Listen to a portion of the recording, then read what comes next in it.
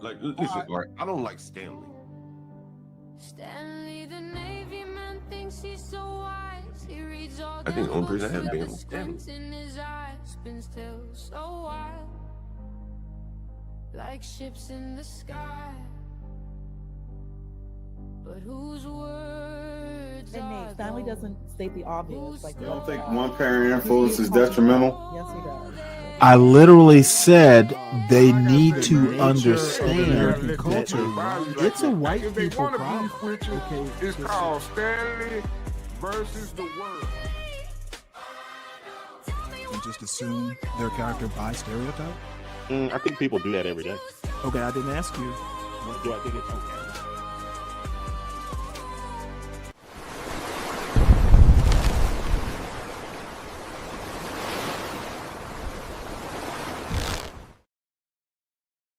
And no lives have never mattered if we are paying attention. And I don't think I think we got deluded, some of us. And when I say us, I don't mean me and you or the people listening. But I think a lot of people in this country thought that things, didn't apply to them, that things would be different for them. And some of them are still holding on to that, and that's fine. But Alex Preddy, a gentleman who spent his life as a healthcare worker, particularly dealing with veterans. Right. There are clips of him, saying beautiful things to people who have lost their lives. He was an ICU nurse, which is a special person to be in intensive care. He was out in the streets in Minneapolis, to be exact. And there were two women being brutalized in front of him. He had his camera, right? Because people are out there with their cameras and their whistles. Right. And they threw one lady to the ground, was kind of rubbing her face into the concrete or the tar, and he's stepping in, trying to shield her with his body. That's right. And here comes some officers. And matter of fact, Harvey Levin, who is a lawyer, most of you know him from TMZ. And I want to start there because you could see, Dr. Black, how distraught he was over this. Yes. Alex Preddy was murdered, was killed, was brutally killed, was shot 10 times. He was killed this weekend by unhinged, untrained, that's right, and inhumane folk who have the license to do this with no recourse, right? And they could do it here, they can do it anywhere. So Renee Good, a few weeks ago, this weekend it was Alex Preddy. Here's Harvey Levin had a 9-minute discussion where he broke down the video. Now there's many video. I've watched every angle. I don't know if you've watched the video, Dr. Yes, okay. Oh, absolutely. It is clear to me that this was anything but what should be happening out here. That's right. Well, let me play the first 3 minutes of Harvey Levin's speech. I have a take on what happened between Alex Preddy and the Border Patrol officers. And I have drawn conclusions. But unlike officials in the Trump administration, I drew my conclusions after seeing multiple videos and hearing multiple witnesses. So Greg Bavino, Kristi Noem, and Stephen Miller, the president himself, have made a big deal about the fact that Alex Preddy was carrying a concealed firearm, a loaded concealed firearm, to the protest in Minneapolis. Now, as you all know, he had a permit to legally carry that gun, and that is something that the National Rifle Association said, why is anybody in the administration questioning that? There is a Second Amendment right to lawfully carry a gun, and that's what he did. What no one is talking about, and I think this is the essence of this whole matter, is when the police knew that he was carrying a gun. Now, if they knew early on, before the fatal altercation, that he was carrying this firearm, then they would have every right to really put eyes on him, maybe even to confront him. And it wouldn't have surprised me if they knew that they would have taken the gun away from him, because that poses a potential threat. If they knew that, if he had brandished it, which he didn't, despite what Kristi Noem said, He didn't touch it. He didn't brandish it. And the video shows that. And the officers, and this is the key, the officers had no idea that he had a gun. They were operating in the dark. So as far as they knew, what they were dealing with was a guy who was a big annoyance to them. 5 minutes before the altercation, there is Preddy in the middle of the street. The officers confront him. They move him to the sidewalk. He puts his hands up, and it's clear they want him on the sidewalk. And then they go about their business, and they are taking down a guy in the middle of the street. Guess what? There is Preddy again, standing in the street, filming the officer subduing the man on the ground. And the officers, I think, are annoyed at the very least and probably pissed that there is this guy who, by the way, is very tall and stands out, filming them after they told him to stand on the sidewalk. So that's when the pushing and the shoving starts. And there are two women on the side where he is. They push one woman, then the other woman, and Preddy's trying to shield that woman. And then you see one officer, then two, and then five. Actually, one officer comes and pepper sprays him. You can see the spray, and he's, trying to shield his face from the chemicals going into his eyes. And then here comes another, and you see him on the ground with 5 officers on him. And then you see one shoot him. That's right. And it's very, you can see it. The first shot was fired. Then another agent drew his handgun. They shot this man 10 times. At least 10 shots were fired in less than 5 seconds. 10 shots were fired into a human being that was not a threat to them. He was on the ground. Y'all were on him, kicking him. You hit him in the head with the canister. He didn't go for his gun. He was trying to protect himself from the blows. And then it's pop, pop, pop, pop, pop, pop, pop. 10 times this man was killed. And then they just leave him in the street like a dog. So what can we say? And I'm not going to play what the president said or Kristi Noem. They should all go to jail for not just the morally bankrupt way in which they're running this country. Yes. Just it's criminal. Yes. Yes. But they're lying. Yes. So they tell us that this man brandished a gun. No video anywhere showed that. None. And So Dr. Black, what do we do with people who are telling us what we see with our eyes is not true? The first thing that we got to understand is that white supremacy has matured. What I mean by that is this. It has evolved into that which our scholars have been saying for years it was going to, and that is it will destroy white people too. White supremacy will destroy everybody ultimately, eventually. And it's absolutely now proving that to be true. And what I love about you even doing this show today, Karen, and I'm so happy to be on here, is what I need people to see is you did this for George Floyd, right? This is very. Let me make a quick point right here. Everybody, welcome to Stanley versus the World. Good to see you. Everybody, please, as you come in, hit the like button and share the wealth. We do some things here, not always entertaining, but sometimes they are. So share it out, folks. This is the drive to 500. So let's keep up the good work. Dr. Black's point about white supremacy, you can just argue that it's fascism. America has always been it's had fascist tendencies. Maybe you could call it proto-fascism, but white supremacy is fascism or an element. And you'll have to remember that the Nazis literally took their eugenics lessons and their racial, how do you deal with the Negro problem? The Nazis had the Jewish problem. They learned that from the American. They learned that from the American South mostly. They learned the race science from the United States. They literally came over and studied it. And I forget the guy's name, but he went over to Germany and, they were having conferences about this sort of stuff.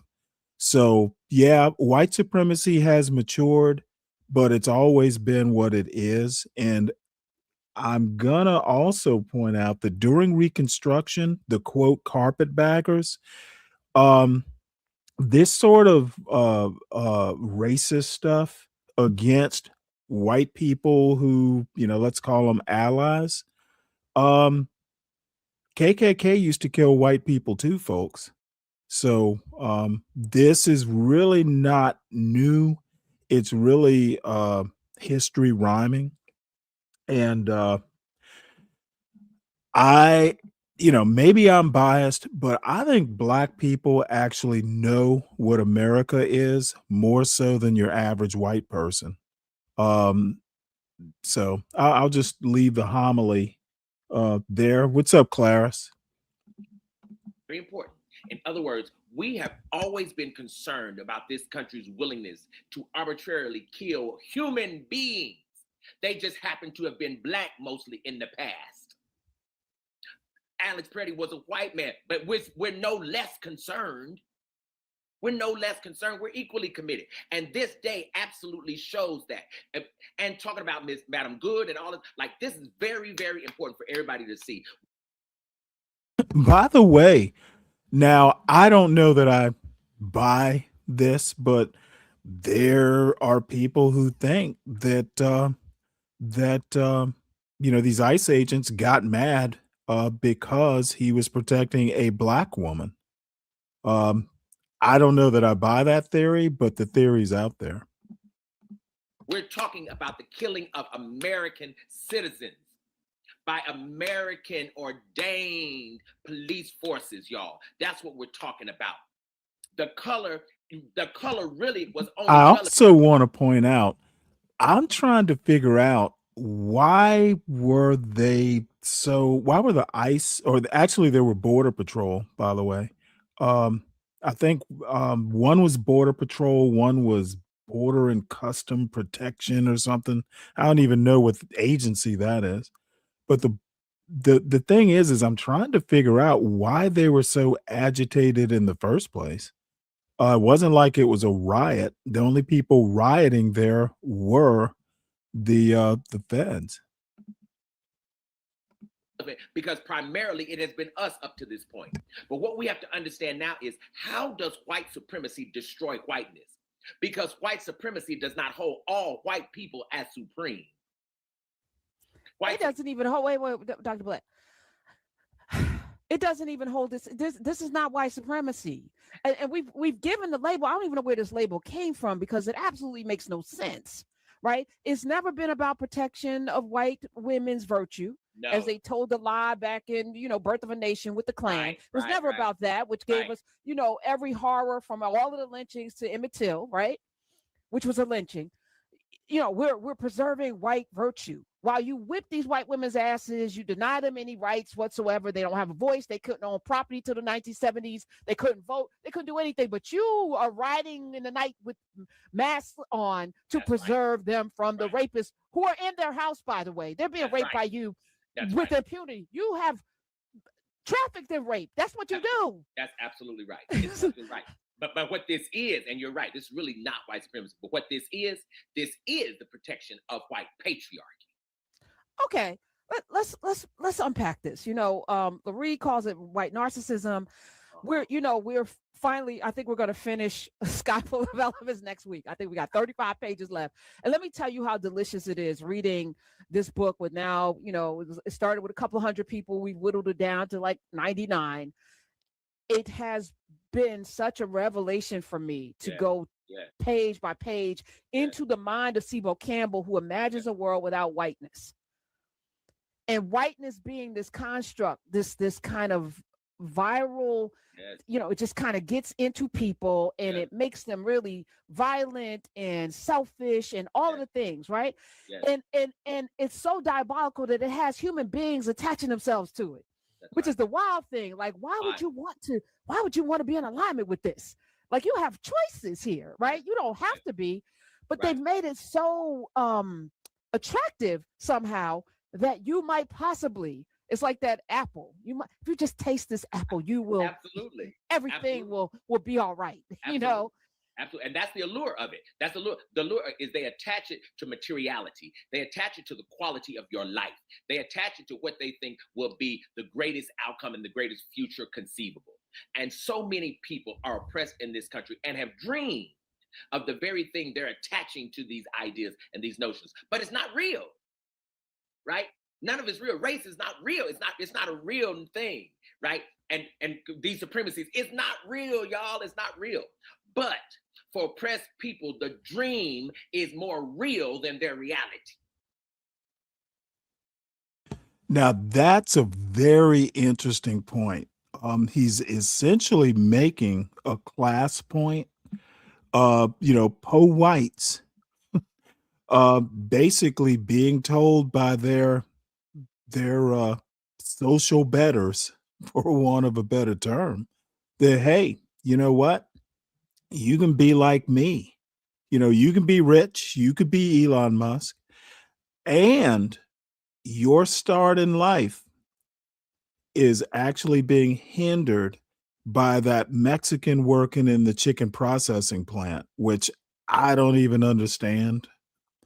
And then, their equivalents in the Black community being told that, hey, these immigrants, these illegals are taking Black jobs.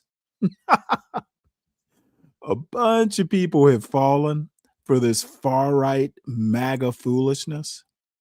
And I love mocking the MAGA Blacks, especially. It's like y'all just bought into white supremacy, and I don't know how. And I'm going to cover why, and I think this, but just a note, two things. All these links that I use throughout the show, most of them are going to be in the show notes. So you can always go down the rabbit holes. I had to stop calling them show notes and just start calling them like rabbit hole portals. But we're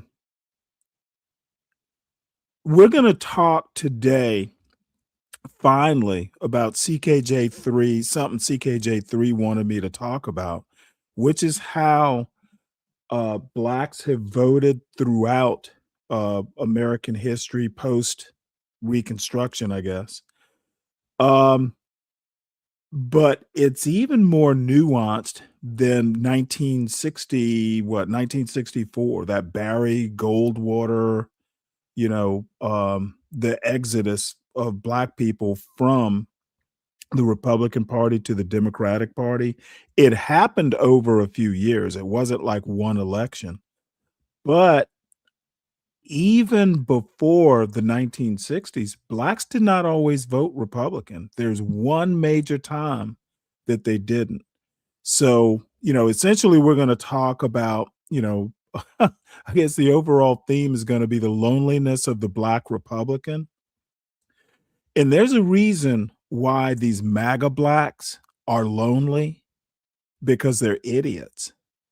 And I'll be the first to say it. A lot of them know my feelings on, being a MAGA Black. I'm always very explicit and upfront about my contempt, because you don't read a book, you become MAGA. But that's me doing ad hominem. So I'll just move on with the video, and then there are a few news articles specifically around Minnesota, and then there are a couple that are related to Minnesota but larger, looking at MAGA itself and Trump in particular. And then we're going to get into the quote loneliness of the Black Republican theme. And One thing that I didn't realize, I need to keep these shows under 6 hours. StreamYard does a really weird thing. If a show is over 6 hours, you can't auto generate AI clips. So, me being lazy, it works in my favor because maybe I shouldn't be doing shows over 6 hours. And number two, I don't want to have to go through my video and pick out clips. Did that this morning, and it reminded me that I hate editing. So that's totally unrelated to pretty much anything I've said in the past 5 minutes. The possibility. Yes, and so we run after it, and we run after it hoping to make the thing real, because it's what we've always dreamed about and always wanted. That's why people have even made heaven look like America. I'm curious about that. As Charlie Kirk's widow's around, she's doing this campaign to make heaven full. And I was saying to myself, like, I don't want to be wherever you gonna be in the last. I don't want to rest eternally. Wherever you going, I don't want to be there. So I know I don't want to be there. I don't want to be there. And y'all calling that heaven? Some kind of way, the way people dream of heaven, it still insinuates my labor. Yeah. Oh my goodness. This is so. We've had this conversation off mic. We've been talking about it. I've been talking with Dr. Carr about, like, this time had to happen, I guess. And I dreaded it. I didn't want it to be here, but we're here now. And I think in many ways, the here-ness is an opportunity for us to settle into, and I'm challenging everybody. Imagine what you'd like to live in. Imagine how you'd like the world to be. Imagine what freedom looks like. I'm wearing "freedom isn't free" today because those are some of the words that were spoken by Alex Preddy as he was out there, not for himself. He's good. He's, ICU nurse. He's making money, but he was out there to protect the people in his community. Absolutely. And it's wild to me that they are demonizing him, and it's going to backfire because we all watched what you did. We all watched it, so you're creating the very end of whatever this is. Well, there are all kinds of I don't know, aphorisms. The pendulum has swung too far. American politics has been described as a pendulum. When it swings too far, it starts going back towards the center. But I don't think MAGA can do that. MAGA is extremist. It is far right politics. It's far right populism. And right-wing to be honest, populism always winds up being too extreme. If it's on the left, it'll be pitchforks. If it's on the right, it's going to be ICE agents. So I think that MAGA will not retreat. They are regrouping. They're going to keep going forward. They're just going to take this as a setback, not something that, they need worry about. And I'm not going to talk about in detail about it, but something Ross Douthat wrote, and Ross Douthat is problematic in and of himself. He's basically saying that the only thing MAGA is getting wrong is when they go, people doubt, the truth, the veracity of the victims of their little minions out there in the streets. It just seems to me he's saying is, hey, if MAGA just said, hey, look, we messed up, we're very sorry, we'll try and make people whole, or we'll try and make it right, MAGA would be good. Essentially, his argument is the ends justify the means, and that's just not right. Sometimes the ends are bad. The ends and the means literally are two equal pieces of the problem solving. If the ends are bad, then the means don't matter. And again, if and on the other side, if the means are what MAGA's doing, the ends might not matter that much. So Created it with the lies that you've told. Absolutely. But see, you said a profound thing, and that is when you invite people to imagine the world we want, right?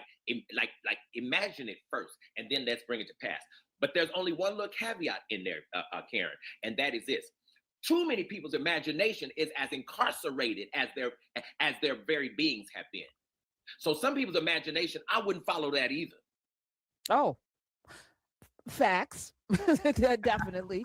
No, you're right. That was but you got to understand, some of these people think that ICE is doing God's work. Some of the 50% or so of this country think that Trump is, heaven sent. So there are people who think, we are evil. The people that oppose Trump, we are evil. We are the problem. We are un-American. And I get that almost every day with these MAGA blacks. They think I'm the problem. Moderation is evil. the thing reading Sky Full of Elephants. One of the characters had been incarcerated most of his life, and now he's free, but is having a hard time. Absolutely. You've been like, what do I do with this free? What is freedom? What is freedom if you've never been free? If you've been locked away for so long, or you've been limited by what everybody around you has told you. I mean, that man's told when to get up, when to eat, whatever, for most of his adult life, and now he has to make decisions, and they're putting everything on him to make a decision, and he's not. And Karen, that's why he's Mr. Charlie. Yes, I love it. I love it, man. Sibo Campbell, shout out to you. I don't know where you came from, but your brain is delicious. Dr. Daniel Black is here. I just want to tell you a little bit more about Alex Preddy, 37 years old, worked at the Minneapolis VA healthcare system as an ICU nurse, as I mentioned. He is a graduate of the University of Minnesota's College of Liberal Arts, 2011. He was born in Illinois. He served as a junior scientist at the University of Minnesota Medical School. He was a licensed gun carrier, which is our right? Second Amendment people. You know what's ironic? This is why I know Trump has a problem right now. The NRA has come out and said what happened in Minneapolis over the weekend was dangerous and wrong.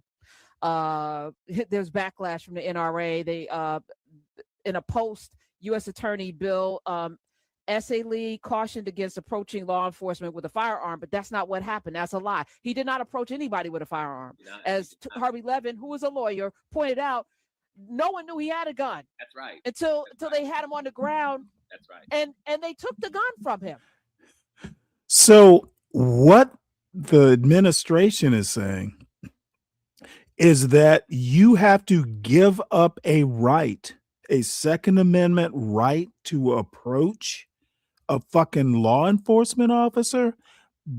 Look, common sense is not the same thing as a right. Okay. Anybody with any sort of common sense will probably go, well, you know what? These fuckers are so dumb and untrained and trigger happy that I better not, give them a reason. And by the way, black people know this. I hate to be all racial about it.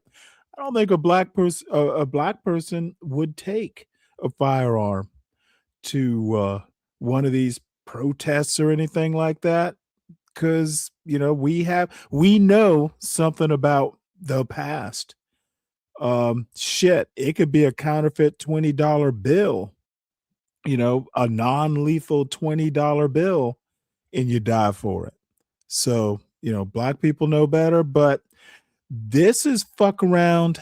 They should rename MAGA into fuck around and find out. Because there's some, and I hate to be, kind of disrespectful or, doing these ad hominems, but white people are being reminded of America's past. White people can get killed because of white supremacy too. White people can vote against their best interests because white supremacy talks pretty. They talk like Trump. They talk like Vance. So, this is white America's fuck around and find out moment, in my opinion.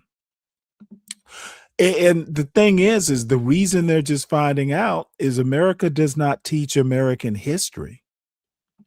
So there was no threat. There was no threat, right? The NRA condemned this Trump official, and they said the sentiment from the first assistant U.S. attorney for the Central District of California is dangerous and wrong.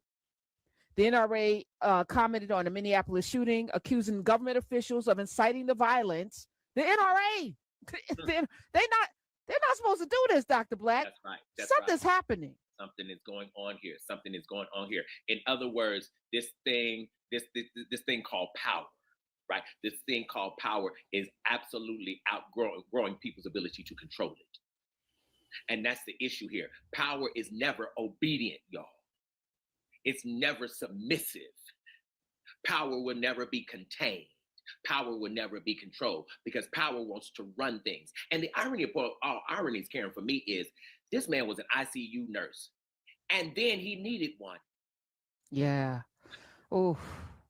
I mean, the irony of that. The man spent his life caring for people who had been shot. The man spent his life caring for people in emergency situations. Yes. And then now somebody's going to just carelessly take this man's life. That is diabolical.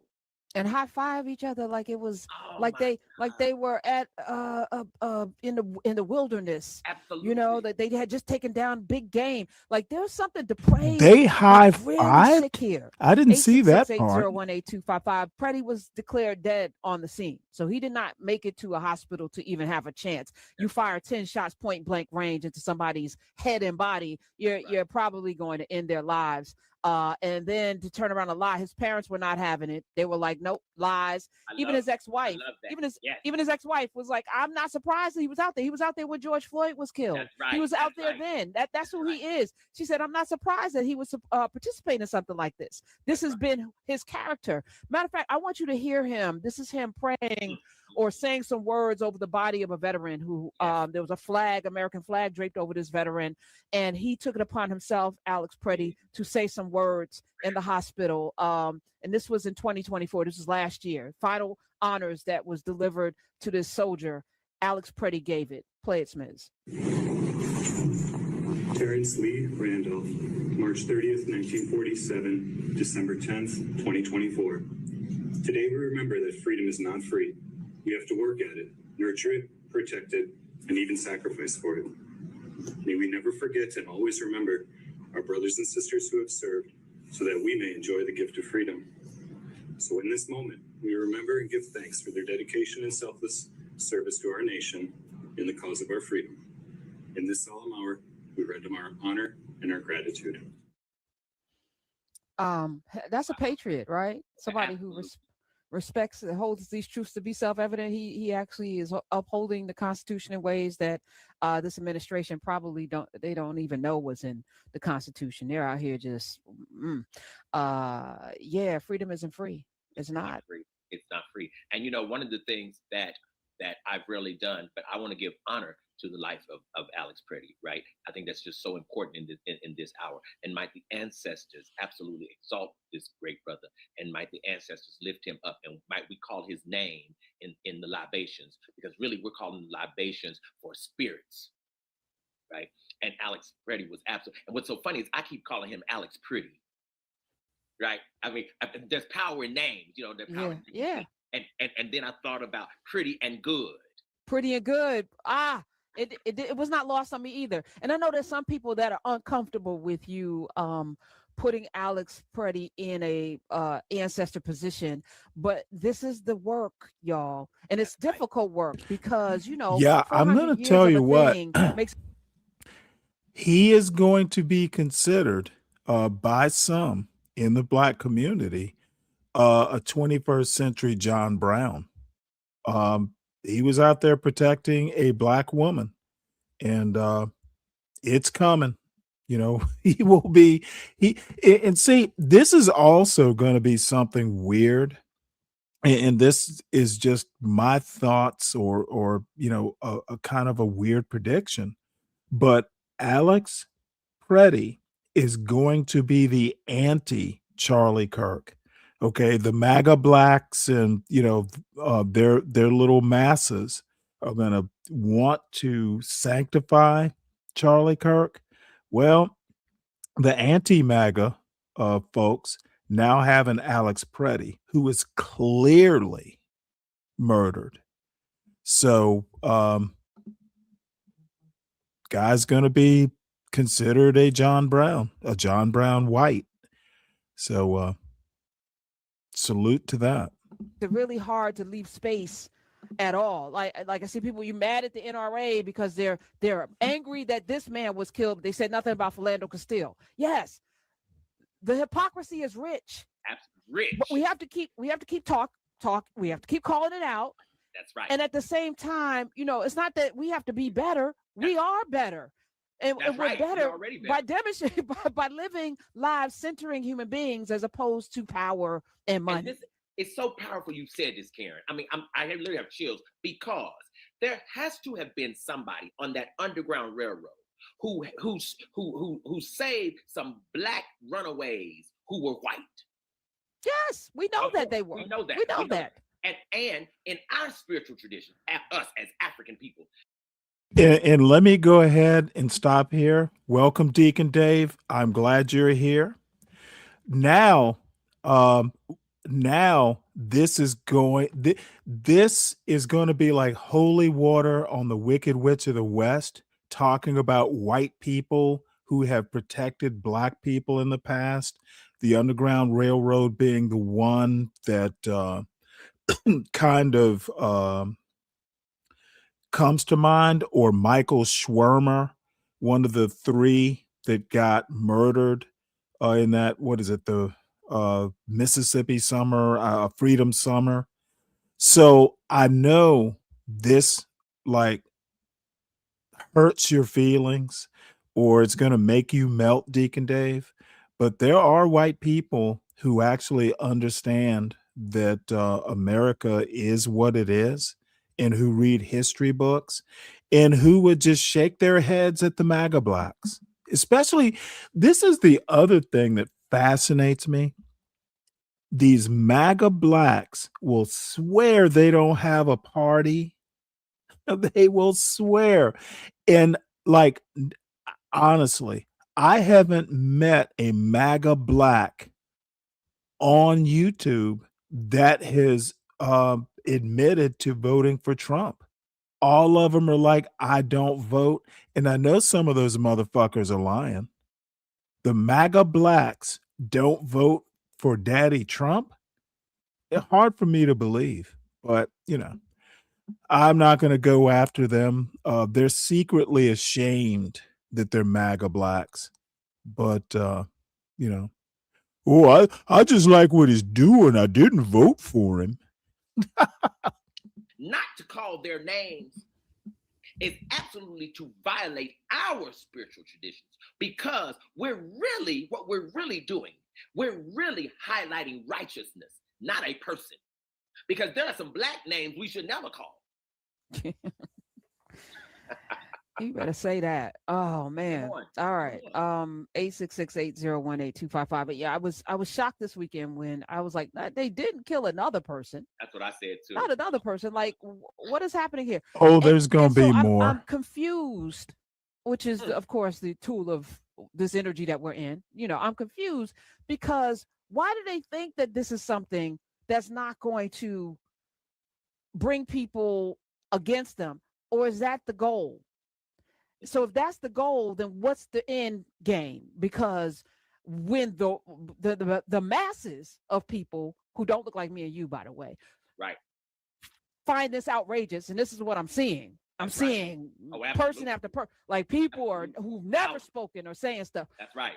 What's your end game? How do you get out of this? What are you what are you attempting to do? Because they did this willfully. Yes. I've been thinking about this for the last 24 hours. And I was having a conversation with a friend a little earlier today, and it was a profound conversation. And the thing that I really came to is this is really the resurrection. This is really the resurrection, right, of a conservative strain of patriarchy. And this is why this is very important, because there are many white men like Alex Pretty who absolutely did not fit that, but he is white. But see, being white ain't enough in and of itself. That's how we, like, as you say, it's really not white supremacy we're dealing with here. No. This is something far more insidious and far more narrow. And it's really about a certain kind of patriarchy. And ICE individuals represent the fighting, the protection of that kind of patriarchy. And it's a patriarchy of absolute obedience. It's a patriarchy of, if you don't want absolute power absolutely in the hands of white men, then you are expendable. Expendable, including other white. Yeah, there a lot of these MAGA blacks, they want power in the hands of white men. If they don't necessarily want white men's hands on them, but I that's a digression I won't follow up. But yeah, these MAGA blacks, they want white men in control. So, they get their, you can be the butler on butler at Candyland if white men are in power. White men. The trick, as we said, the trick is going to be, when it all comes down to it, if a person's not careful, patriarchy is going to be hunting itself. Because there's no righteousness in it. Somebody pointed out before they discovered this beautiful continent of Africa, all we saw in Europe was people fighting each other. It's like thousands of years of none but carnage, wreckage of human life, just fighting, y'all just fighting over what? Just killing and fighting and killing and fighting. And it was like, oh, Africans, now we can kill and fight and traffic and profit. Oh, even the gladiators, when you talk about the tradition of the gladiators, my God. What is this? All right. Well, I think this is the last gasp of something that is going away, but that's when it's most dangerous. So I'm not, I'm not celebrating. We got a pretty long road ahead, but we have to be vigilant and focused. Alex Pretty, somebody posted in Nubia, pretty good, PRETTI, good, pretty good time for, pretty good reason for a national strike. That's right. I like that. I like, but it is ironic. That's right. I don't know. Oh my goodness. Hollywood couldn't have made this story. That's right. Well, Deacon Dave says, I am being entertained by a gay man and a BW, a black woman. Well, let me ask you a question. How exactly do you know he's gay, Deacon Dave? Do you know him personally? How can you confirm, or is this something that you just feel in your heart? Oh boy. So on the same topic, federal agents involved in fatal shooting of Alex Pretty placed on administrative leave. Well, that's a change. At least 2 federal agents involved in the fatal shooting of Alex Pretty, an ICU nurse, in Minneapolis on Saturday have been placed on administrative leave. The Department of Homeland Security said the move to place the agents on leave is standard procedure and should not be viewed as any suspicion of wrongdoing. Yeah, okay. We won't be suspicious. We'll just watch the videos. And Minneapolis is just like the hub of MAGA baddies, MAGA villainy.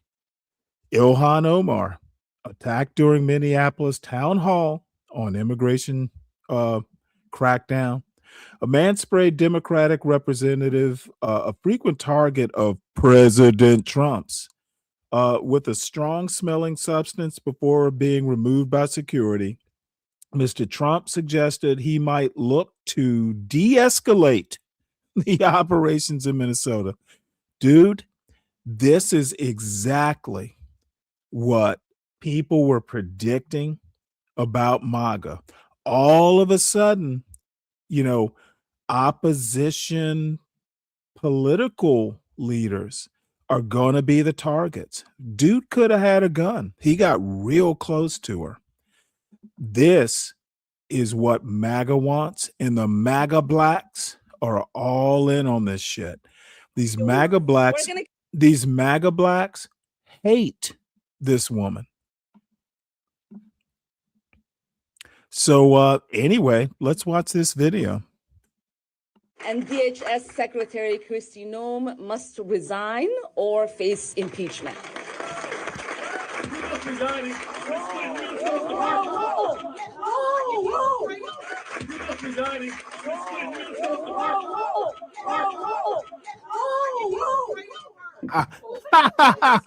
don't know.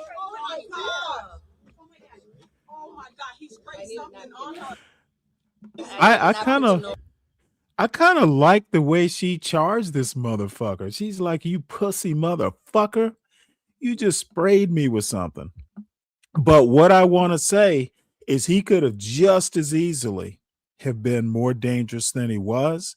And this is what MAGA wants. And the MAGA blacks, they want it just like their MAGA masters. Their MAGA masses. I don't give a fuck who I piss off saying that. I hope I piss some motherfuckers off. The link is posted. But this is not the day to fuck with me. These MAGA blacks and these MAGA masses are a problem, and they are the un-American, they are un-American. This woman is an elected official representing a very specific district.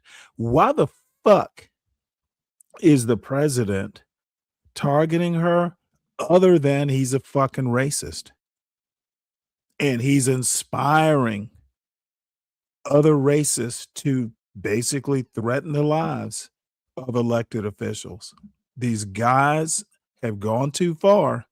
And I'm sorry I didn't get to do the I told you so New Year, but it's a happening. No,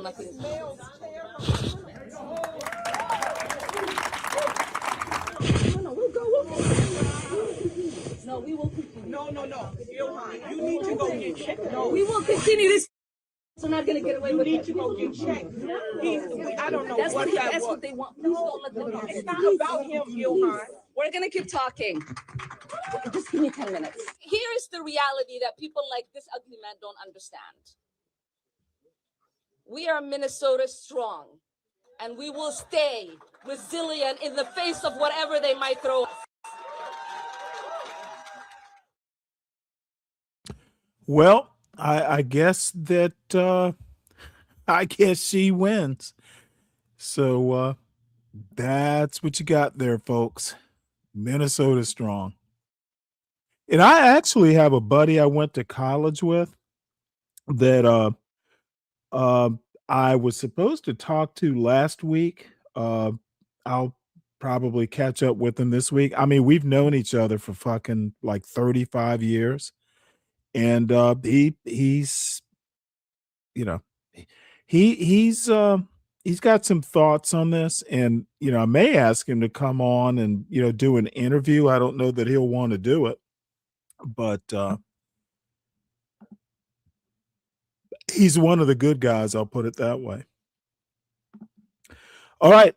Federal immigration officers tried to enter the Ecuadorian consulate in Minneapolis, but were stopped, foreign minister says. Again, this is like these motherfuckers. They're hiring fucking morons into ICE and Border Patrol. Any fucking body knows that you don't go into a consulate or an embassy dude, what the fuck are these assholes thinking? Literally, the way it works is these consulates, these embassies, they're considered if it's Ecuadorian, it's considered Ecuador. So why the fuck would US feds go try and bust into another country's property? Anybody with half a brain knows you can't do that, because a US embassy being invaded by, whatever terrorists like ICE seem to be doing, that's a terrorist tactic. If this had happened, if Ecuadorian ICE had busted into a US embassy, it would be a huge deal. These people appear to be unsupervised. Okay, anybody knows you don't go busting into another country's embassy. So this actually surprised me. I didn't know ICE was this ignorant. So on Tuesday, Ecuador's Ministry of Foreign Affairs said an ICE agent tried to enter the Ecuadorian consulate in Minneapolis around 11 a.m., but consular staff prevented access, and the incident was captured on video. During Operation Metro Surge, roughly 3,000 federal immigration officers from ICE and the U.S. Border Patrol have swarmed Minneapolis, Minnesota, heightening tension in recent weeks. Video shows Esteban Cadena Duarte stepping into the doorway as an ICE agent warned, "If you touch me, I will grab you." And consular employees activated emergency protocols during the less than 1 minute episode. Ecuador's Minister of Foreign Affairs lodged a formal note of protest with the U.S. Embassy in Quito, urging that such acts not be repeated at any Ecuadorian consular officers in the United States under the Vienna Convention on Consular Relations. The incident adds to tensions after enforcement operations killed 2 U.S. citizens this month, while Ana Patrats Acosta called the agent's attempt beyond unusual and unprecedented and potentially dangerous. If the consular staff had shot and killed that ICE agent, they would have been within their rights to do so. Like Marines protect U.S. embassies, other countries' embassies and consulates in the United States have that same right. That ICE agent should be thankful that they were restrained. If they had shot and killed him, they would have been within their rights. That's how stupid Trump and his administration are. That's why they're not succeeding as far as, numbers. Since they're so interested in numbers, they probably won't be able to achieve Obama or even Biden level numbers because they're incompetent. What's up, Shara? Good to see you. What's up there, Zhang? Causing trouble as usual. What's up, Mike? We don't have to wonder whether you're causing trouble. All right, so next. And this whole Minnesota thing, because they hired 3,000 stupid people, and the people overseeing what is it, Operation Metro something or another, because they're stupid. It's a bungle. It's like they released 3,000 Keystone cops into the metro area, and now they're killing Americans. And you know what? If I really had a sense of humor, I'd just be blaming the MAGA blacks. But I'm not going to do that. I'll be restrained. So, scoop, this is from Axios. Blame game erupts over Trump team's false claim Alex Peretti sought a massacre. So, uh, Bovino has essentially been fired.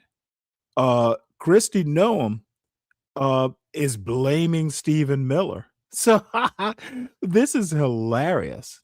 So Homeland Security Secretary Christy Noam is under fire for issuing misleading and incendiary information that claimed immigration agents killed an armed Minnesota protester Saturday because he wanted to massacre them. The language has now become a source of controversy in the Trump administration. White House officials are blaming Customs and Border Patrol for furnishing inaccurate information, while others are targeting Stephen Miller. White House Deputy Chief of Staff and top Trump advisor, 6 sources with knowledge of the situation told Axios why it matters. The episode illustrates the confusion that gripped the administration after the Saturday shooting death of Minnesota protester Alex Peretti, and it shows the influence of Miller, Trump's close and longest-serving political advisor, whose domination in the White House far exceeds his title. Miller's power extends to de facto oversight of Noam, though she's a cabinet secretary who technically outranks him. Everything I've done, everything at the direction of the president and Stephen.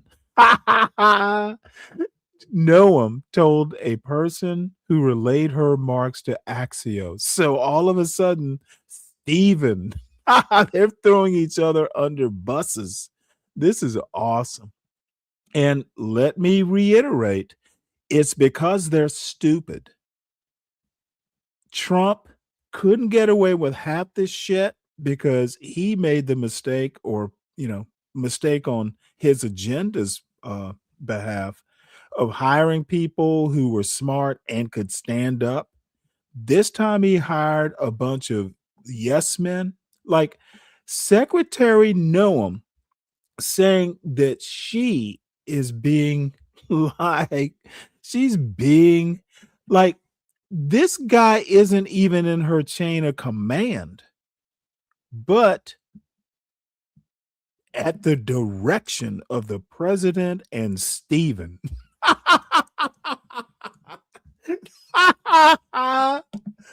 Oh, this is hilarious. I give her a week. Her ass is out of here. I hope. I hope I'm right. I can't guarantee that, but if she's blaming Stephen, and I suspect the Stephen she's talking about is the butler at Candyland, one of the MAGA blacks. But who knows? So next, speaking of MAGA blacks, I bet the MAGA blacks didn't even make it to this Atlantic article. There are 4 types of Trump supporter. The president's political power depends on his ability to play different roles for different parts of his coalition. And it's by Daniel Yutkin and Stephen Hawkins. And let's see, is there a video? There's not a voice component, so unfortunately I'll have to read it. Let's see here. And I haven't scanned it, so we'll just start at the beginning, and once it gets boring, I'll move on. So the first year of Donald Trump's second term has made 2 things clear. First, the MAGA coalition is not breaking up anytime soon, even after the especially chaotic events of the past few weeks. Trump supporters are sticking by their man. Second, faith in Trump's leadership is not driven by his adherence to a coherent political ideology. Trump, who is part of his America First policy, once declared that he would be getting out of the nation building business, has now declared the U.S. will run the country of Venezuela for the foreseeable future. An administration that promised to look out for the working man has handed billions of tax dollars back to America's wealthiest households while stripping health care from the most vulnerable. If ideological consistency can't explain the enduring loyalty of Trump's base, what does? A new study by More in Common, the nonprofit research organization where we work, finds that Trump's coalition is not monolithic. It consists of 4 groups, each with a distinct profile and perspective. Trump's political power depends on his ability to connect with these groups on different emotional and psychological grounds. Over the course of 10 months, we surveyed more than 10,000 people who said they voted for Trump in 2024 and conducted extensive focus groups, conversations, and in-depth interviews. We then identified groups of Trump voters with similar attitudes and beliefs. About 29% of 2024 Trump voters are what we call the MAGA hardliners. And again, this is a group of 10,000 people. These are the fiery core of Trump's base, mostly composed of Gen Xers and baby boomers who are animated by the belief that God is on their side in America's existential struggle between good and evil. Then there are the anti-woke conservatives, 21%, a more secular and affluent group of voters deeply frustrated by what they perceive as the takeover of schools, culture, and institutions by the progressive left. Another 30% are the mainline Republicans, a more racially diverse group of middle-of-the-road conservatives who prioritize border security, a strong economy, and cultural stability. Finally, we have the reluctant right, 20%. Members of this group, unlike the other 3, are not necessarily part of Trump's base. They voted for him, but have ambivalent feelings towards him. Only half identify as Republicans, and many pick Trump because he seemed less bad than the alternative. Now, the last 2 groups, the reluctant right and the mainline Republicans, just by the descriptions, I go the MAGA blacks would be in one of these one of these 2 groups. But I actually think when I hear people like cellulite and unapologetic manhood and people like that, now those are the motherfucking MAGA hardliners. And what makes it ironic, that hardliner group are mostly Gen Xers and baby boomers. So the same MAGA blacks who are hardline MAGA want to trash the boomers, but they're hardline just like their boomer baby daddies. And that just it's just, I have a really good sense of irony, and to me it's just ironic. But these polls are just, it's not a science, it's an art. So let's see, anything else in here? So the roles for Trump, the first role he plays, which resonates with all 4 groups, is that of a builder. Trump's social media rants and diatribes against corrupt institutions create a common misperception that his appeal centers on tearing things down. Trump's second role is that of redeemer, someone who can restore his supporters' status and respect in a society that they feel has long looked down upon them. So these motherfuckers are just bitter at their failure. Now, see, that's the MAGA blacks right there. They want to blame daddy and granddaddy because daddy and granddaddy didn't have the generational wealth to make them trust fund niggas. You can't be a trust fund YN, so now you're bitter. That's what it sounds like to me. So the third role is that of an energizing blasphemer, a violator of progressive norms. The identity resonates most strongly with MAGA hardliners and anti woke conservatives who believe that the political left has become a sanctimonious elite imposing its worldview on everybody else. So we want to be like them and impose our worldview on everyone else. The final role, one that appeals especially to MAGA hardliners, is what we call the grand narrator. Trump's appeal can be understood only in the context of a decades-long collapse of trust in American institutions, including Congress, the press, academia, and the scientific establishment. I agree with that. These motherfuckers do not like experts. I don't know. I can't trust that history book. I wasn't alive then. I wasn't there to see it. Therefore, it might be true, but probably not if I don't see it. Oh man, I'm getting much too much amusement out of this poll, but yeah, these MAGA blacks just fucking annoying. And if any MAGA blacks want to hit the link, it's pinned.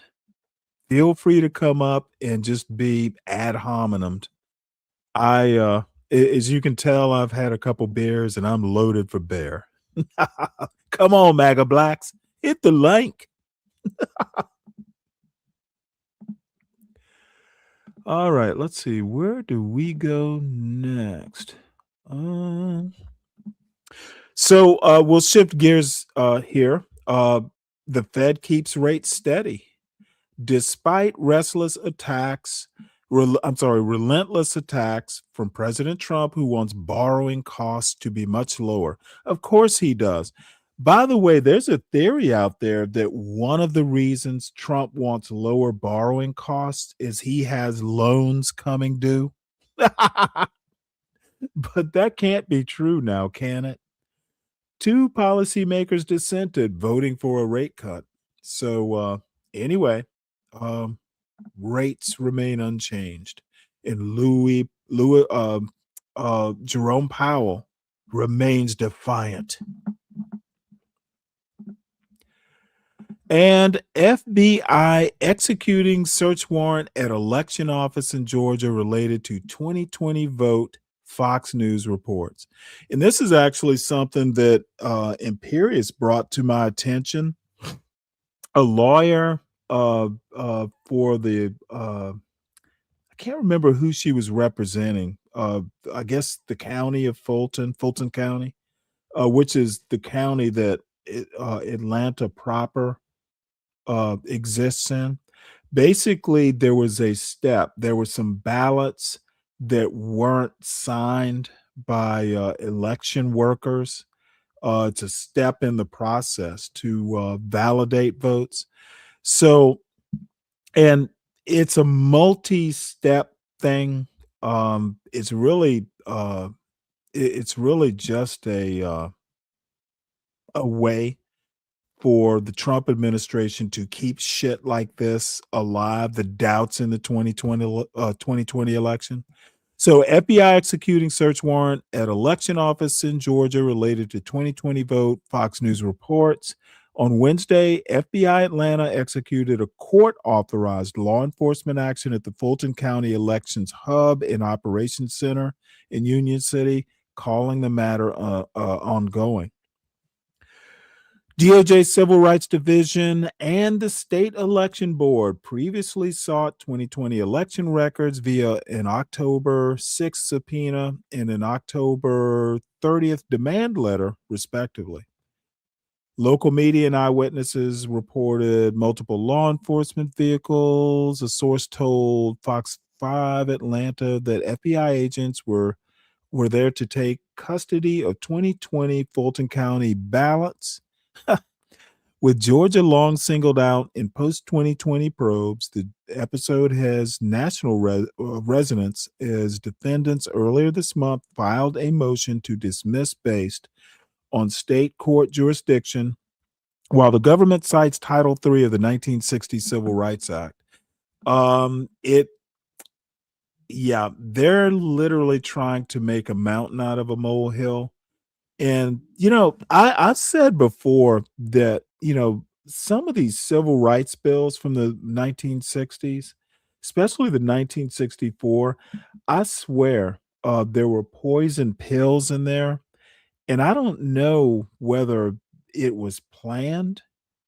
That might be I might just come up with a conspiracy theory around the civil rights bills, but I haven't thought a lot about it.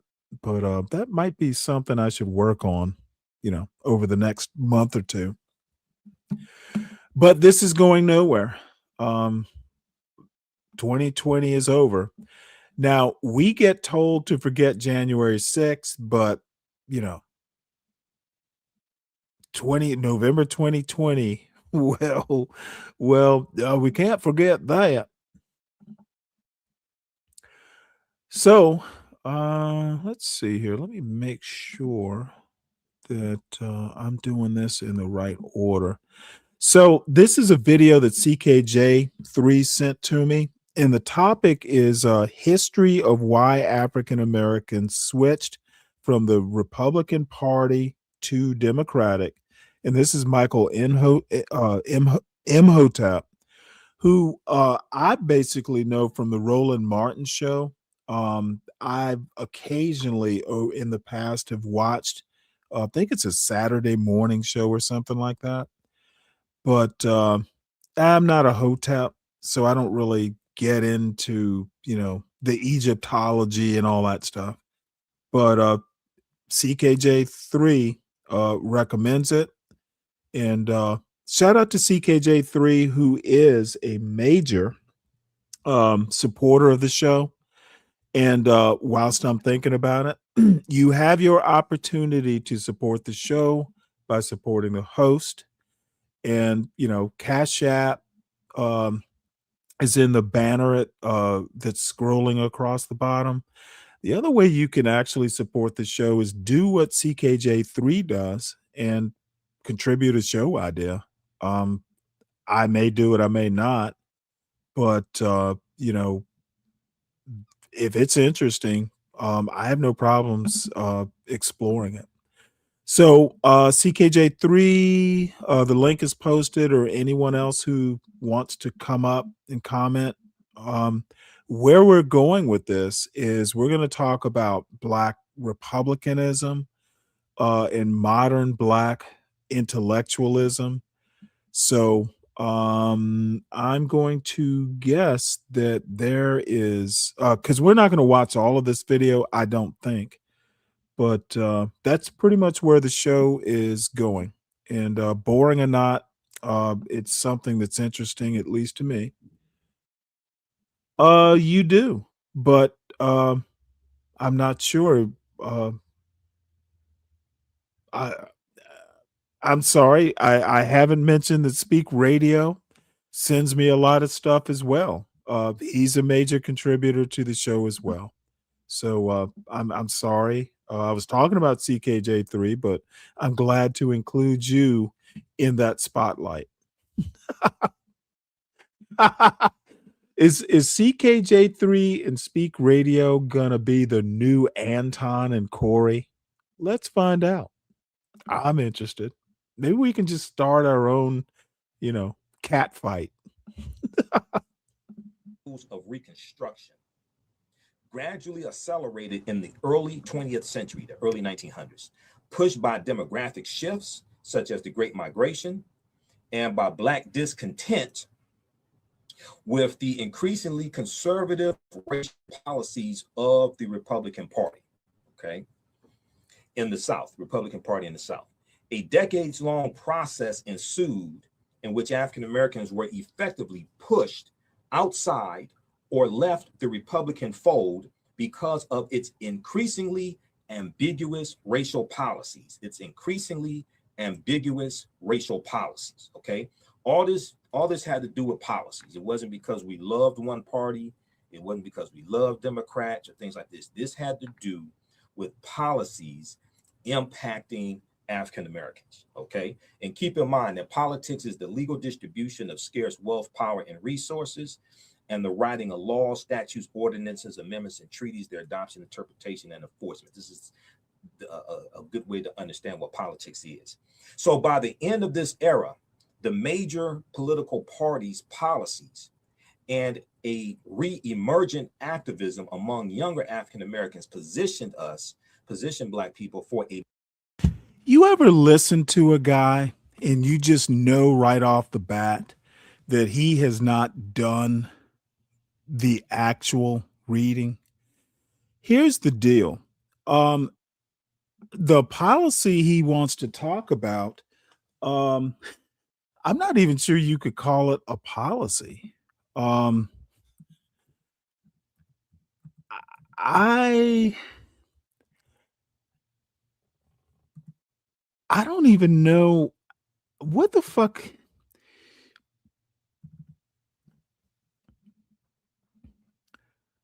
I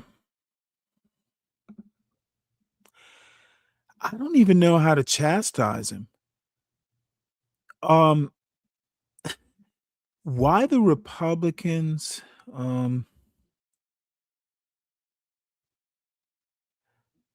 history of why African Americans switched from the Republican Party to the Democratic.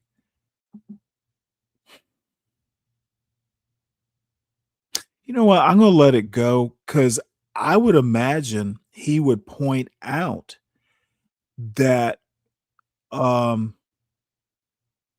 it was the Republicans who ended Reconstruction.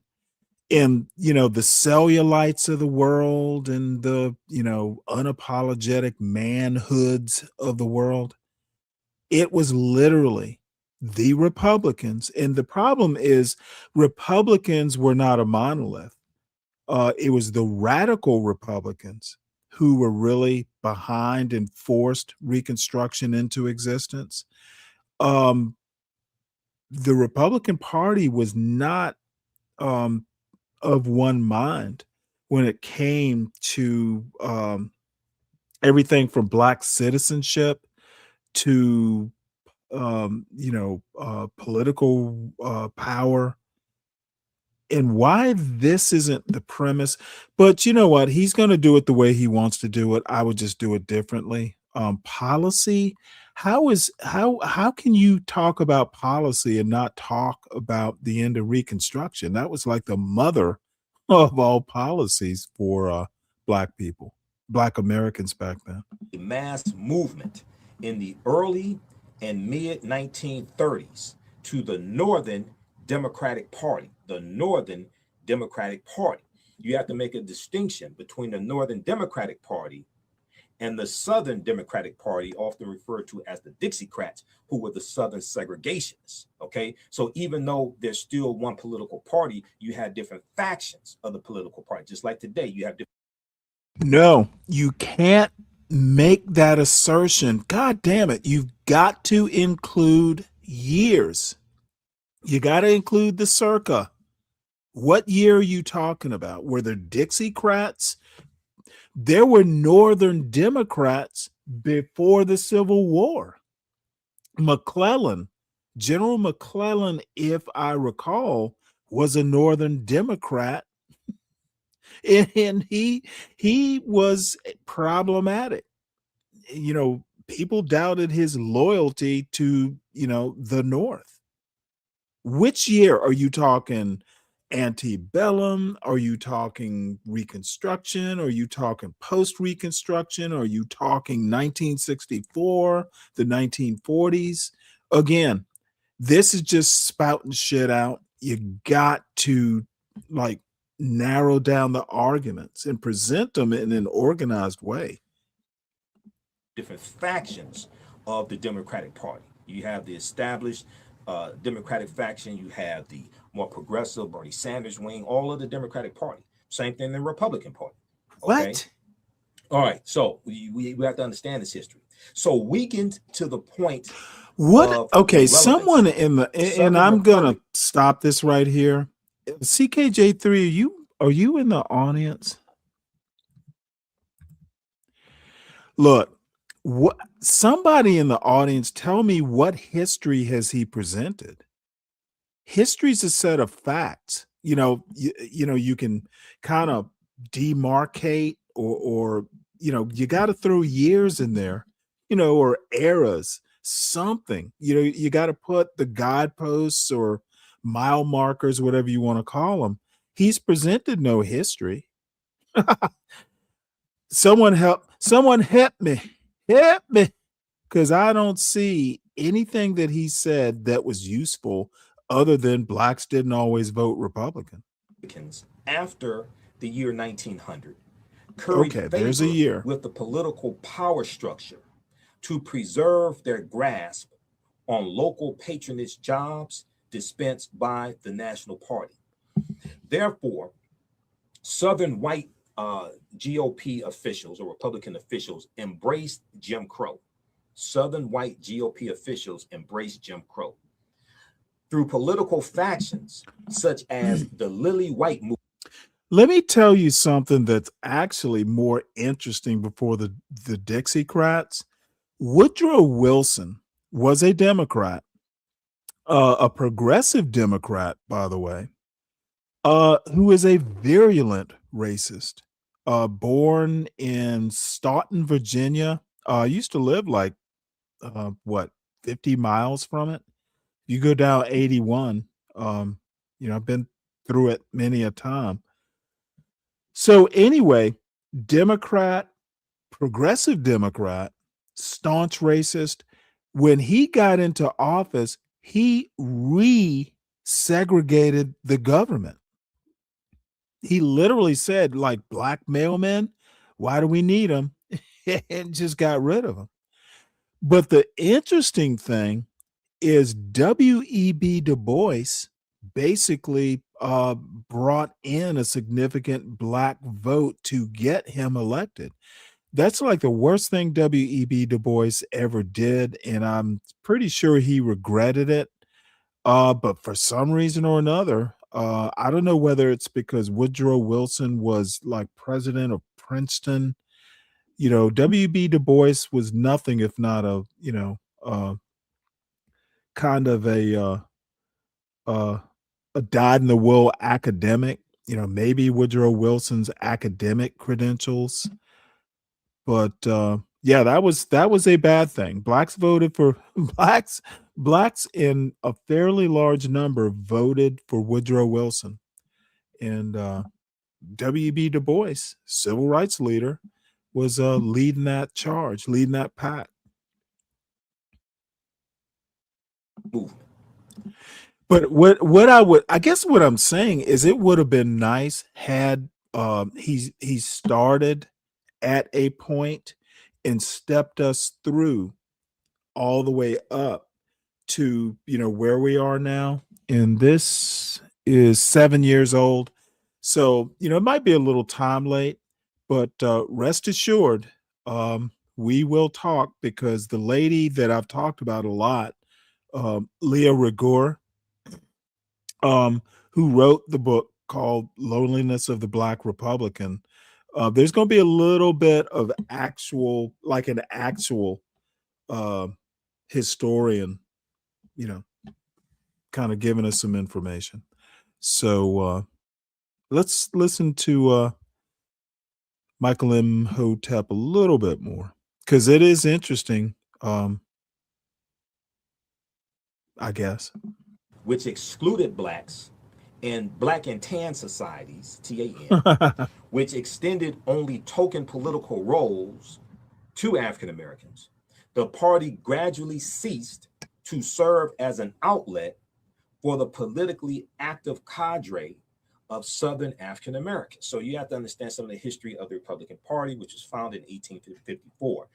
It was founded as a direct result of the Kansas-Nebraska Act of 1854, which left the decision about whether or not to have slavery in the Western territories that U.S. citizens were moving into.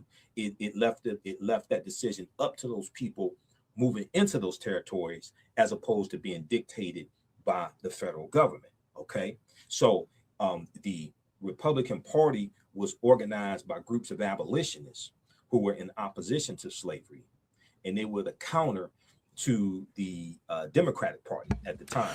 Well, you also, actually, if I recall, and it's been years since I've read about it, it was the Whig Party, like the more anti-slavery Whig Party, that was one of the major founders of the Republicans. The Democratic Party that we're dealing with at the time was the Democratic Party that really basically comes into existence in 1828. They were known as Jacksonian Democrats, named after President Andrew Jackson. Okay, but these two parties are largely going to come. The Democratic Party largely kind of splinters or breaks away from. There's a previous party to that called if I remember correctly, is the Democratic-Republican Party, which is an older political party. Okay, History.com has an article about the Democratic-Republican Party. All right, and that's a older party that existed before the Republican Party of 1854 and the Democratic Party of 1828. Okay, as we know it. All right, so you have to understand history to understand this. All right, okay. The Democratic-Republican Party. And if we look at this article just very quickly here from History.com, History.com's official website of the History Channel, it's called Democratic Party. And it talks about how the Democratic Party is one of the two major political parties in the U.S. and the nation's oldest existing political party. After the Civil War, the party dominated the South due to its opposition to civil and political rights for African Americans. After a major shift in the 20th century, today's Democrats are known for their association with a strong federal government and support for minority and women's rights, environmental protection, and progressive reforms. And they talk about the Democratic-Republican Party. And it says very briefly here, though the U.S. Constitution does not mention political parties, factions soon developed among the new nation's founding fathers. The Federalists, including George Washington, John Adams, and Alexander Hamilton, favored a strong central government and a national banking system masterminded by Alexander Hamilton. Okay, but in 1792, supporters of Thomas Jefferson, who becomes president in 1800, Thomas Jefferson, and James Madison, who favored decentralized, limited government, formed an opposition faction that would become known as the Democratic-Republicans. The Democratic-Republicans. So this is where this starts. Despite Washington's warning against the danger of political parties, in his famous farewell address, the power struggle between Federalists and the Democratic-Republican Party dominated the early government, with Thomas Jefferson and his supporters emerging largely triumphant in 1800, because 1800 is when Jefferson becomes elected as president. The Federalists steadily lost ground in the early 19th century, the early 1800s, and dissolved completely after the War of 1812. War of 1812 to 1814, between the U.S. and Great Britain once again. Okay, so you can check this out at history.com. History.com. There's more. I just don't have time No. Okay, this habit, and this is a quibble. It's not a major objection. Motherfuckers, read a book.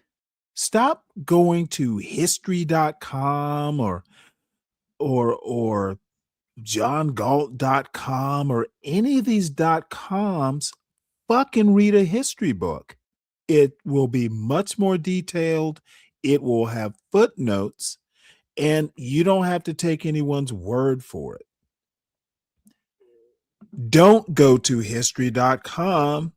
Get a history book talking about whatever period of history you're interested in knowing about. And the wonderful thing about history books, if it's an actual decent history book, it's going to have footnotes.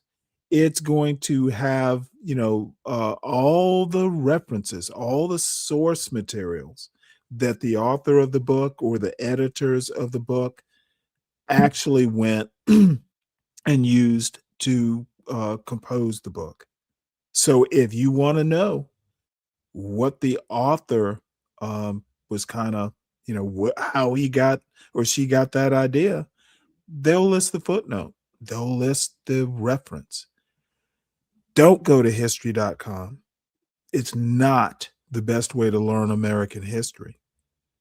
Now, it can confirm history, it can remind you of some stuff you've read, but videos are not the best way. YouTube, history.com, the internet in general, no, not the best way to learn history. Dealing with the Democratic-Republican Party. Okay, so let's continue here. All right. So gradually, African-American leaders at the national level began to abandon their loyalty to the GOP, the Republican Party, while the party's political strategy of creating a competitive wing in the post-war South was not incompatible with the promotion of African-American civil rights. By the 1890s, party leaders were in agreement that this practical political end could not be achieved without attracting Southern whites to the ticket, okay? Equalitarian ideas, explaining a leading historian, had to be sacrificed for the purposes of practical politics, okay? So you have policies that are beneficial to African Americans being pushed to the side, okay, to still continue to gain support, basically. However, mutually exclusive opportunities presented themselves to the National Republican Party as late as the 1920s. On the one hand, GOP officials sensed an opportunity to present the party as a moderate alternative to the segregationist policies endorsed by the outgoing Woodrow Wilson administration to make inroads into the growing urban centers of African-American voters. Okay, so this is during the Great Migration. So the Great Migration is basically 1915 to about 1970. You have 5 million to 6 million African-Americans migrating from the South up north. They're moving into these cities. They're continuing to move into Detroit and Gary, Indiana, Pittsburgh, Pennsylvania, Chicago, Illinois. They're moving up north, okay? And they're also seeking some type of political representation as well. So because of the Great Migration is pushing political shifts in these parties. So on the other hand, in campaign efforts against Northern Democrats, such as Al Smith of New York, Republicans perceived the chance to cultivate Southern white voters by adopting racially conservative positions, okay? Let me repeat this. Republicans perceived the chance to cultivate Southern white voters by adopting racially conservative positions. The dilemma, writes historian Lewis L. Gould, G-O-U-L-D, quote, was that the politics that spoke to one group alienated the other group. The politics that spoke to one group, African Americans, alienated another group. The party chose a middle course. GOP presidents in the 1920s hosted African American leaders to discuss touchstone issues such as anti-lynching legislation, though they did little more for fear of alienating Southern whites. So if you go back and you look at the big march 1917, about 11,000 African Americans, it was an anti-lynching march, and they were fighting for an anti-lynching federal bill, okay? And that march came about because of the East St. Louis race riot of 1917. When you look at why one of the main reasons why the NAACP was formed in 1909, coming out of the Niagara movement, which was created in 1905. But 1909, the NAACP, one of the things that they were fighting for, one of the reasons why they were formed, was because they were fighting for federal anti-lynching law. Okay, and they largely convened because of the Springfield, Illinois race riot of 1908, which was one of the early northern race riots.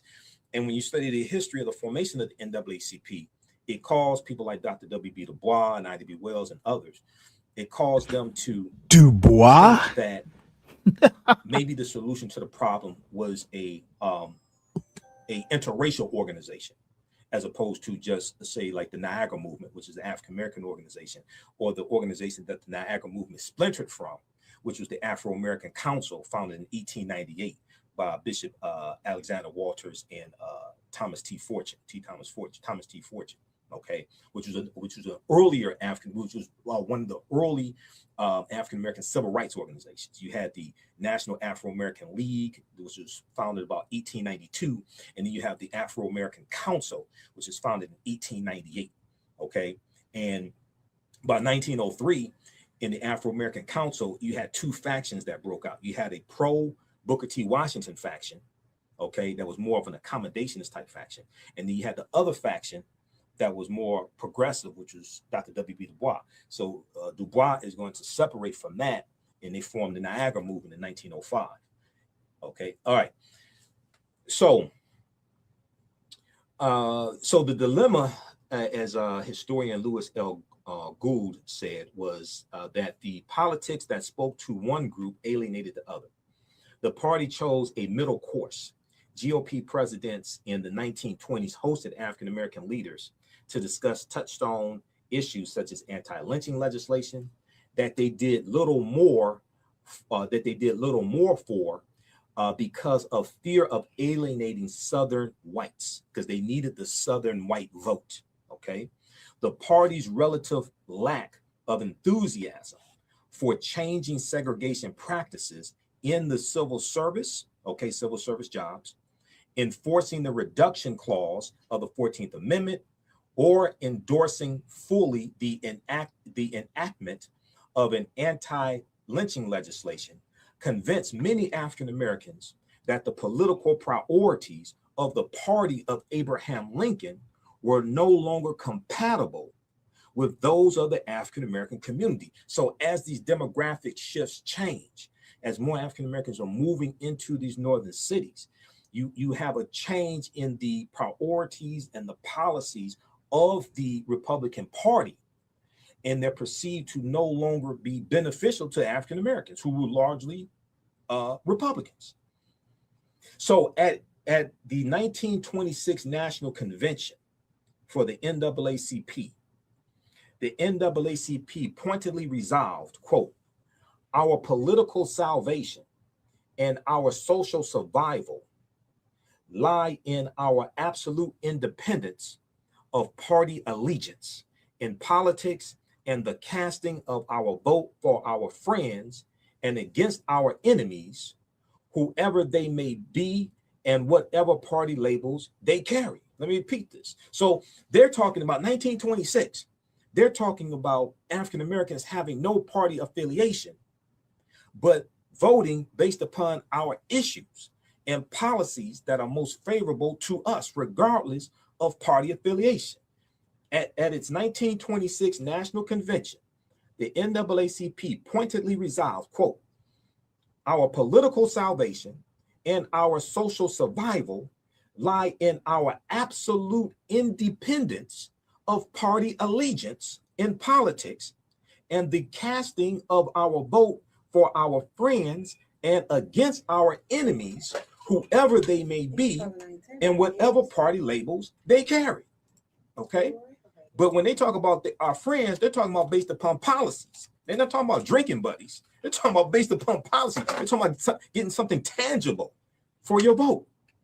So the Republicans' presidential nominee, so a few minutes ago, we talked about the Lily White movement. You have to research the Lily White movement and Herbert Hoover.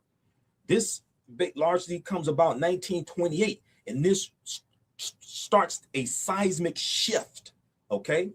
The Republicans' presidential nominee in 1928 cast more doubt in African American voters' minds.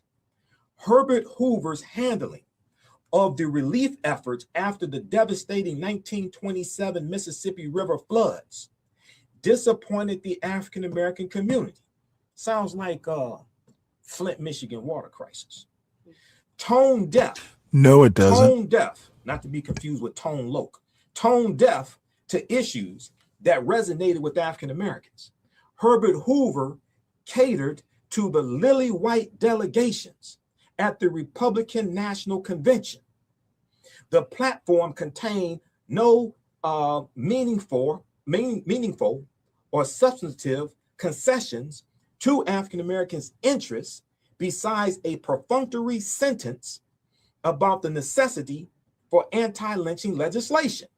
Okay, so they were not talking about policies for the most part that were beneficial to us. These are the Republicans. Okay. Furthermore, during the campaign, Herbert Hoover devised a Southern strategy against Democratic nominee Al Smith, who was perceived negatively in the South because he was Catholic and was believed to present ethnic and African. All right. We're going to have to move on, but I'm going to put a fork in this. I'm not learning much from him. So, but we're going to, now I am, let's see, where am I time wise? An hour and 41 minutes. I'm going to play this. And it'll probably drive people away, but I haven't seen it, so I want to. So it's called Modern Intellectualism and Its Downfall. So if it doesn't fit into what I want or what I think the theme of this show is, we'll move on. But I want to talk about, maybe more about how people learn.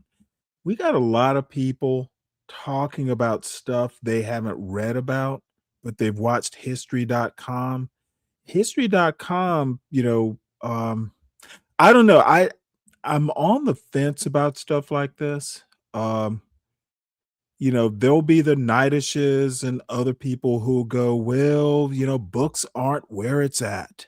The answers to all your problems are in the streets.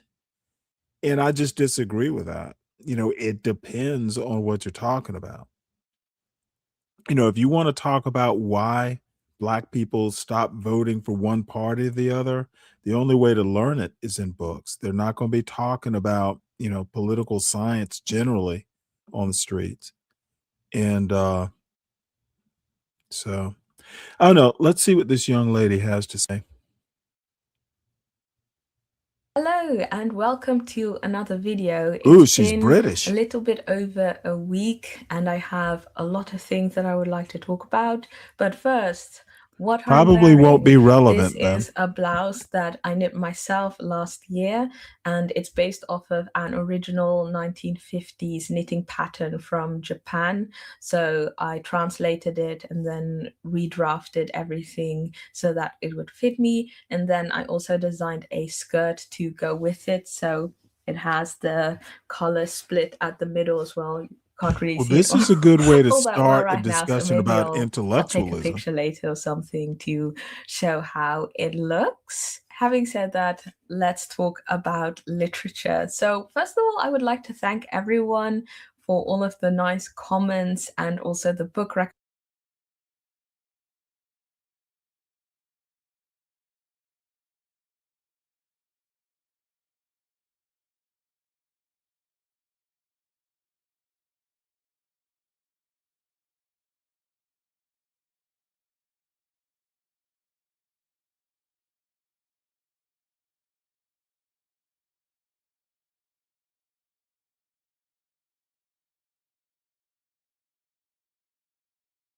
Hey everyone, Happy New Year. And we want to say, Oh, I'm sorry, I was muted. That's about literature. I didn't watch it before, so it's kind of my bad. So we're going to move on to Leah Wright Rigueur, the author of The Loneliness of the Black Republican. Now, she would never say this, and it's not like I know her. I've just watched videos. But I think Black Republicans are lonely mainly because they're MAGA blacks and their MAGA masses don't really like them. They're just, you know, MAGA blacks and like that ilk talk a lot about tangibles, but what they don't understand is they are MAGA masses tangible. Like these MAGA blacks deliver a few black male mostly votes to their MAGA masses. They are literally living tangibles. So MAGA massa gets tangibles, but MAGA blacks, the only tangible they get is I satisfied massa. He smiled at me and he lets me talk mean to other blacks, the lesser blacks. So, but in general, the MAGA masses don't like the MAGA blacks. That's why they're lonely. You know, the slaves on Candyland don't like them. And Massa Candy doesn't really like him either. He's just a tangible. Hey everyone, Happy New Year. And we want to say Happy New Year and welcome to the very first Radiotopia Presents of 2024. It's a series that we are truly excited about. It's called Shocking, Heartbreaking, Transformative. Now, this is from documentarian Jess Shane, who put out an open call on Craigslist and then worked with 4 strangers to explore the standard rules that documentarians and journalists use to tell their subject stories. So the series gets into all sorts of questions about what happens when people's real lives are collected, edited, and consumed. The show pulls back the curtain on what goes on behind the scenes of your favorite nonfiction shows. And then it turns in on itself and some really interesting twists and turns along the way in the making of the show.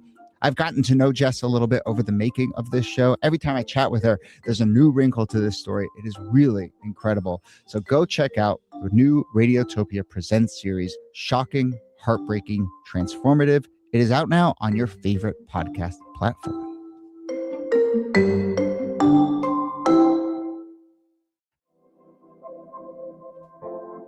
Hello and welcome to This Day in Esoteric Political History from Radiotopia. My name is Jody Avirgan. This day here in the United States is Election Day, November 3rd. So you are likely listening to this on Election Day, and hopefully you have voted or are planning to vote. Thank you for your service. Look, we're not a news podcast here. We are a history podcast, and we tend to take one story each episode. So in trying to think about what kind of story might be useful on this Election Day, we settled on Election Day 1936, November 3rd, in the midst of the Great Depression, the day that FDR won his second election, a sweeping victory over Republican Alf Landon, who many people don't talk about for good reason. Alf Landon got 8 electoral votes. He carried 2 states, Vermont and Maine. If you're going to win only 2 states, maybe pick bigger ones. But anyway, the real reason that we want to talk about this, it is rightly seen as a blowout, but there are some very interesting trends within that blowout in 1936. And in many ways, a consolidation of what we think of as the voters who make up the modern Democratic Party. In particular, 1936 was the first election since the Civil War in which Black Americans voted Democrat instead of Republican. And that is our topic today, when the Black vote switched from red to blue, even though if you heard in our last episode, those colors didn't exist as states back then. Here to discuss, as always, is Nicole Hemmer of Columbia. Hello, Nikki. Hey, Jody. And our special guest this episode, Leah Wright Rigueur, Harry Truman Professor of American History at Brandeis University. You may have seen her as a contributor on ABC News from time to time and noted Alf Landon expert. So thank you for joining us. Thank you for having me. Very much pleasure. And actually, the reason you're on is because your book is The Loneliness of the Black Republican, Pragmatic Politics and the Pursuit of Power. And we've been wanting to have you on the show for a while. So, I'll start with you. Republicans to this day like to point out that Lincoln was a Republican. Republican, that Republicans are the party of Lincoln. And I suppose we should start there. So tell us about the 70 years or so between Lincoln and FDR in 36. How reliably did Black voters vote Republican during that stretch? Let me make When we think about this period of well, let me time make from the one moment quick that point. African American men received the right to the franchise and the right to Oh, vote. hold on one sec. You know, my phone just rang, and for some reason or another, it screwed up my earbuds. Let's see if I can hear this now. All the way up to really Okay. Let me make one point here. That point about Black Americans being pragmatists in policy, I will agree with Michael Imhotep on. This thing about the Republicans being the party of the Blacks, it literally is just ahistorical. And when you say Republicans are the party of the Blacks, I literally just know you've never you don't know American history when you say that. Blacks, if nothing else, have been very tangible, driven for obvious reasons, pretty much since the 15th Amendment. Blacks should there is a problem with blacks being so loyal to the Democratic Party, which, you know, is kind of oddly enough a separate topic. But what I want to talk about now is blacks who are Republicans, who swear that the Republicans are the party of the blacks. Republicans ended Reconstruction. But these motherfuckers have never read a history book, or they've read it and can't piece together their own idea of what American history is. Black voters have been pragmatists, and quite frankly, the Democrats provide more tangibles than Republicans do. That's the other thing that these fucking MAGA blacks can't figure out. There's a reason people do not vote Republican, black people. It's because of what's happening in Minnesota. In our gut, if there is such a thing as what's the term for it? Like, you just have this feeling deep in your bones, and it's been passed down in the quote legacy Black American heritage. You can sense when shit is going south. And that's what the MAGA blacks don't get. They were born without the whatever gene it is to sense that Donald Trump is a fucking danger. And you do what you can. You pick between, you know, the lesser of two evils, but the MAGA blacks can't figure that part out. The Republicans have never been the party of the blacks, at least since 1877. And that is in the history books. If you can fucking understand and critically think your way through American history, read the actual history books. Don't go to the History Channel. With you, you know, Republicans to this day like to point out that Lincoln was a Republican, that Republicans are the party of Lincoln. And I suppose we should start there. So tell us about the 70 years or so between Lincoln and FDR in 36. How reliably did Black voters vote Republican during that stretch? When we think about this period of time from the moment that African American men received the right to the franchise and the right to vote, all the way up to really 1936, there's this inherent sense of loyalty and connection to the Republican Party, right? Black voters are essentially Lincoln Republicans. You know, Frederick Douglass famously said, the Republican Party is the ship, all else is the sea. And I think this is an apt way to describe the relationship between Black voters and the Republican Party. with that in mind, we also know that there are moments of tension between the Republican Party and Black voters in that lead up to the 1936 moment, kind of like laying the groundwork for what will eventually become a big transformation. So if we look at, say, for example, Herbert Hoover and his Lily White movement to essentially purge the party of its Black support, then we can see these really important moments of tension. But by and large, African Americans are committed and are deeply loyal to the Republican Party as the party that essentially, freed the slaves, if you want to say, and instituted radical Reconstruction in the aftermath of slavery. And I think kind of the thing that makes it difficult, certainly back when I was teaching, it was difficult for students because what you had to explain to them is that the Black vote in 1936 is in a party where Black voters are aligned with white supremacists and segregationists within the Democratic Party. And so there is this real tension and really unfixable contradiction within the Democratic Party well into the 1960s. But I think, Leah, to your point, right, the Republican Party is not exactly inviting Black voters in under the Hoover administration.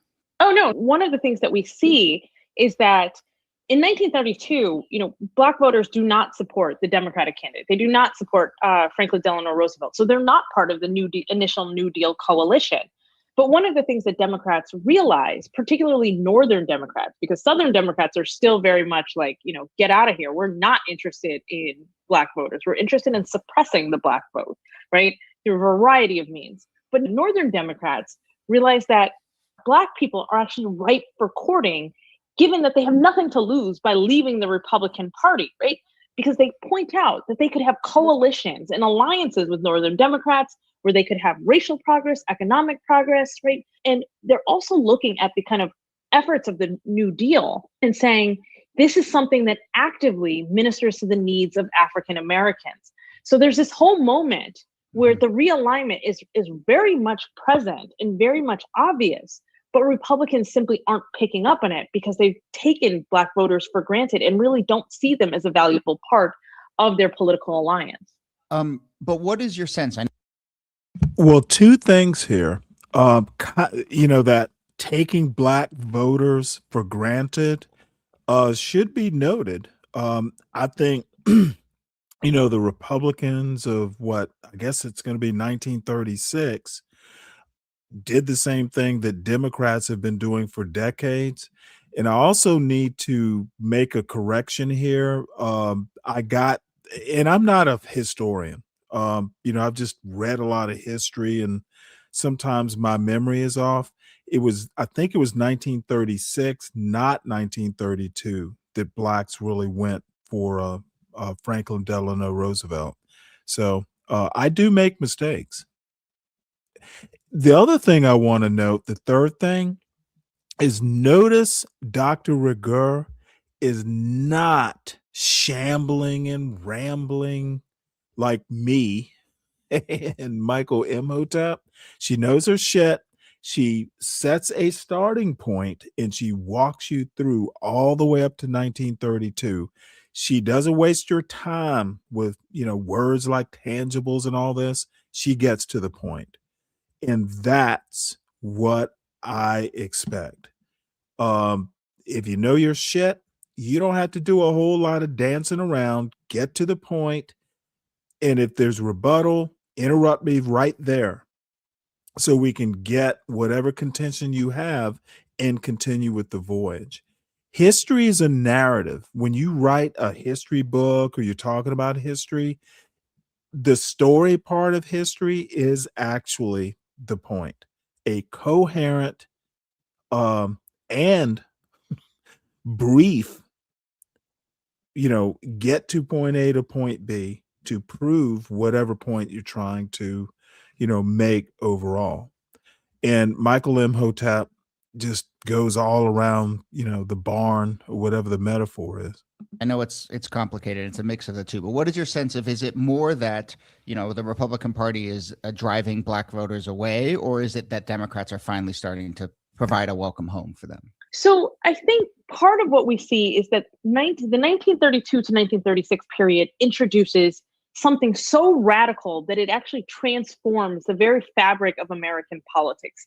And that's the New Deal, which is why I always say, you know, when we're thinking about how do political transformations happen, particularly with regard to race, that it needs to center on something transformative, something so radical that people have no choice. Or a tangible. The New Deal was a tangible, but there were problems with the New Deal. Hopefully she'll talk about them. But to shift their vote into a different direction. I mean, we're thinking about an American population that is in depression, is in recession, that is actively suffering. The Republican Party hasn't done enough to meet the needs of people that are suffering.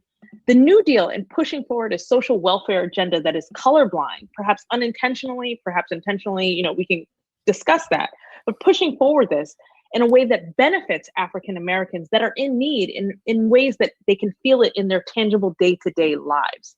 On top of that, you also have somebody like Eleanor Roosevelt, who is far more progressive than her husband, right? Who is very much vocal about civil rights and civil progress. We have the appointment of things like, you know, the Black cabinet, right? African Americans who are appointed to in advisory positions to the various federal agencies. These things matter. So we hear often kind of these things, it comes up in the archives all the time. It's like, take that old picture of Lincoln off the wall and replace it with FDR, right? That becomes the new sentiment. Yeah, I think another major part of this story, right, is that where African Americans in the US live is radically changing. I mean, starting in the 19-teens, you start to see the Great Migration, which is one of the largest internal migrations in world history. And it is fundamentally remaking not just the United States, but the ability of Black people to vote. It's not that the North was some racial paradise, No, but it far was from a it. place, right? But it was a place where Black Americans had different types of opportunities. And when it came to the vote, many more Black Americans could cast ballots. Right. And it also, you get a sense when you read about the kind of democratic politics, especially at the local level in the North, places like Chicago, Leah, you get a sense that the sort of Democratic Party apparatus in those cities just, you know, at a sort of raw numbers level, saw a whole group of new voters who they could court. And it's, I guess, just a reminder that a lot of this just comes down to kind of like the, you know, face-to-face outreach happening at the local level. Right. And I think, you know, Republicans try efforts to do outreach, right? Jesse Owens campaigns for Alf Landon through 1936, right, on like a huge blitz. So when we talk about like celebrity endorsements, he gets a pretty big celebrity endorsement, but it's simply not enough. Right? We also know that, you know, in addition to African Americans moving to the North, that as they move to the North, right, it opens up opportunities, particularly for, you know, enfranchisement.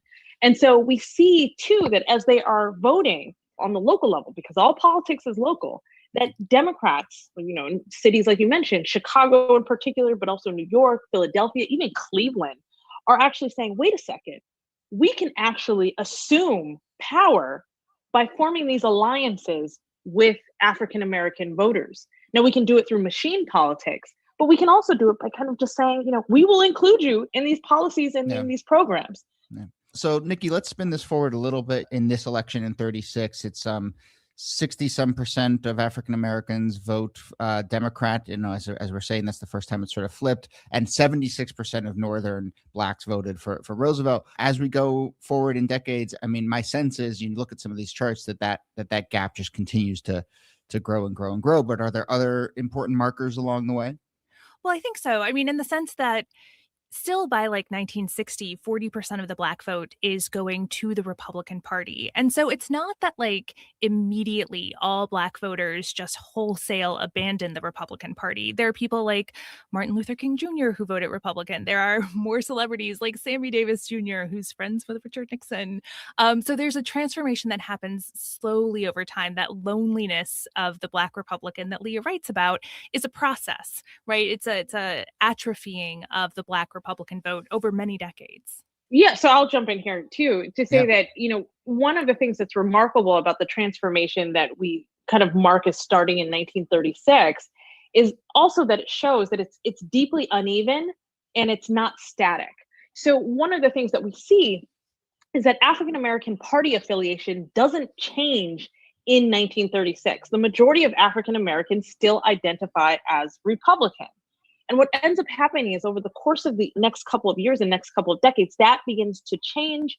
But also, we see a reinforcement of this idea of Black independent politics, right? We shouldn't be beholden to any political party. So in 1948, becomes the first year that the majority of African Americans register as Democrats. And that's a big year, but it happens because the mainstream Democratic Party essentially has a break with the Southern wing of the party. And that gives African Americans room to move into the party and identify fully with the party. When we see another break, right, 1956, where something like 40% of African Americans vote for Dwight Eisenhower, part of that is because they are punishing the Democratic Party for its continued kind of position around Southern Democrats and the racism of Southern Democrats. So again, we see this on and on and on. And it's not really until 1964 that we see this major transformation that has continued to this day. But in fact, what we know is that the groundwork for that transformation, that watershed moment where only 6% of African Americans support the Republican Party, that groundwork had been laid in the buildup to 1964. So it doesn't come out of nowhere. There are warning signs all over the place, dating back clearly decades. But it comes in a moment that I think is quite consequential and related explicitly to civil rights. And just to state the obvious here, in 1964, I know you said that there was a long groundwork, but I mean, I'm assuming if Barry Goldwater is your nominee, that's going to drive a lot of unapologetic. The lady who's talking, at least a third of the time, her name is Leah Rigor. She wrote a book called The Loneliness of the Black Republican, where she talks about the history of Black people and their vote for about 100 years, roughly. She goes up to Nixon and all the way back to the 15th Amendment. It's a history worth reading. And if you haven't read it, then I'm just literally going to call bullshit on everything you have to say about Democratic plantations. Most of you MAGA blacks haven't even a clue of Black voting patterns in American history. That's why I laugh at you and I just do ad hominems. Y'all don't know shit. And I hate to be blunt, but that's my opinion. African American voters away from know something, then exactly. So, by 1961, African Americans are saying that they are starting to associate the Democratic Party with the party of the working man. And that's really important. That is incredibly important because even as they say, we don't know which party is better on civil rights, they can say economically, I feel more aligned with the Democratic Party. And that reflects even what white Southerners are saying, right? White working class Southerners and things of that nature. So when we talk about that weird alliance and, how do you reconcile the fact that there are racist, white supremacists in the same party with Black people and civil rights, civil rights leaders and things like that, this is in part how they reconcile it. So again, the writing is on the wall. But when the party nominates Senator Barry Goldwater, the guy who votes against the Civil Rights Act, it completely undoes all of that work that Republicans have done on civil rights, including voting for the Civil Rights Act in a greater proportion than, say, the Democratic Party.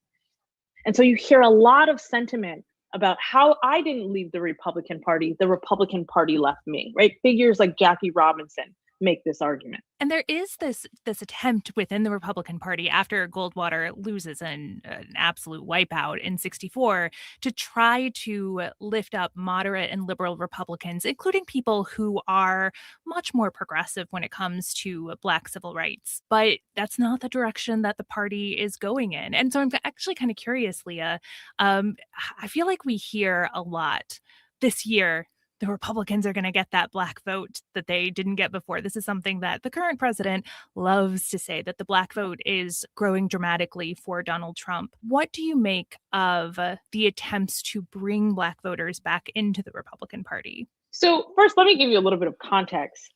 Since 1964, no Republican has gotten more than 18% of the Black vote in a presidential election.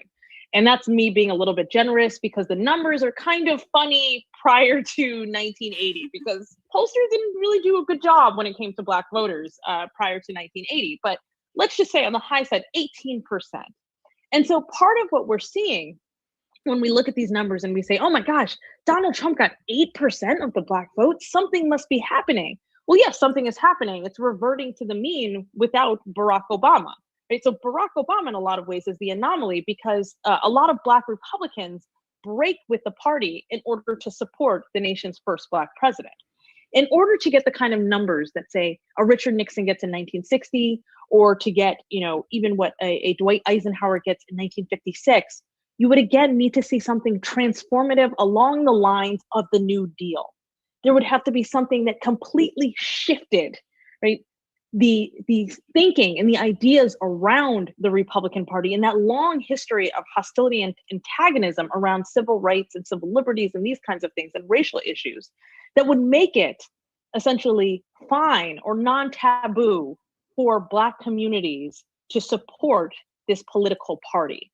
Another element here, though, you kind of hinted at it, but is this charge or this idea that you hear pretty consistently that, Democrats take the Black vote for granted. And I'm curious how long that has been part of the conversation and what you make of that, in this election and in this age. What's so interesting to me about this is that has been a common complaint since 1936. That the Democratic Party, right? So the Democratic Party has been taking the Black vote for granted since it first got it, right? And it takes different forms and different, underlying textures to the argument, but the main argument has been the same since 1936. The language about the Democratic plantation has actually been in place since 1964. And I find that so fascinating, given that 1964 is the year that Barry Goldwater really transforms the Republican Party and sends people fleeing in droves, right? So we hear this language about, oh yes, Black people are leaving the Democratic plantation. We also hear it from white candidates, including Richard Nixon's, from about roughly 1968 or so. So this becomes part of the kind of ethos of the Republican Party antagonisms against the Democratic Party.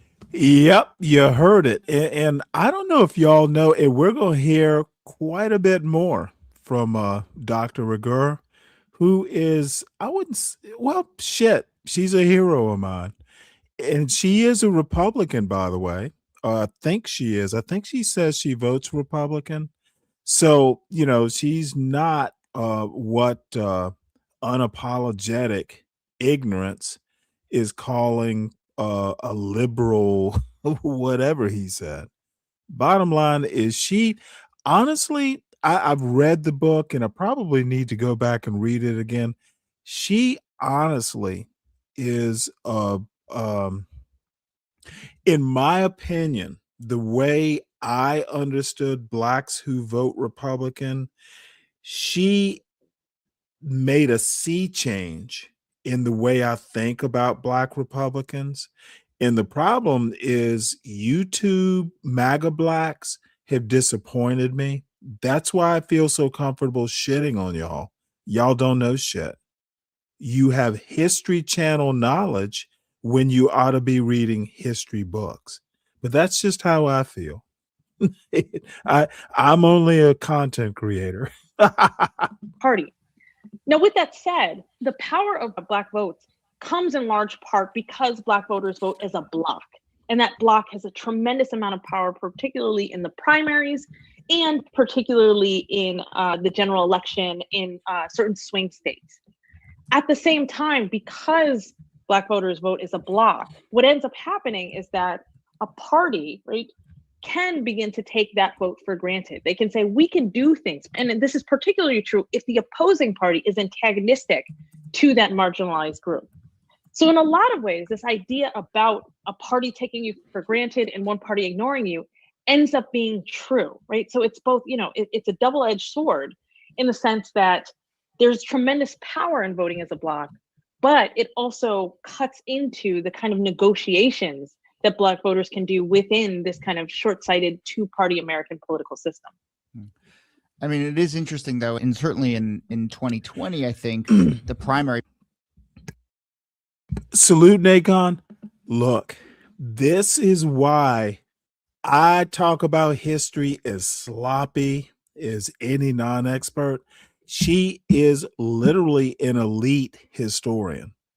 She breaks the shit down. She doesn't use superfluous words. She doesn't use words like superfluous, by the way.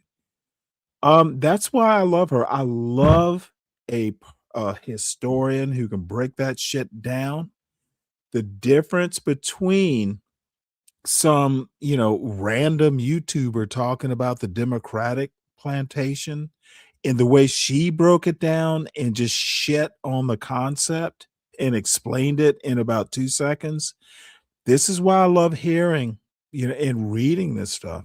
It's crisp, it's clear, it's incisive, and I love using, the weapons that a Dr. Rigor gives to me to ad hominem the MAGA blacks.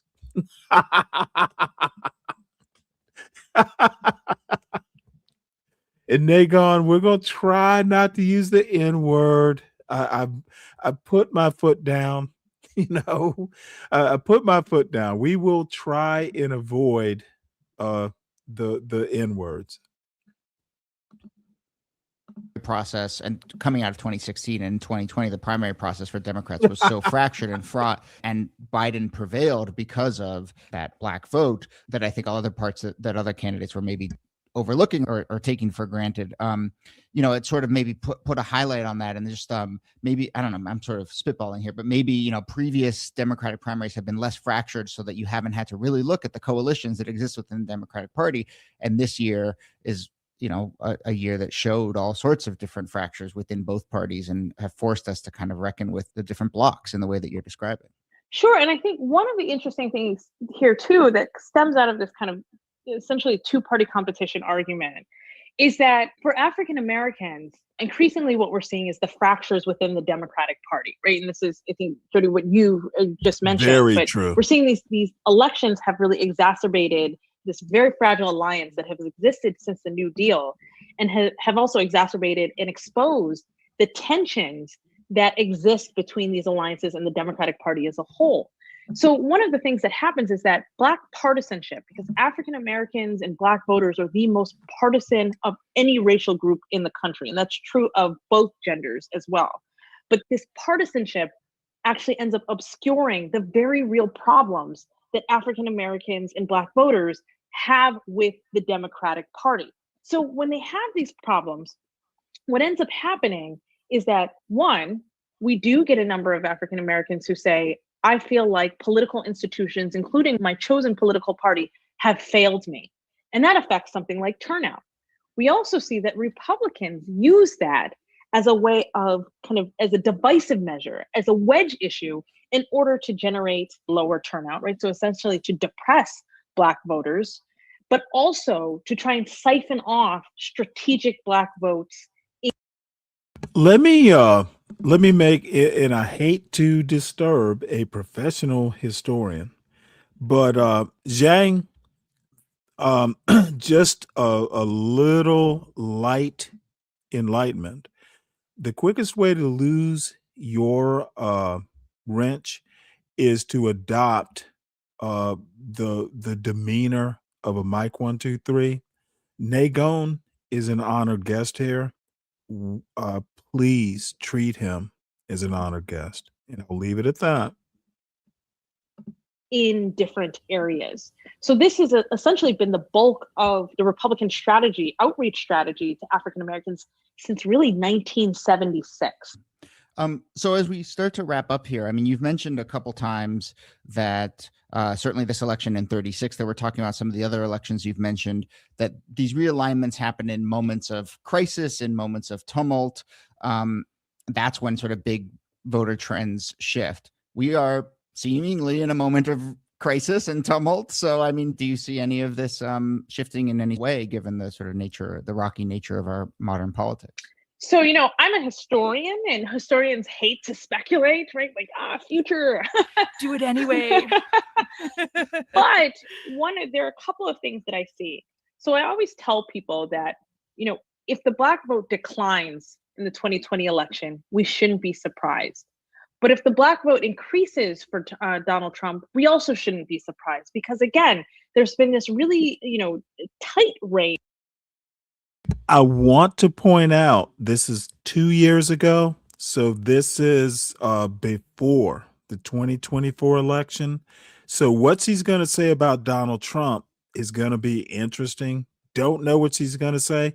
And let me point out, I almost never listen to these videos or podcasts or anything because I like to react to them live along with the audience.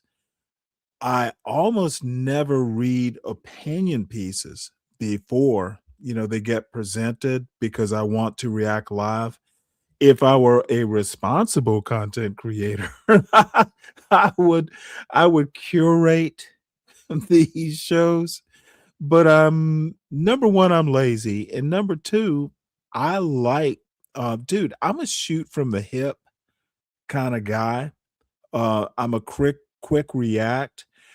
And it's really, I honestly put value on being able to think quickly and find solutions to problems. It's a weird thing. And one of these days, I'll actually talk about it more. But it's kind of the way I raised my son. Motherfucker, what are you if not a problem solver? If you're smart, solve problems. That's what smart people do. Even if it's like, oh shit, I put too much flour, in the dough. How do you fix the problem? In my opinion, if someone asked me to put an epitaph on my gravestone, and by the way, I'm going to be buried, next to my wife in some national cemetery.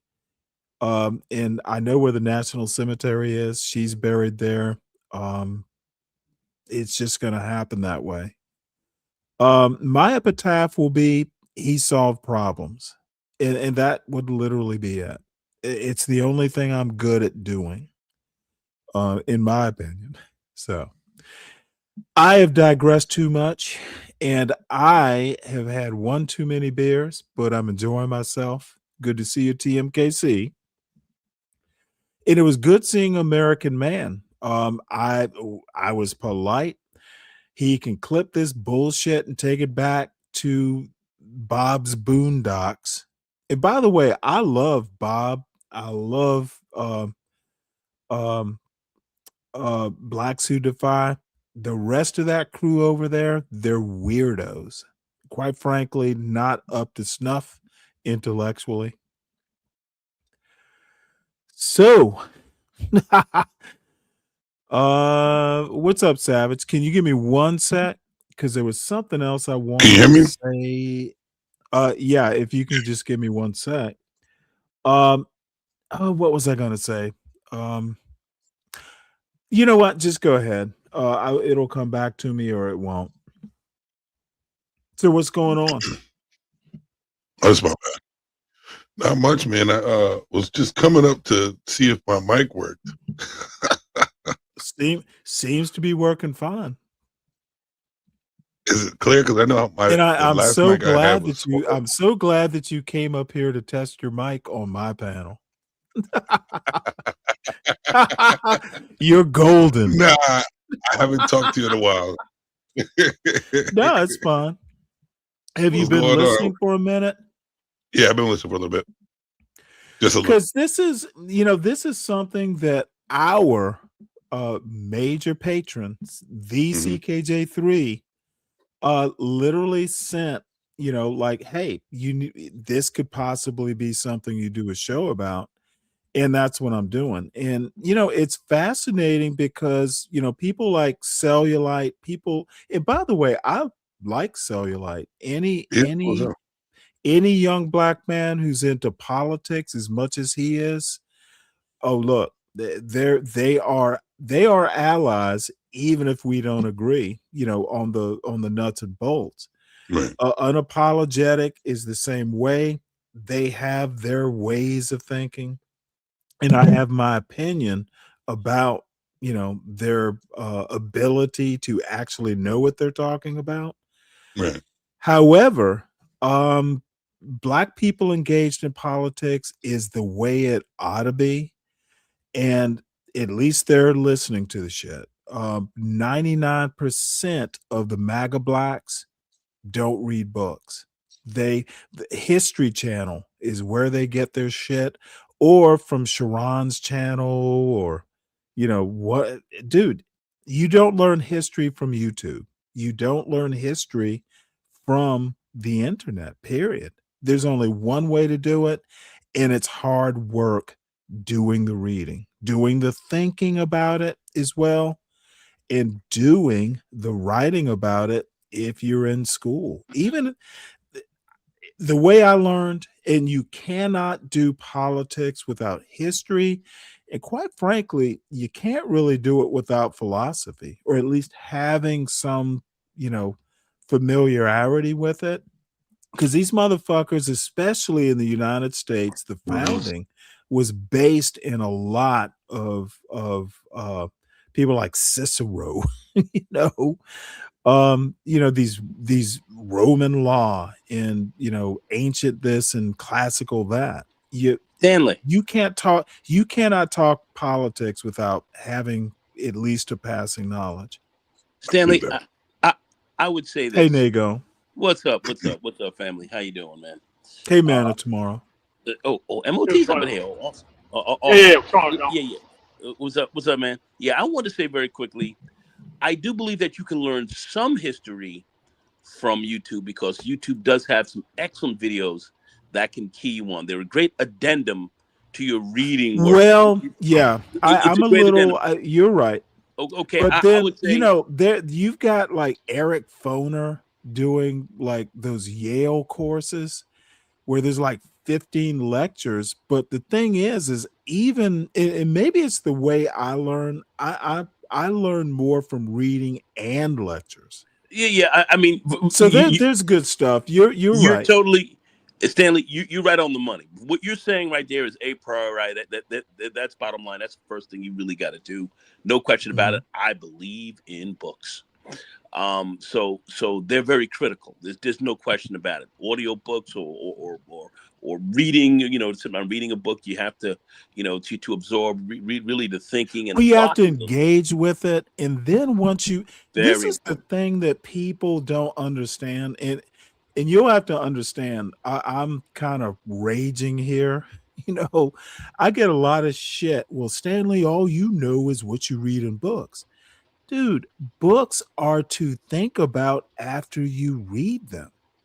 They are literally, you don't just read a book and quote the shit. You think about it. You use it. Books, it helps you to develop your philosophy, helps you to think. Yes. So that's the key to reading. These niggers don't read because their job. I'm sorry, I gotta call them what they are, because all right, you got they are the lowest. They are the lowest entity out here, and these people here, they're not here to move things forward. They're here to keep things stagnant, or they're here to destroy movements. They're here to do damage. They're not here to help. You cannot talk. Come on now. I'm an old black man. Give me, I am at the early Uncle Remus stage of my life, and I honestly want to have hope. No. These people. I mean, listen. We have a lot of young people out here and others who are reading, who are very much on top of what's going on. They're sharp. What you have here on YouTube, and you have a lot of these people that come in here who are the most ignorant, whose job really is to derail conversations, derail thoughts, really hold you back, because they are, their job is to see to it that things don't evolve. Their job is to hold things back. So they'll come up here ahistorically. They'll come in here and speak about things, but could it just without be understanding that how the system works. Could it just be that they're bulls in a china shop? They just don't know how stupid they are? No. A lot of these people are willfully ignorant, and they're hateful mostly towards themselves and want to be hateful towards you.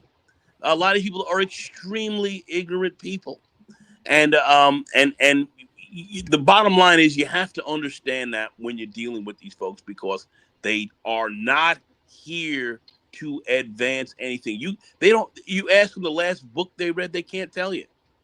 You ask them really the last critical article they may have read, they can't tell you. They can't. That's not their job.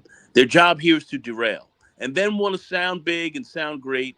And at the end of the day, make sure at the end of the day you do nothing. You sit down and do nothing. Don't vote. Don't get involved. They're not involved in their local communities. Oh, that They're not dude, involved. that is the one that kills me. They're not involved in anything. I'm black, but I'm not Republican. I don't even vote. I don't get that shit. They don't vote, or I don't haven't taken the side. MOT's in here. He can go into Democrats. You know, they want to criticize people who actually vote Democrat while they don't vote, but they love MAGA.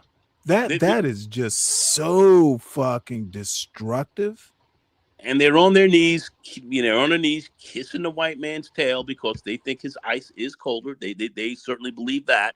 They believe that they're inferior, and they believe that they should be subjugated to them. They believe this. They also think they should come up here and contend, and they get butt hurt when I add homonym. Well, of course. Ooh, you gotta let me finish. No, motherfucker, you sound stupid. They don't like being called out. They don't like being called out for who and what they are. They don't like it because they want to sound like they're intelligent, but they want to sound like that they understand things, but they don't. Their job is to make sure you stand back and do nothing, that you are not involved. That's their bottom line. They don't want you. They don't want to move things forward. They like things exactly the way they are and don't move anything forward. In fact, come down on them harder. So at the end of the day, those ignorant N-words, I'm not gonna use that word anymore. Those ignorant N-words want to be the leaders. They want to be that. Well, manna tomorrow. I imagine you're gonna put the icing on this cake. Yeah, I mean, I think the government is being pretty diplomatic, but what I'm saying is that like these people know what they're doing. Like they want to remain ignorant, and they don't want things to move forward. And it's a very easy system. They want to be on the Democrats' ass until the Democrats do all the work. They want to feign Republican because there's no requirement for you to know history or to know anything being a conservative. You just are conservative. You don't have to learn anything about history. You ain't got to do anything. It's a highly compensated position. A lot of these people are very far behind. Who knows what these people are doing with their life every day after day? Like the cure for apathy is understanding. And when you have no interest in understanding the actual topic and still want to be a part of the conversation about the topic, like a Jeff St. James, a guy who went to school to be a therapist, knows how to do research, but somehow calls himself Ask a Brother and doesn't understand American history. And purposefully bring on these so-called black conservatives and have no balance of conversation. Yeah, it serves a purpose. And of all places to live, in Pennsylvania, he picked the most liberal in the entire state. So it's like they don't want to live around the people that they claim that they want to be around. This motherfucker's not living in Pennsylvania. Yes. He would not be that well. He's not living in Erie. He's not living anywhere along I-80. I'm talking about from Youngstown to Jersey. Purely conservative areas. Nothing liberal about that place at all. 81. Well, you got Wilkes-Barre. But Wilkes-Barre, outside of that, maybe 15 miles, all the way down to the Maryland border. Nothing liberal about that at all. But it's just that there's so many people who want to remain ignorant, but simultaneously want to benefit from progress itself. So I'm like, look, get your stuff together, move to a liberal area. You don't have to argue about politics. You don't. Because all they're trying Well, to do that's is rage bait you and gas. Hey, he could take his ass out and rev up a chainsaw and like fucking, you know, he would. Could you imagine Jeff St. James fucking doing 5 cords of wood for the coming winter? You know, you got to start and I've lived this life, which I thoroughly loved, by the way. But you know, these I'm being bitter, dude. These guys will tell me, "Oh, Stanley, all you know about is what you read in a book." Dude, I used to start in like the end of March or April because I knew I needed 5 cords of wood, you know, because I had a wood stove, you know, in addition, you know. Funny thing about heat pumps, they don't work below freezing. They'll run constantly and not really provide heat. Dude, I used to do all this manly shit that these guys would run from. Jeff St. James, motherfucker, he would have no clue. And I'm sure he could learn. But dude, I've felled trees, I've split wood. I Hey, split Stanley. all my wood by hand just for the exercise. Hey, Stanley. Hmm? You should ask Jeff St. James, one of these people that you come across, if you ever come across them, how do they feel black people should advance? Seriously, ask people like, what's their plan? What's their plan? Yeah. Ask them those types of Well, questions. you know, I think Jim Savage might have a response to that. Savage, what do you think? No, I don't have a response to that. What? Isn't it something about we need to pull together? My whole thing is this. No, seriously. Dude, you're on this panel. Hey, Yeah. you are a valued I appreciate that. panelist here. You My know whole that, thing is, Jim. my whole thing is, that we have to have a separation of likeness. There's people who are not going to make it. There's people who don't want the knowledge, don't want to do better for themselves. And those are the people we need to stay away from. If we want to stick together and do something, you have to find that group of people to stick around and do something about it. That's all I have to say about it. And it's not the quote unquote black community, because the black community, to what they're talking about, is simp attention. They're not talking about trying to raise kids properly or doing anything else like that. Do you think we really have a black community? No, there's no such thing as a black community. Yeah, that's every community has a buy-in, unless you don't have any choice. Then that's your black community. Your black community of no choice. There's no investment. You was born there. You have no responsibilities whatsoever, and you are around men who actually don't want to make any type of progress, and that's on purpose. And I'm just like, look, the only thing you have to do is just move from those individuals, and you will be just fine. Like, a lot of people don't understand that there is no group benefit here. There's individual action that needs to be here. So all the people who complain about politics are all the people without understanding of politics. I live in a liberal area that works just fine. The Denver metro area works just fine. You don't hear people complain about child support or none of that goofy online manosphere, retarded Mahal type, conversational tone. Like, it's only there for people who's not putting in any work. And you would think if you don't want to put in any work, you would just move to a place where stuff works. But here's the thing about that. When things work, it costs a lot of money to stay there. And since they don't want to put the minimum work in to even be staying in the black community, not even in a independent way, they're codependent. They are economic communists, because now it's up to people who left to come back and give something to them, when we already have a track record of knowing what happens when you get people on who don't put in the work. And then the moment you say that, they start pointing towards other groups of people. Like, Jews do not put their Jewish Delta November equivalent in charge of nothing. But see, they don't care about that. They only care about what's in it for them. Yep. No. Oh, shit. Oh, that is funny. MOT is breaking that down just perfectly because that's They exactly, leave them to study the Torah. and listen, I grew up very much around a Jewish community, very close to them that were around. And listen, a lot of these guys, they did not like each other, but one thing they did understand was they did have to work together because they understood that there were forces out there that were against them, and they knew how to continue to lead to keep that money and that culture alive and rolling it amongst themselves to keep them going, because they understood that was the only way that they knew that was the key to their survival. They did fundamentally understand that.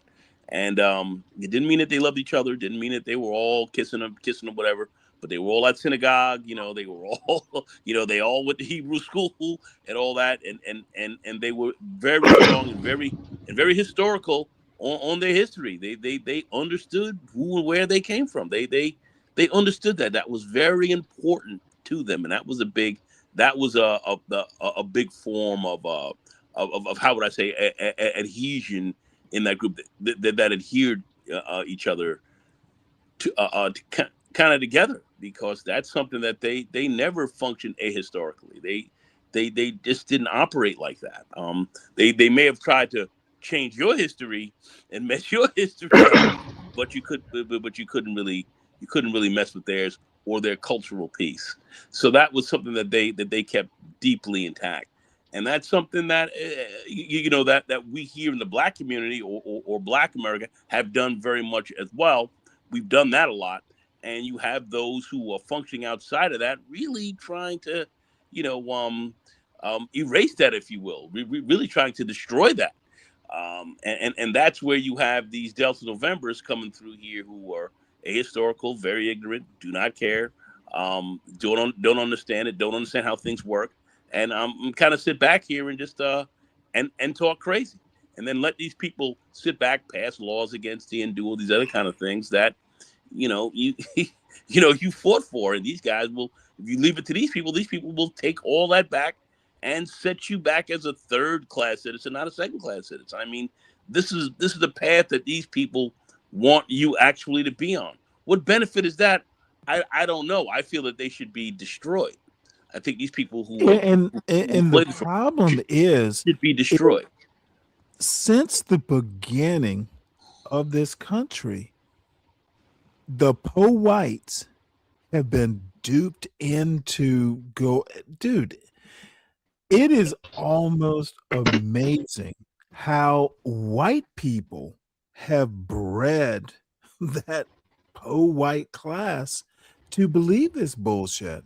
And Karen, I showed a clip of Karen Hunter talking about this at the start of the show. White people are just as hurt by white supremacy and a lot of this stuff that Trump is doing, and seeing the MAGA blacks fucking, a part of this. The ignorance kills in the end. Not every time. It could just be 2 or 3 generations down. Ignorant people do not thrive, and their kids, their relatives don't thrive. They'll destroy everything. Yeah. Dying it's like of white kudzu. It looks green. It looks like a plant you can eat, but you can't eat kudzu. Sorry to be so southern. No. dying water hemlock, poison ivy. Yeah, you can't boil that stuff down. And if you don't cut, it's hard to destroy. It's hard to uproot. You practically can't. And if you leave the shit alone, it will choke out the trees. It'll choke the trees out, and I'm getting all southern here. I'm getting all southern. And they will die. But this is the thing that it'll take over the buildings. But and not only take over the buildings, but if it gets down to the roots, it'll help to destroy your foundations. Now, another thing too, you have to look at, once again, I said the book Dying of Whiteness. Dr. Peter Metzel, great book. He speaks directly to this and shows you how destructive that is for all of America. And quite frankly, a lot of these poor whites benefited very much from the Black Power movement, as they like to call it. You know, as Oh far as civil man, rights man, are and the you whole deal. kidding me? These are some of the biggest beneficiaries of it. So, Yep. you know, being a If historical, for nothing else, then someone woke them up. Like, oh shit. And Alex Preddy can die. And this motherfucker is working as a VA ICU nurse. Dude, I've been in a VA hospital. Dude, that motherfucker is a saint. I've literally had You know how a much major less money he's surgery. making rather than other Yes. ICU nurses? Yes. and Probably six Beautiful point. figures. Beautiful. Of course, that's what he. Of course, that's what he. Do you know what an ICU nurse makes up here in New York at a hospital like Tell us, because this dude isn't making more. He's not. Maybe 150 is what Peretti was making, and I don't care. I was just talking about, dude. I've literally spent a week, probably all total about 2 weeks. The nurses, the doctors, they are saints. They are so nice. Well, some of them are, but I'll just say It's almost like being in a Catholic hospital. It's almost like being in a Catholic hospital. Oh my God. Oh man, tomorrow I have done I've done the Catholic hospital. That's an interesting thing to say, and I'm impressed that you know that. Yeah. Dude, I had look, high school I'm an atheist, teachers. so whenever I need some help, I go to Louisville, Kentucky, and talk to the father there. He gets me right on into the hospital. Oh, dude, I am not playing around with no bad outcome. Hey, no. I had my high school chemistry teacher who was a nun. I had like 2 or 3 like priests that taught me in high school, because I was in my early 30s, and they were like, "Oh, Stanley Cross is in the hospital." Dude, they were shit.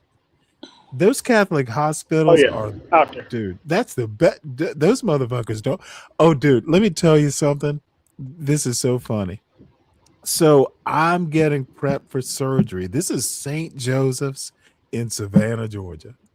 So the nurse who is shaving me down there, I was kind of blurry, but I look up at her name tag and I'm like, her name, I'm not going to say the name. I'm like, are you my classmate's mother? It's like, I was so embarrassed. And she's like, no, I'm his aunt by marriage. But dude, I knew these people coming in and going out. So Catholic hospitals are awesome. If you want to live. Now I'm being a little hyperbolic. And again, I remind everyone I've had a couple beers, but dude, I come from a Catholic family. Like, Clarence Thomas, St. Benedict's Catholic Church in Savannah, Georgia. Clarence Thomas grew up in that parish. I know people, or knew people, because a lot of them are dead now, who knew him as a boy. And you know what? That's why I don't go after Clarence Thomas. He's a respected elder. I'm from Chatham County. I know the environs, but there is. I think it's the oldest black. I think it's the oldest black Catholic parish in America. But what decisions is this guy making? He's not help. He literally is going against your community. Well, I've read Corey. Damn it, I've read his biographer. I've read Clarence Thomas's. Clarence Thomas is a confused motherfucker, and let me tell you why I know he's a lot. He had a rough upbringing, and I'm honestly not going to turn this into Clarence Thomas bashing. I know where he came from, because I know it. It's out Skidaway Island. I know where it is. For Clarence Thomas to be where he is, it is literally a miracle. Seriously, I'm not gonna trash Clarence Thomas. I disagree with his politics. I think he's a MAGA black. A lot of these MAGA blacks are weirdos. Yes. Yeah. Well, they're not weirdos. But it's They're real because self. of the way. They're But real let me self-haters. finish, Nagon. Let me finish, Got it. Nagon. Go ahead. It's they had rough childhoods, dude. Fortunately, no. The way I grew up, I might as well have been, the Black Brady Bunch. I just Clarence Thomas deserves respect as an elder. Where he is right now is honestly, this motherfucker mentioned fucking Thomas Sowell in those students for fair admissions versus Harvard and versus UNC. This motherfucker's quoting Thomas Sowell, which I thought was just egregious, but I'm willing to let him be. He was a confused young man. He went through hell, honestly. I don't know. Y'all may think I'm being too soft, but honestly, yeah. Because usually people who go through hell and go through stuff, they're forged in that crucible of hell, and they come out of that, a very well timbered, metal or whatever that comes out on the other side. I'm gonna be honest. It forges black. Oh, it is so complicated. Oh, let me finish. God bless me. He was not a handsome man. Those a are lot all, of that he didn't have beauty privilege. Those are all. He's had a tough life. Listen, honestly, those me, I would trash him for the jokes, but I'm just not going to do that. He was a kind of like almost like a black revolutionary. Black Panther, yep. Yeah. Or not a Black Panther per se, but go ahead and finish. I'm sorry. More of a black revolutionary, and they met. Dude, did you hear that the Black Panthers? And I don't know much about this new Black Panther thing, but the old Black Panthers, the legacy Black Panthers, if you will, won't let the new Black Panthers use the name because the new Black Panthers are pro or aren't anti-immigration. Eldridge Cleaver, all those motherfuckers wound up being far-right freaks. It's not surprising. They were, and the reason is they were misogynists in the end. A lot of Clarence Thomas would be very comfortable in what y'all describe as the old white manosphere. Clarence Thomas would have been like revered. Well, you have to understand a lot of them were absolutely viewed as being separate from white society. That's what a lot of I'm sorry, they were what?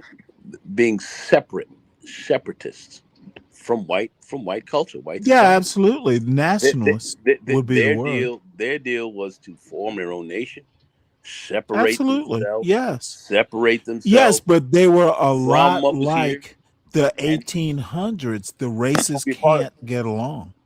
Of course they were. Well, they felt that they could not get along here with the white society, have their own. They actually were linking up and making connections with the Klan. Yeah, just like Marcus Garvey has done shit like that.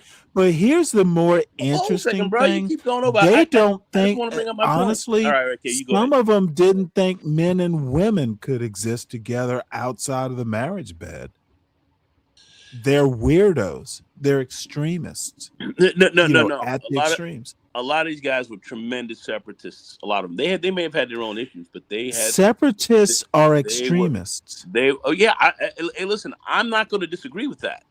what I'm saying is that they had a philosophy that they did not want to be a part of this white culture per se, or And half the separate from them, time, the or rules separate from and them. all that stuff was sewed in their poorly made dashikis. You know, but anyway, they met with the Klan. They had meetings with the Klan and all this Yes. kind of stuff. So they had all this. They had all this kind of extremity kind of going on. And that mindset, you know, with them, that's why you see them with the, you know, embracing the far whites and all the whites and all that, because they were like, we don't need to be with you anyway.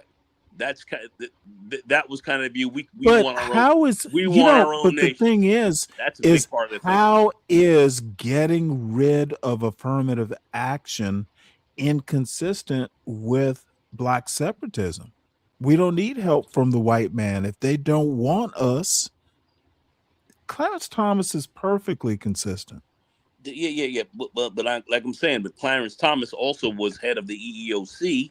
He came through that whole system. Okay, in the Reagan administration, much like what Trump is doing with the EEOC and the Civil Rights Division, Clarence Thomas was put there to undermine it from within. Well, his job was to come through there. He came through the EEOC.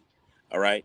A lot of other people came through the EEOC a lot whilst he was there. And then when he got out and then he got what he wanted, then he got on the bench and then played the game that he had to play. It was a political move, but that's how we. A lot of these folks, Glenn Lowry, Glenn Lowry could have been a similar story, except Glenn Lowry blacked out and, you know, whored and drugged as a tenured Harvard professor. That whole civil rights generation, these people, honestly, they went through hell. I just will not disparage them to probably the point I should. I respect my elders that way. Clarence Thomas, I don't agree with his politics, never could, never would. But dude, when you grow up, but he benefited. But the whole when thing you about grow, listen to what I'm going to say, please. Listen to what I'm going to say, please. Then respond. No. I'm saying okay. He benefited. No, it's my panel. Go. You will You got it. No. Don't make me pull rank. Don't make me pull rank. You got it. Go ahead. Thank you. Go ahead. When you grow up in a pressure cooker, all kinds of weird things are going to happen. Dude, I'm not.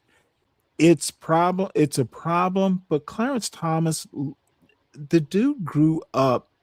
Dude, he didn't just live in the ghetto. He lived. If you've ever been to Pinpoint, Georgia, back in the day, even back in the 70s when we used to go out there, dude, it was abject poverty. And then you go, dude, I went to an exclusive all-boys Catholic school in Savannah. And motherfucker, I was one of the smartest people in my class. Dude, we tested into the class and I was 10th highest in the city. That's like 500 kids who took the test, and I was number 10. And they still called me the N-word. Clarence Thomas went through 10 times worse than I did.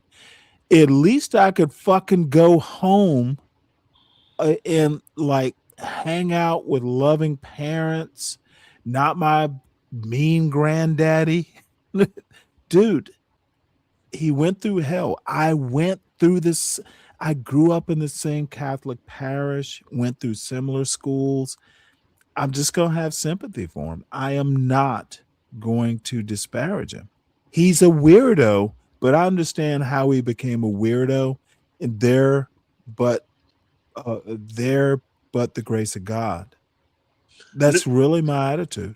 No one's going to say that you shouldn't have compassion for him. I'm not saying that you shouldn't. I'm just saying, look at how he came up. He came through all that difficulty.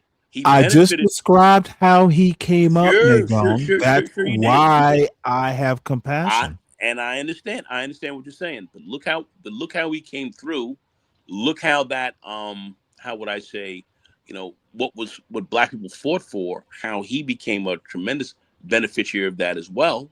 Okay, he was able to go to schools that, let's just put it like that, back in the Dude, do 40s you and know 50s, what he wasn't able happened to to go to. him when he came out of Yale Law? Do I know The what happened to him when he motherfucker. came out of How do Yale? you know? Do you Yale Law? know?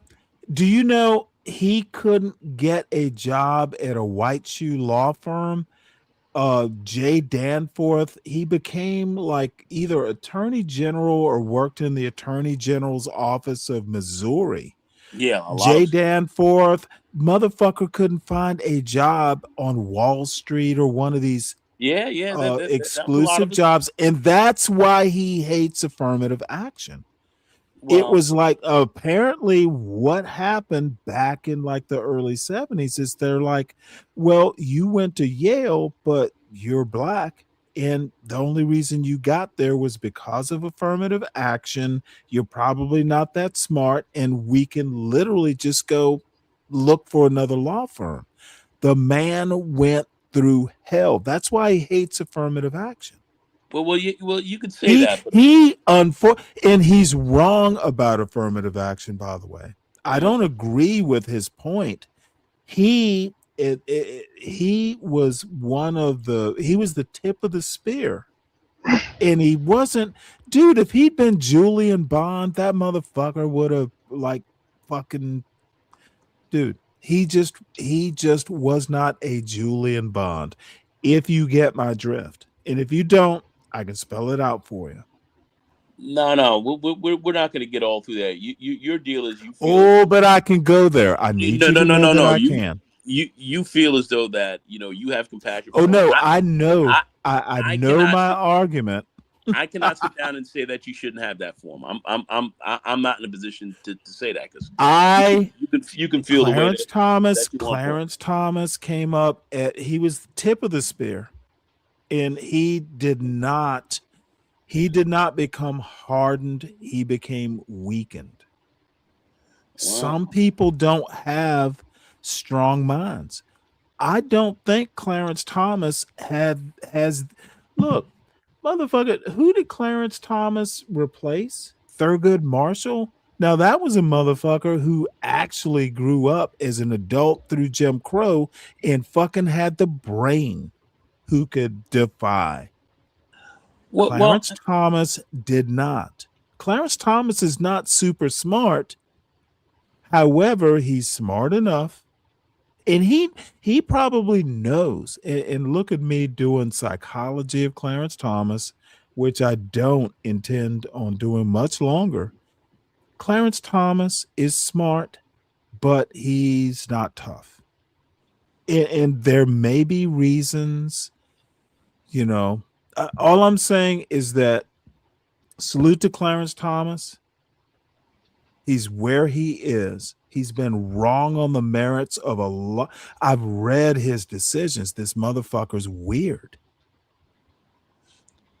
Well, if you think Thomas Sowell is actually like a really good scholar, you are warped.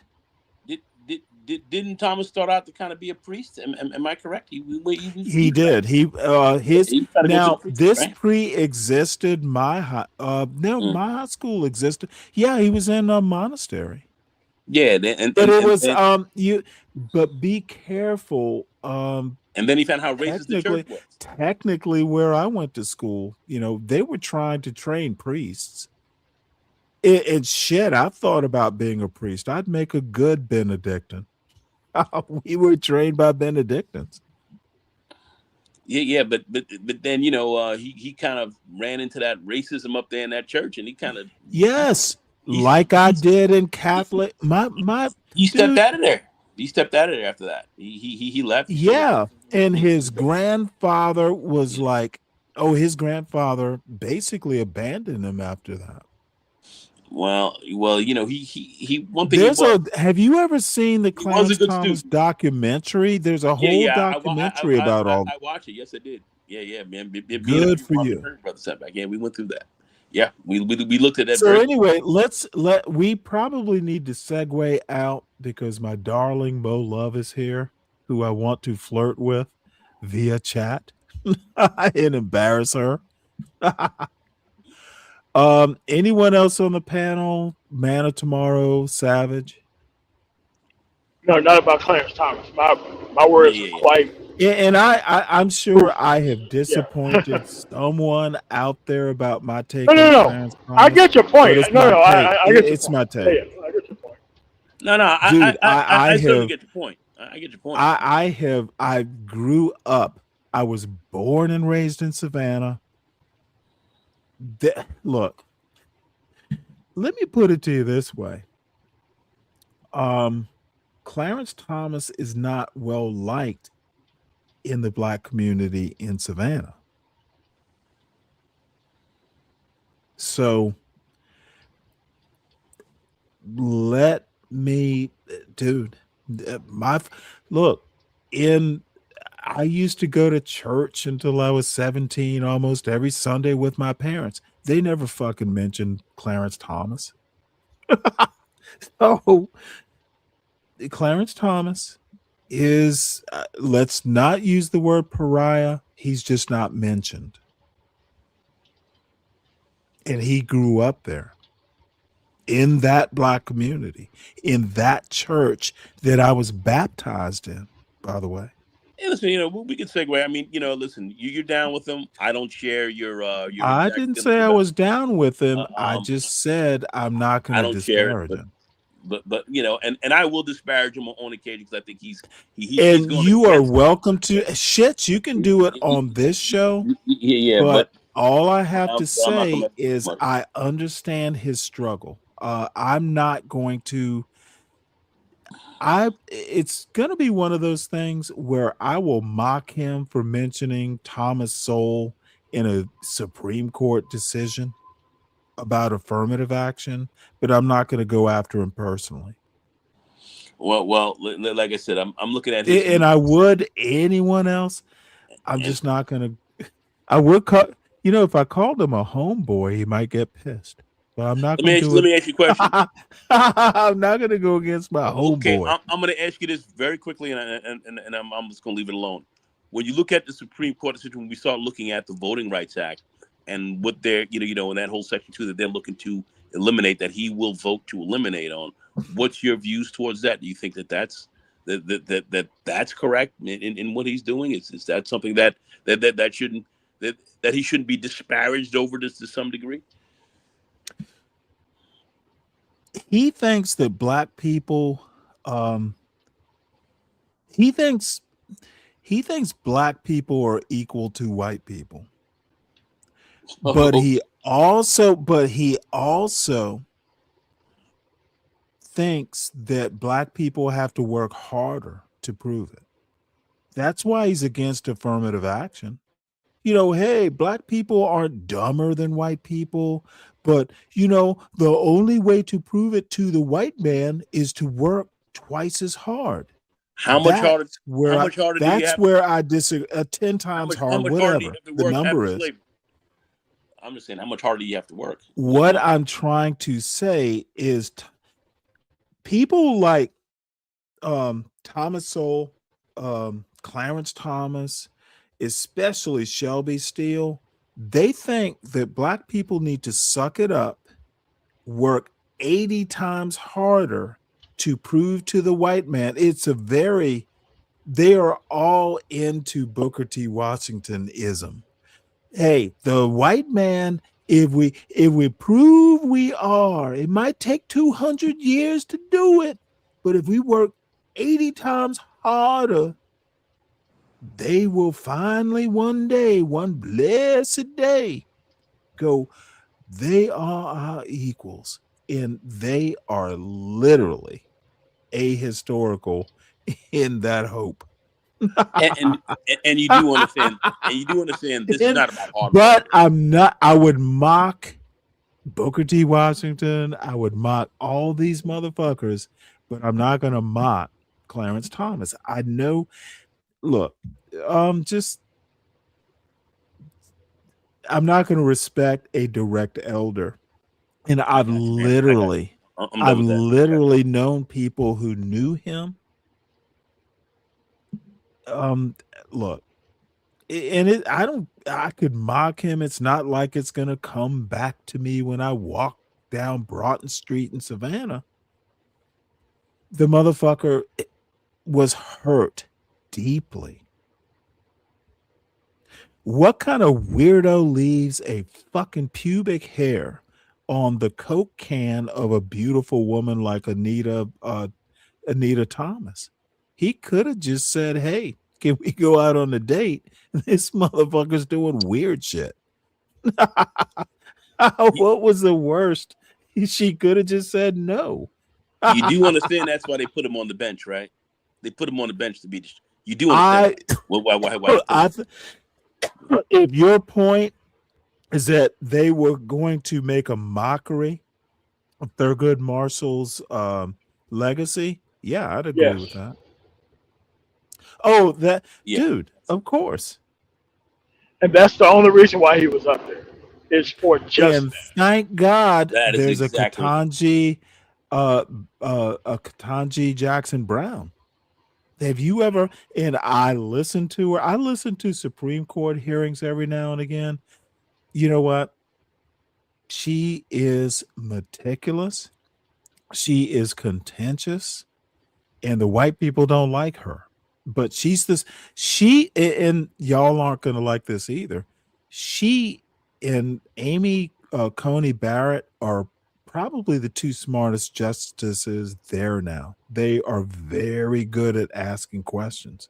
They may come to different conclusions about the answers. In my opinion, at some point, they're going to form they're going to be the center of the court at some point. You know, one right, one left. But those two are the smartest out of all of them.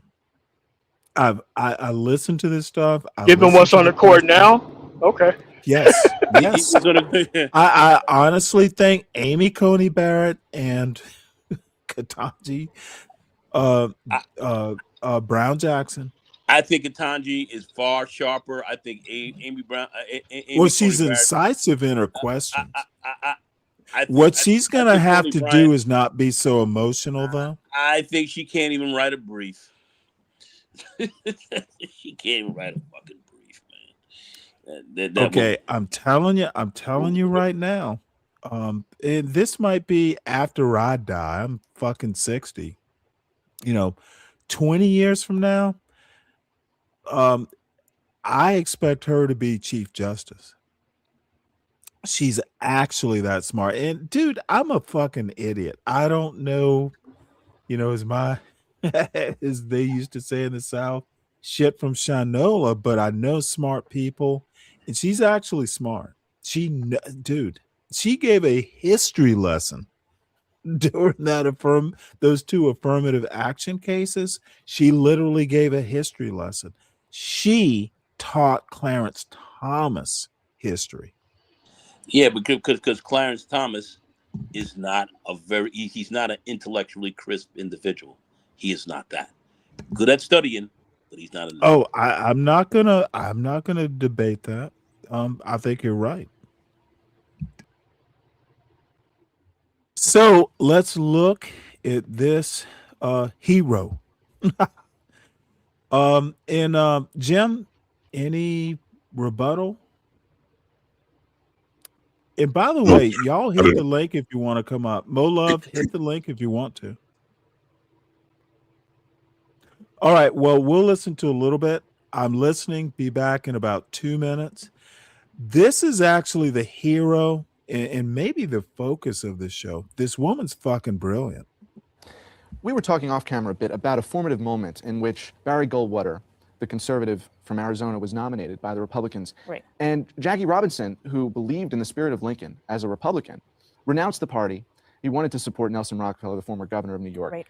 And in your book, that seems like a pivotal moment that is reshaping the trajectory of the Republican Party and its relationship with African Americans. Absolutely. So it's a watershed moment, not just for Jackie Robinson, who is this figure that we know is highly political. So we know him for his baseball career and his sports career and for being groundbreaking in that way. But he's also very active in politics. So it's a groundbreaking moment for him, watershed moment. But it's also a watershed moment for Black people in the Republican Party more broadly, because it forces them to speak openly and very aggressively about their position on civil rights. It forces them to take a side. And part of that is because the party is moving in a direction that many of them do not feel comfortable with. Many of them do not feel comfortable with this. In fact, they go back and forth in 1964 at the Cow Palace as Barry Goldwater is being nominated with staging a walkout, what they call a blackout. And let me, I know I'm stopping this soon, but this myth about the Republican Party being the party of Black people, she's literally shooting holes in that idea. Yes, sir. No, that's that anti-Daniel shit. That's that, ahistorical shit to where, there is no additional, questions, no type of going down the history of. It's just a statement that just hangs in the air. And he made that statement in front of an incredibly, ahistorical person. And most people who don't know anything about politics, that's why they dodge the history. Because you can't reconcile the history with this, it's the party of Black people. I'm like, yeah, it's a party of shutting down actual. Or they'll just go, ooh, all you know is books. Yeah, they come in handy every now and again. And literally, this woman has literally so far written she's literally written the book about Blacks and the Republican Party. And none of these MAGA Blacks even know who the fuck she is. And that's why I love trashing them. They're ignorant fucks. And some of them are listening, and the ad hominem is intentional. They talk about maybe we should stay within the party. And I think Jackie Robinson is instrumental in really organizing these people into a group that then becomes an oppositional force within the party to Goldwater forces. Jackie Robinson says there's no room in the party for racists, and there's no room in the party for conservative Goldwater Republicans. And they're adamant about that. Was it really his vote against the Civil Rights Act and his votes against acknowledging equal rights under the law, equal protection, that led Jackie Robinson to take that position so publicly, so strongly? So there are a couple of different things. I think it's definitely the vote against the Civil Rights Act. And it's the opposition. Barry Goldwater, even before the 1964 Civil Rights Act, is saying, I oppose these tenets of the Civil Rights Act, and therefore I won't support it. So he's even before then. But he's really opposed, I think, to this argument that Goldwater is trying to make about civil rights and states' rights. And so Goldwater is putting forward this idea that civil rights and states' rights are somewhat in competition. And he says that there are certain things that are guaranteed by the Constitution. But then he argues other things that we interpret as civil rights are not. So in fact, he says, even though I support Brown v. Board of Education, it's not necessarily constitutional, versus the right to vote, which is guaranteed by the Constitution. And of course, you can imagine this just gets Jackie Robinson very, very riled up, because he's saying, how can you say my basic human rights and my basic civil rights are in fact unconstitutional? I deserve just as much a chance as anybody else. And so I think part of what's... And again, I'm gonna stop this a lot, and I got a couple more videos. One of them is with Michael Steele. But where is cellulite? Where is unapologetic manhood to bash the actual history? They're pussies. Okay, that's why the boomer argument is a substitute for their ignorance, because it's an easier argument. Contending with the actual history of how Blacks have voted since Reconstruction, it would take too much time for them to goddamn learn, apparently. But they will talk shit. All these MAGA Blacks who don't claim a party, or have a party. Motherfucker, how is that heroic?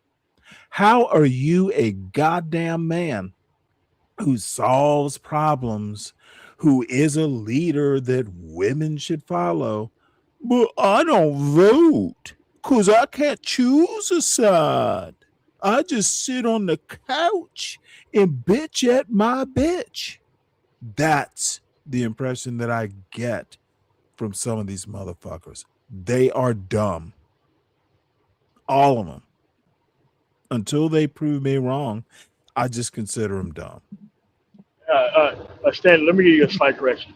They bitch about they bitch, but not to they bitch. My bad.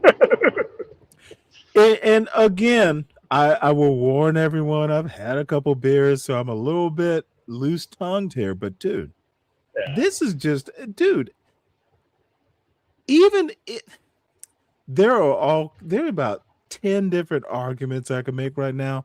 This woman has a PhD. She literally wrote a very good book years ago about Black Republicans. And in that book, which I have read, there is nowhere that she says the Republic. And by the way, she's a Republican, I think. Last time I, knew about her, or even thought about her, it was CKJ3, by the way, that made me think about the theme of the show. She's a voting Republican, but she would have problems with the MAGA blacks. Oh yeah. And by the way, she's married, and her husband's very successful too. A black man, by the way. Last I heard, haven't thought about her in years, but she's like a full professor at Johns Hopkins. Her husband, who is black, does something great too. All these MAGA blacks, y'all are doing nothing. You're not even voting. How about do the goddamn minimum and vote for your bad choices? I love me some Trump, but I'm too ashamed to say I voted for him. That's what I get from these MAGA blacks. And yes, I'm being hyperbolic, over the top, just to make sure they understand my point that they don't know shit. But Stanley, they don't read anything or study anything. Not trying to read and learn. They don't do anything. They don't even love their families. They don't do anything. Now that is over the top. And Stanley, let me ask you this. Ask any one of these guys what would what would Jesus do? No. Lee Atwater, MOT, Lee Atwater. Remember, the Southern strategy. Ask them. You know what? Ask them that. You know what? It's out on the internet. Dude, do you think now, Nagon, I'm gonna have to ask you, how many people do you how many of these MAGA blacks do you even think know who Lee Atwater is? Not a goddamn one of them. I can tell you this. Not a goddamn one of them. Zero no. Fucking zero. Zero know who he is. Zero know. Hey, I got a couple MAGA blacks in the chat, and a non-black MAGA person. Hit the goddamn link, Ryan. They're not hitting the link, and I want them to. They don't want to. They don't want to. And let me ask you: do they know the Southern strategy? Just ask them if they even know what that is. MOT can tell you. We were on a live stream, and we had all they know is the Democratic plantation. That's all they know. And we MOT, who was that? Dana with the data we asked? What was the Southern strategy? She didn't even know what the Southern strategy was. And Judge Joe Brown had to hold come on one sec. We have a true friend of the show. So she is a Republican, but I will beg you, be gentle. I respect her immensely. So, be gentle. You can go at her, but don't curse her out. No, it's fine. I won't even be around long. It is the Kimmy Cakes. Thank you for the intro. I just came up here. Well, to tell you know how I feel about you. So I'm not going to do what I planned on doing, which was coming up here to tell y'all to shut up. But Did I diffuse? Did I You diffuse your did. ire? I diffused your Yeah. ire, didn't I? It was so short lived. But why we gotta be all that though, Stanley? Like, why we gotta be all that? We're not doing shit. You know who I am, Come ma'am. on, you landed on thick. Oh, and very intentionally. I know. So hey, what do we call it in the old days? I'm being a ham about it. That's fine. Look at Ryan's comment. That's so funny. I actually was coming right up the statement. Look at Ryan all in that chat, but he's not hitting any link. Kimmy, in all honesty, I embrace your Republicanness. Ryan is a sissy. Stanley, I think you have a lot in common with conservative people. I'm not saying Republicans. I'm saying conservatives. Absolutely, I do. Yeah, and I think the type of liberal you are not the liberals that are in our society today. But let me put it to you this way. I expect people to do their homework before they talk about their politics. Fair. If that is conservative, then I'm guilty. It's just a lot of things, more than just knowing what you're talking about. Your views on family, a lot of things that I think make you conservative, and I do think the liberals of today. If you don't fit into that bucket. Cellulite, you know what? Next time I talk to one of these fake MAGA black conservatives, I'm going to ask them, have you ever heard of Edmund Burke? I'm just going to ask him that. Is he a rapper? No. They're gonna be like, Tawana Burke, like the lady who did the Me Too. Like, nah, Oh bro. my God.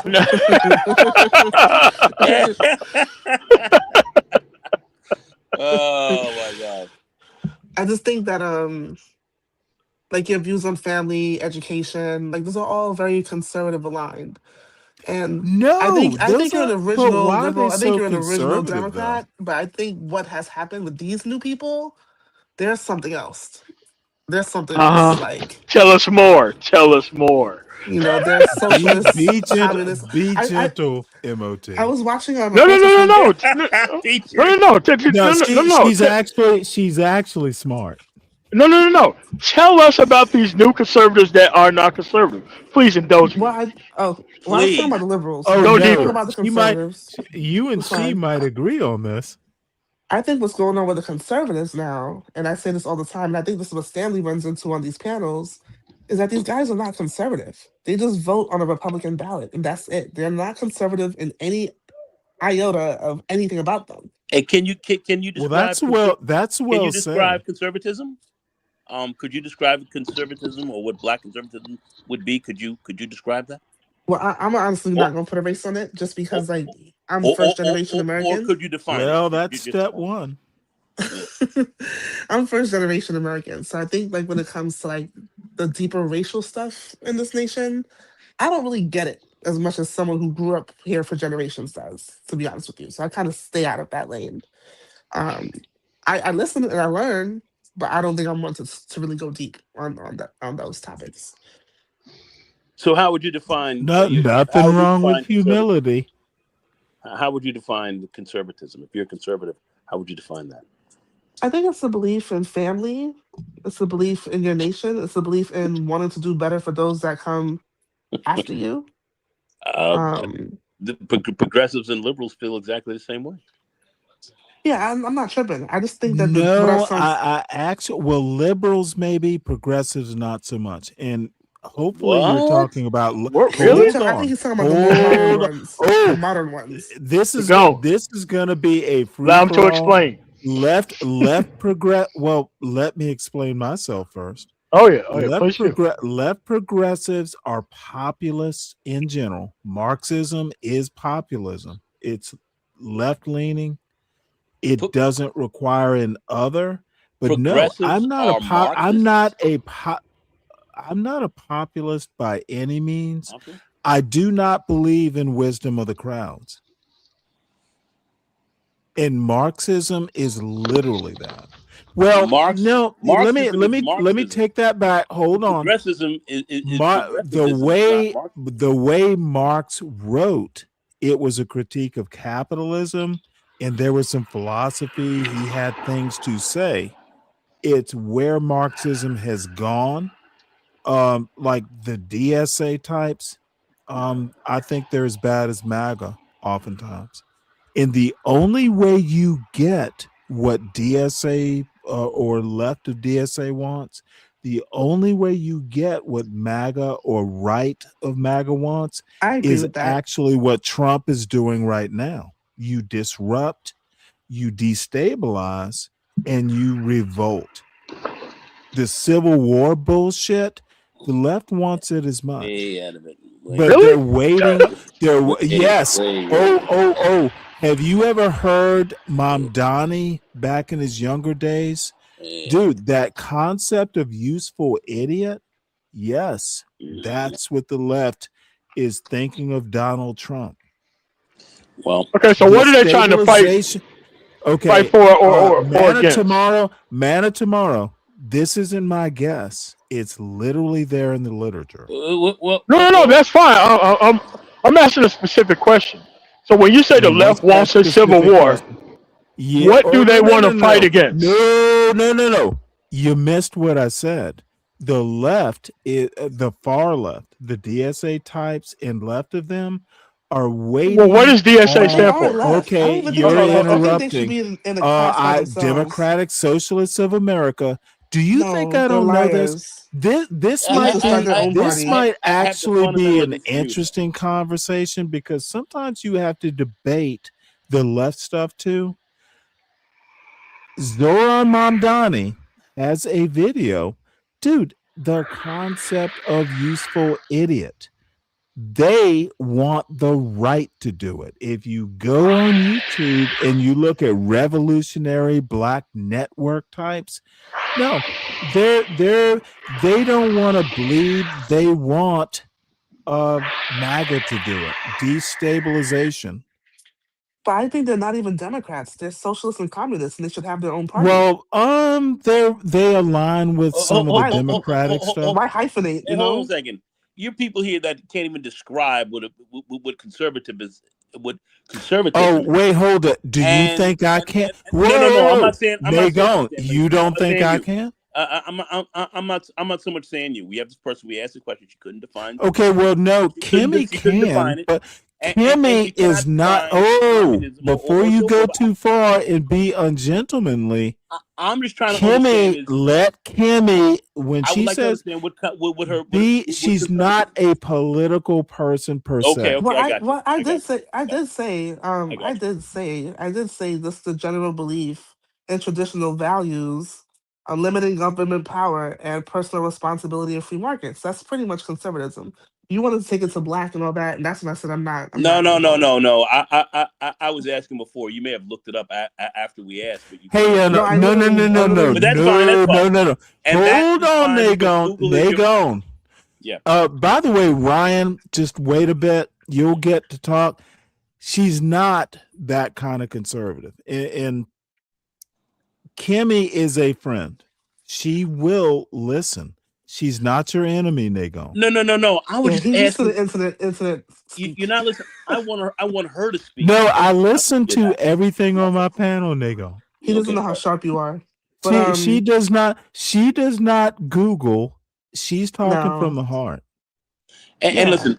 And listen, I don't have anything against Google either. So let me. And I gave those examples when I described how I think Stanley's a conservative. So I don't see what I didn't say already. No, I'm a conservative with.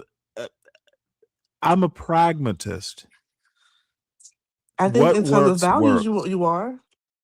Like I said, you believe in education and family, and I'm black.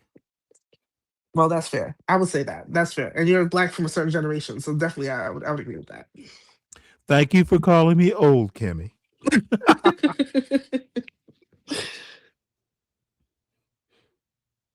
So go ahead, Nago. Go ahead. Go ahead with what? You were talking about conservatism, asking No. questions to him. I'd answer the question. You guys move on. Go ahead. Well, thank you for that permission. Any more from Manna tomorrow? Yeah, well, I have a question. All right. So, no, and don't. All I'm no, saying is, I what's need. going on? I haven't even asked my question. Hold on. Just she is not. She's not the enemy, is what I'm saying. No, that's fine. It's just that I want to know why conservatives get to be about family. We've had the Kennedys, we had the Carters, we had the Clintons, we had the Obamas. How is it that the idea of conservatism about family and personal responsibility, like how did that get to be a conservative thing? Well, can I answer that? Well, let me walk Wait. both of you, because Can I maybe answer that? Can neither I of answer you that are again? old enough to remember. I would like to answer that again. Have you ever heard the term blue dog Democrat? I'm 65 years old, my friend.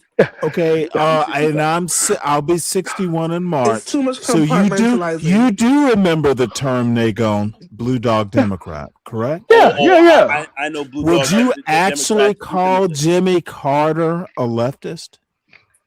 Who said he was a leftist? Okay, dude, I'm not putting words in your mouth. Yeah, It was a question for you to answer. Go ahead. It was a question to you, Nagon. Okay, would you consider No. Jimmy Carter a leftist? No. Okay, good. But he was a Democrat, correct? Yeah, but are Democrats leftists per se? Correct. So I'm probably more, if I had to describe a Jimmy Carter Democrat. Remember Sam Nunn? Now, you're not from Georgia. I remember Sam Nunn. He was like a defense guru forever. There was a term they would call him, blue dog Democrat. They are conservative Democrats, just like there was a concept of kind of, what was it? Was it liberal And he was Republicans? a strong supporter of Obama as well. Yes. Okay. But right. I wouldn't I would not call Obama a leftist. He was literally a Democrat, probably more a centrist. He wasn't a leftist. So what was your original point? Is what I'm pointing at. Okay, well, Kim is probably your question was, how can Republicans claim the the family value stuff? No, that wasn't my question. No. That was my question. That wasn't okay. That wasn't my question. My question was my bad. Could you define what a conservative is? What is a conservative here? And that's what I asked her. And then, you want me to define it, or Kim? No. Because I can. I had asked your friend Cammie, and then you got defensive. I think you drove her off this damn panel. No, hold on. She's no. She's back. She's back. Yeah, no, I hit the wrong button. But then I just want to deal with my question. I just want to deal with my question. Okay, let me moderate, which I rarely do. Nagon, go first. And then please, it was Man of Tomorrow's Man question. Of Tomorrow. No, it was Man of Tomorrow's. He had put forth. Yeah, I think the other guy said that he was okay. So you cede your time. Go ahead. I heard this question. I would like to respond to it. Yes, ma'am. So I think what's happening is I think people are just holding on so tightly to their beliefs about left versus right that they're not understanding that words have meanings and they can apply to anybody. So in his example, or Man of Tomorrow's example about the Kennedys, the Clintons, the Obamas, no one's saying that because they vote as Democrats and represent represented or still represent the Democrat Party, that they don't have conservative values. Like those traditional beliefs that he's trying to point out and say that the Kennedys had that and the Obamas had that and the Clintons had that, in spite of some scandals. Those are still conservative values. So clearly they had those conservative values. Now, why can't it apply to them just because they're politically different from how I vote? That's the part that I'm kind of confused about. Like, any response, MOT? No, it's just that all these people have families that are successful and all this kind of stuff, and it's Yeah, just that I don't get how that got to be a one party versus the other because of but family. it's not. It's a word, and if the word applies to a person, the word applies to a person, like smart or stupid or pretty or ugly or fat or slim. You don't have to be on a particular political side for a word, adjective to apply to you, or a verb or noun. Like it's just words have meanings. They have conservative So, values. They vote so democratically, like Nagon, what's Stanley, your question? like Stanley. You know? I Oh, don't. I would yeah. never take that away from them just because they vote differently on the ballot. That's crazy. So, Manna, tomorrow, are you satisfied with the answer? No, no, Oh, you got more?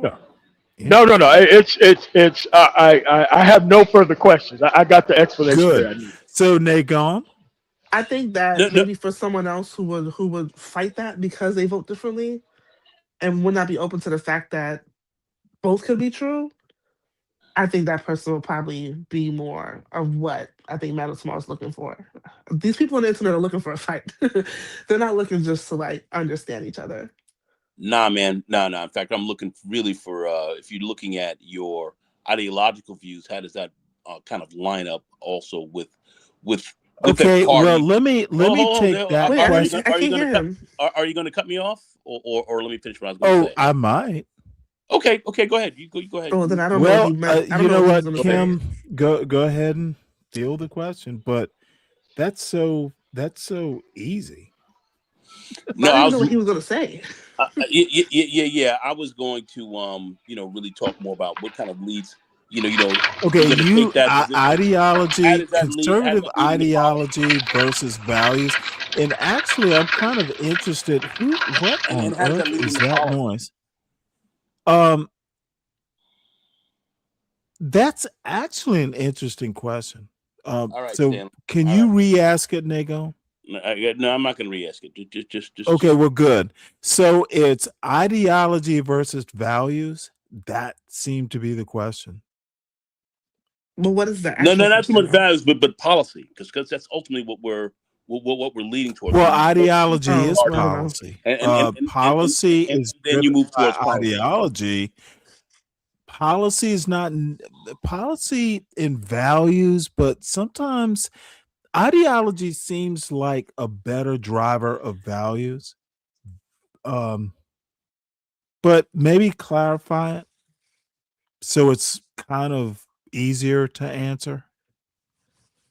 No, if you're saying you're a conservative, then you're joining a party because they are going to represent not Okay, only your values what she's and trying to say, Nagon, is conservative is not about party. Exactly. Conservative is an orientation. You know this. Right. conservative. Liberal, capital L liberal, is not about party. It is not. Well, Party I is mean, literally politics. technically She's that's correct. talking more, she's talking more of philosophy, a way of Yeah. living. And then we got here Tech, because I shared that I think Stanley is a conservative person, not technically, because he's politically a Republican. Those are two tech, different things. technically that is correct. Okay, so technically that is correct. Okay, well, You can look at that. some of So, us take it more than technically. Some well, of us no. live that Technically, that is life. correct. That is correct.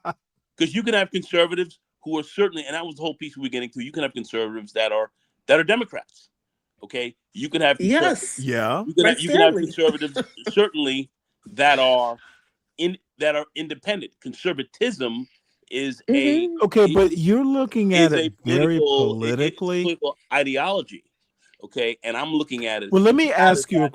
How does finish that? what you got to say, Nagon, How does that Yeah, and I want to let translate hear into me his politics? go. thought. And Kim can go third. Finish what you're Okay. saying, I just Nagon. want to really hear his thought. That's really Stanley needs what I was to trying to say. respond if we can agree to that order, because I think I have.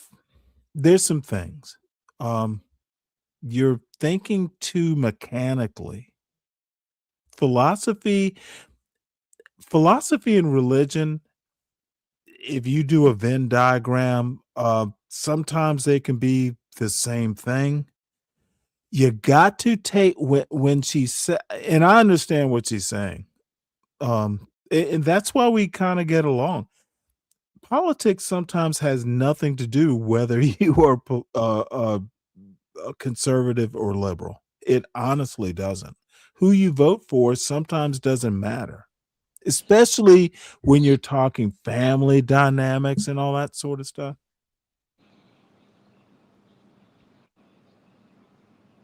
Go ahead, Nico. I see you're off mute. Yeah. No, the goalpost is being moved. I just asked. Of course it is. Keep up with the goalpost then. Wait, what does he ask? I want to hear what he's asking. we looked at what is, how do you consider yourself to be a conservative? Okay, what is define conservatism for me? I asked that question. Define conservative. You said, and it wasn't defined. No. Maybe not to his standard. No.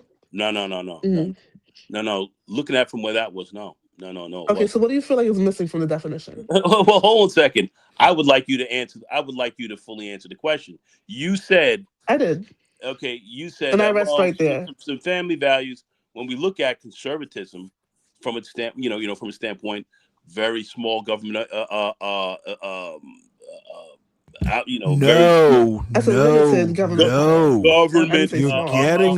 You're muddying the waters. Personal responsibility. We're doing what? Let's talk about that. What does personal responsibility have to do with small government? Can you connect those dots? No. I'm asking Nate Gone because this is what Nate Gone doesn't understand. What don't understand? Connect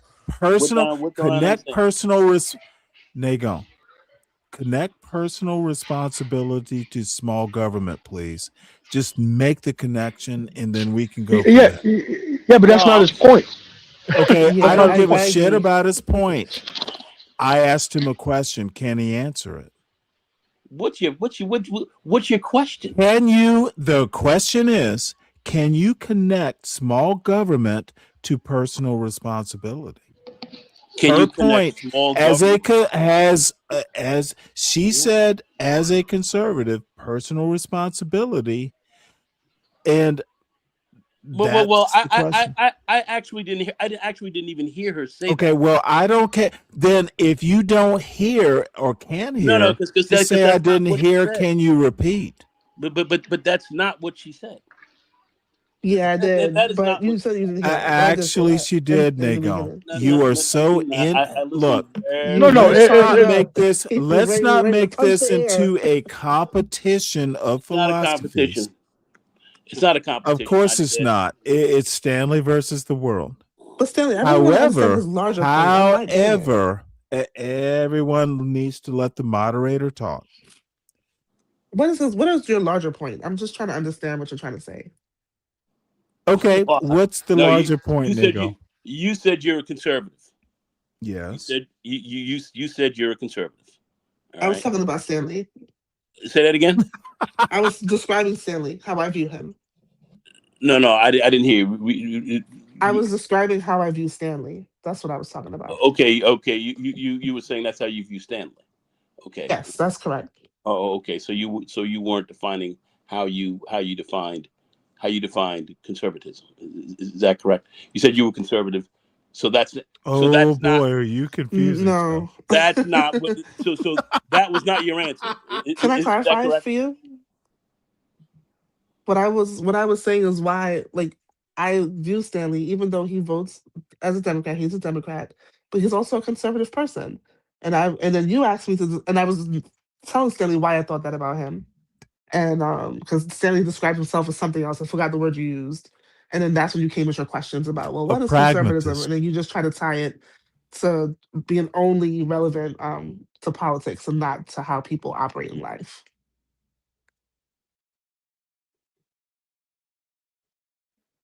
Is he still there? Yeah. Okay. All right. Okay. So that was defined as Stanley. Okay. I got you. Yeah.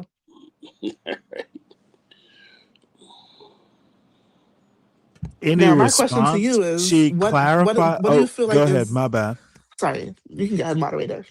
I just wanted to know what was his. No. Go ahead and ask. What did he question, feel like was please. missing from the definition because he said I didn't define it properly and whatever. So I just want to learn more about that. I'm not here to teach you. I just asked you here a question, and I wanted to get your input on what you thought this was. That Well, can you expand on what you because you said my definition wasn't that's what it is. It didn't suffice, and I want to know why.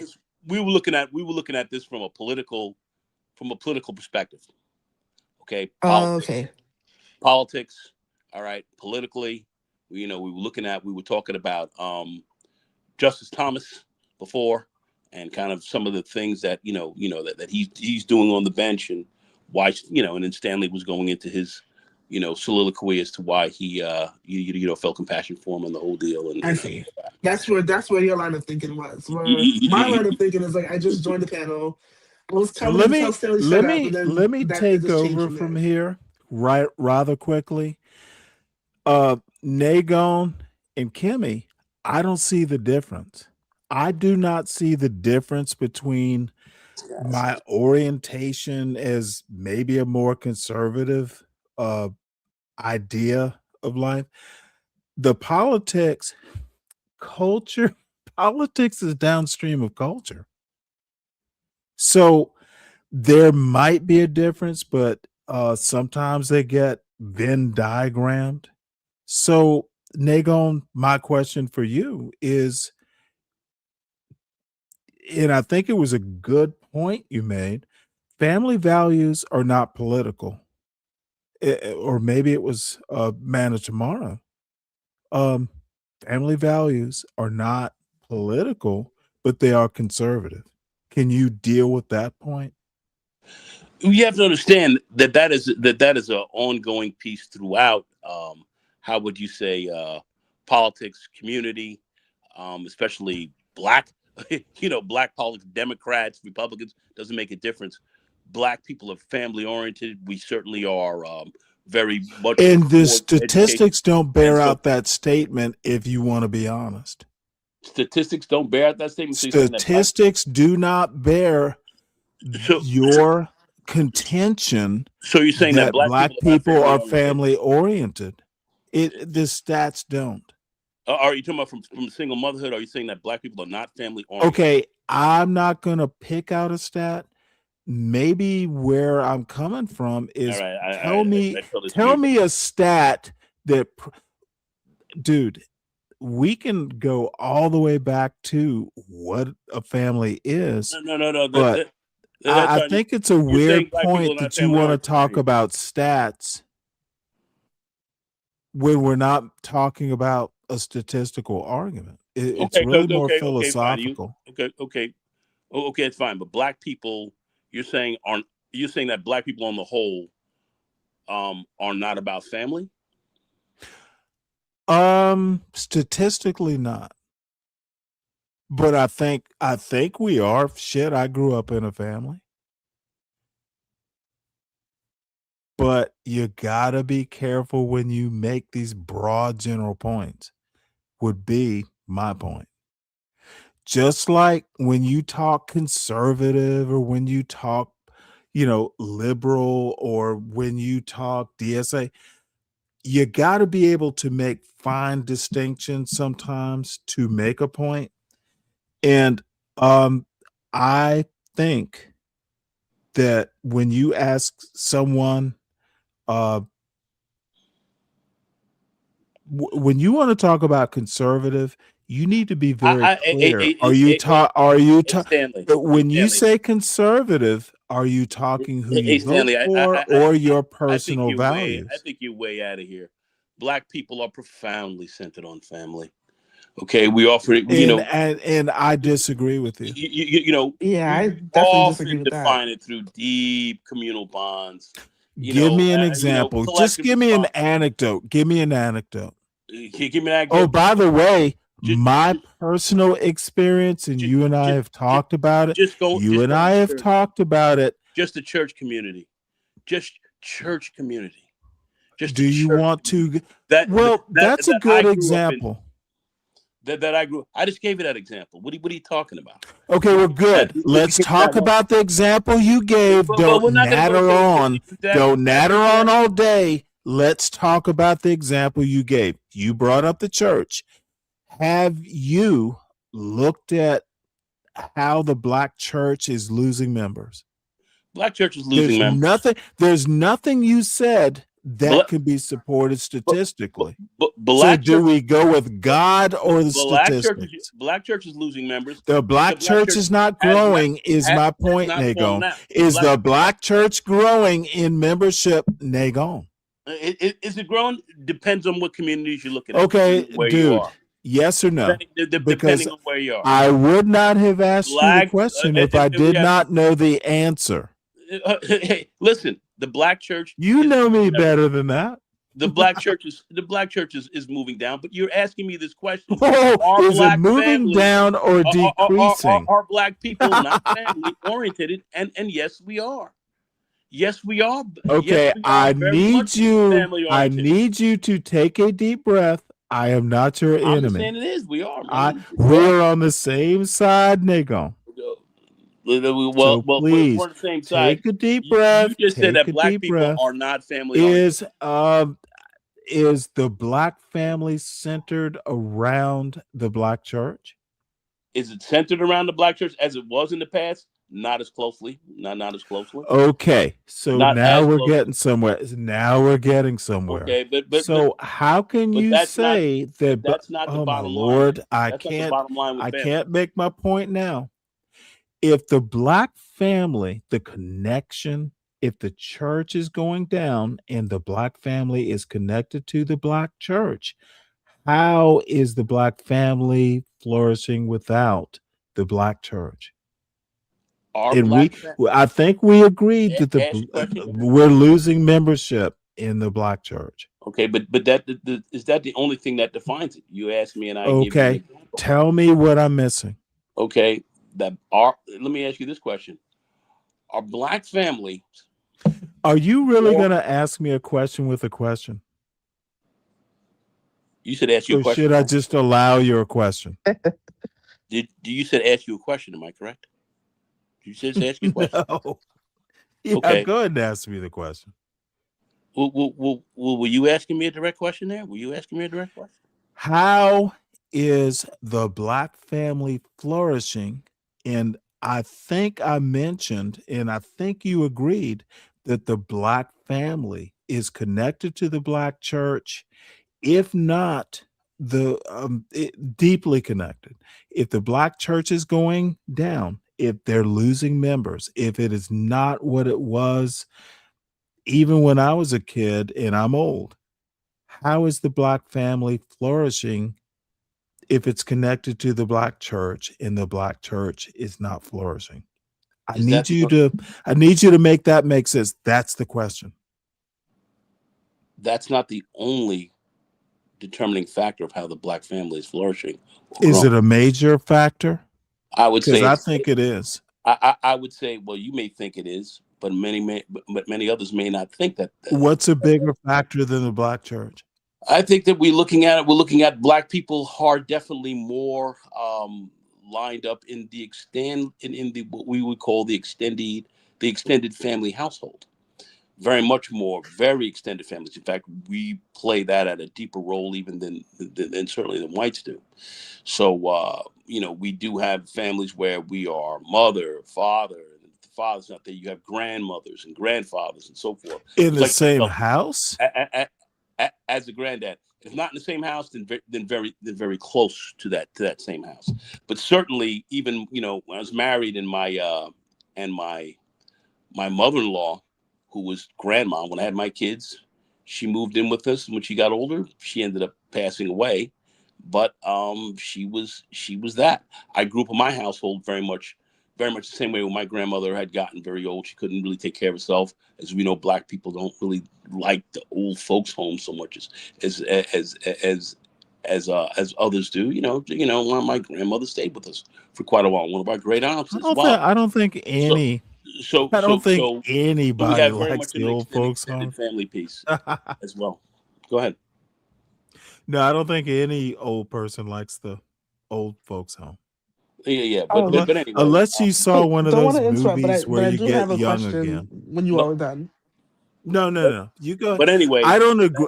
that's Nagon, I don't agree with that. your argument. I That's think I think you're wrong. I don't agree with your argument because you Well, that's fine.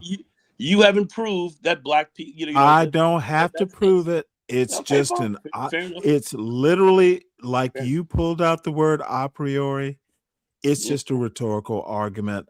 Okay, well, I'm not gonna dive deep into the YouTube. Oh shit, I have to Google stats. no, I no. think it's very provable because I read a lot of stuff, Pew Research polls. So do I. Religion in America, let me make an a priori argument. Religion in America is going down. Black religion in America is going down. We all know this. I think the black family, and I can even pull in some anecdotes. The black family was largely tied to the black church, and the black church used to be very local to, wherever it was you were living. It would be Savannah. There's Penn School, which I actually know about, over on St. Helena, and black family tied to black church. They were kind of mutually beneficial. The black people get mad because the pastor's wife wore a racy dress. That has gone away. I think that you can be conservative, but the black church is not what it was 50 years ago, I guess is my point. The black family is not growing in significance. I don't think it's been very significant for 50 years. And it's not because of welfare, by the way. That's not the argument I'm making. No, I wouldn't say that either. Well, So I do but have a by question. welfare, who's saying that was Don't separate? even want to go there. No. I think he was just saying, not saying that you said that. I think he was just saying, I think and he doesn't think it's I because of think that. that the black family was largely tied to the black church. And my only argument, if the black church is failing, and it's a very boutique argument, the black church is failing, the families tied to it are failing as well. If the black church is conservative and the families tied to the black church are conservative, they're both failing. Well, but I think that's a part of it. I mean, I don't want to get too deep in this because I have my own separate question, but I think that's a part of the problem because a lot of what's happening in black churches today, it's not conservative. You have gay pastors and they're sleeping with boys and they're on Tinder and Grindr. Oh my Lord, really? They're doing a whole lot out here, like. But that's always been a part of the black church. You had to bring that up, didn't you? You've always had gay people in But the it's black true. church. You've always had that. I think this is an element of toxicity that lives in the black church. You've always had gay people in the black church. Falsetto. She forgot the falsetto choir director.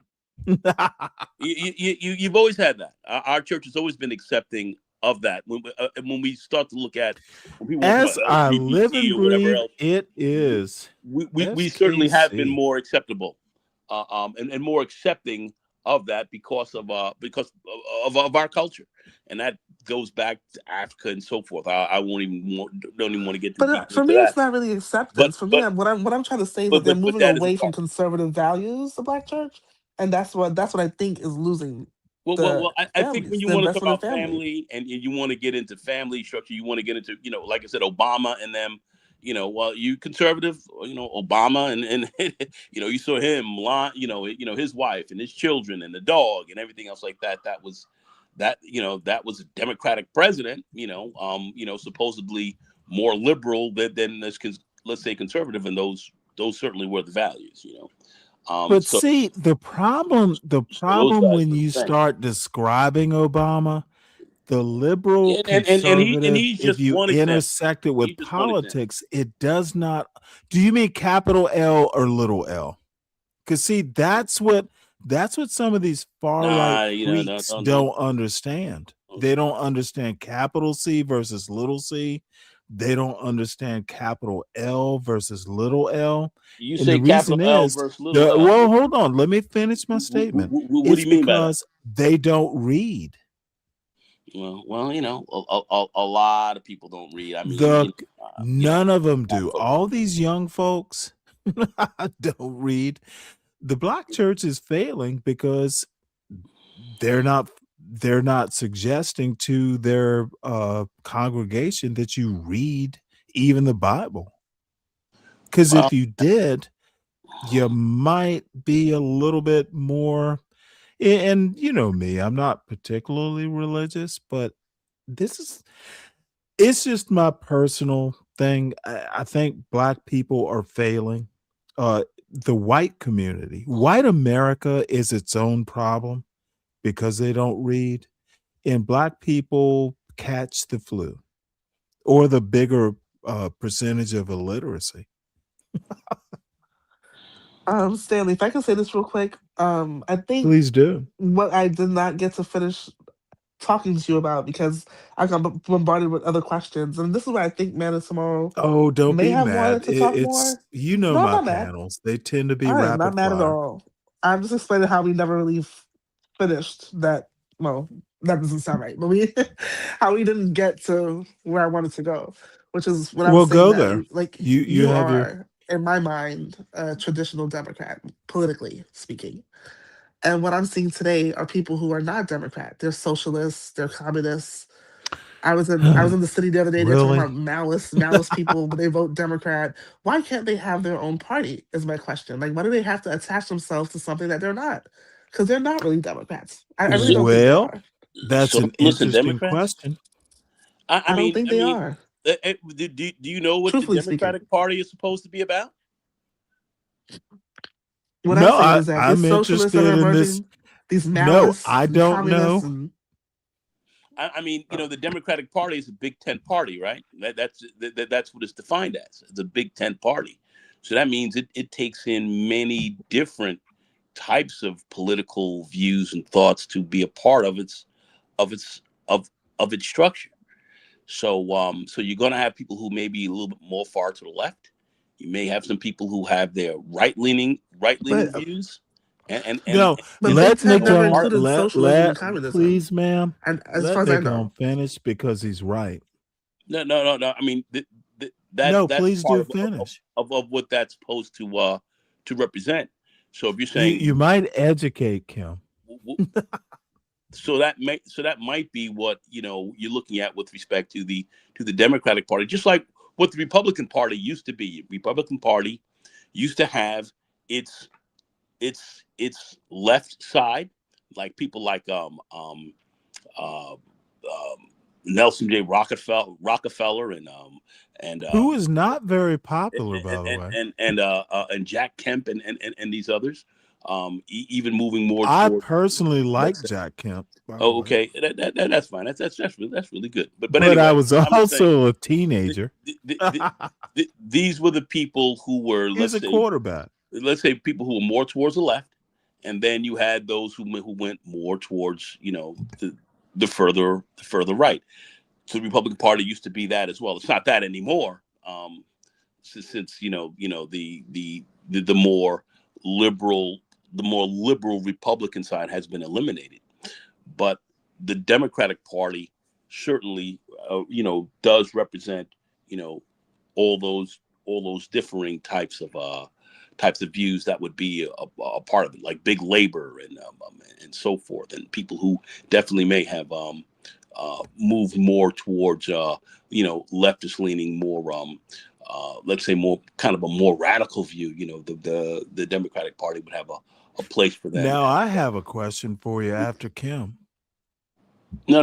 That's it. I'm just well, saying. no, I can't answer my That's what it question, is. and that this is why like they're not And separating themselves because it's kind of under all under the same umbrella. So y'all aren't mad at each other anymore? I'm not mad at it at all. I never I wasn't was. mad at her, Stanley. Maybe you were drinking too much, but I was just trying to lay out some I might questions be. that you I'm didn't not seem to going understand, to deny, and you got very defensive, which I have to say was very disappointing. Well, I often disappoint, but I want to make sure that the people I actually value, Yeah, but as Stanley, you're not intellects, as Stanley. intellects, I want to make, dude. If you're going to be a I moderator, just depend on y'all. moderate. But I think my issue is and thank you for sharing that. But I think my issue is like the Democrats that I grew up knowing. I love them. I didn't care how they voted or whatever. But I feel like with these new age people, specifically the DSA et al. Well, It's just DSA's they been around for decades. understood, but I think they're just taking on It's a new not stance in terms new. of like you can't go to Christmas if your family voted. I think all that stuff like it's just not I thought. What I experienced Democrats to be Who in my on the lifetime. It DSA just feels so side ever different. said you couldn't have a Christmas tree? And by the way, I'll make jokes, but I'm going to not do that. Did that guy disappear? About Christmas trees. Stanley? Oh shit. Oh, I'm still here. Uh-oh. Well, goddamn, what happened?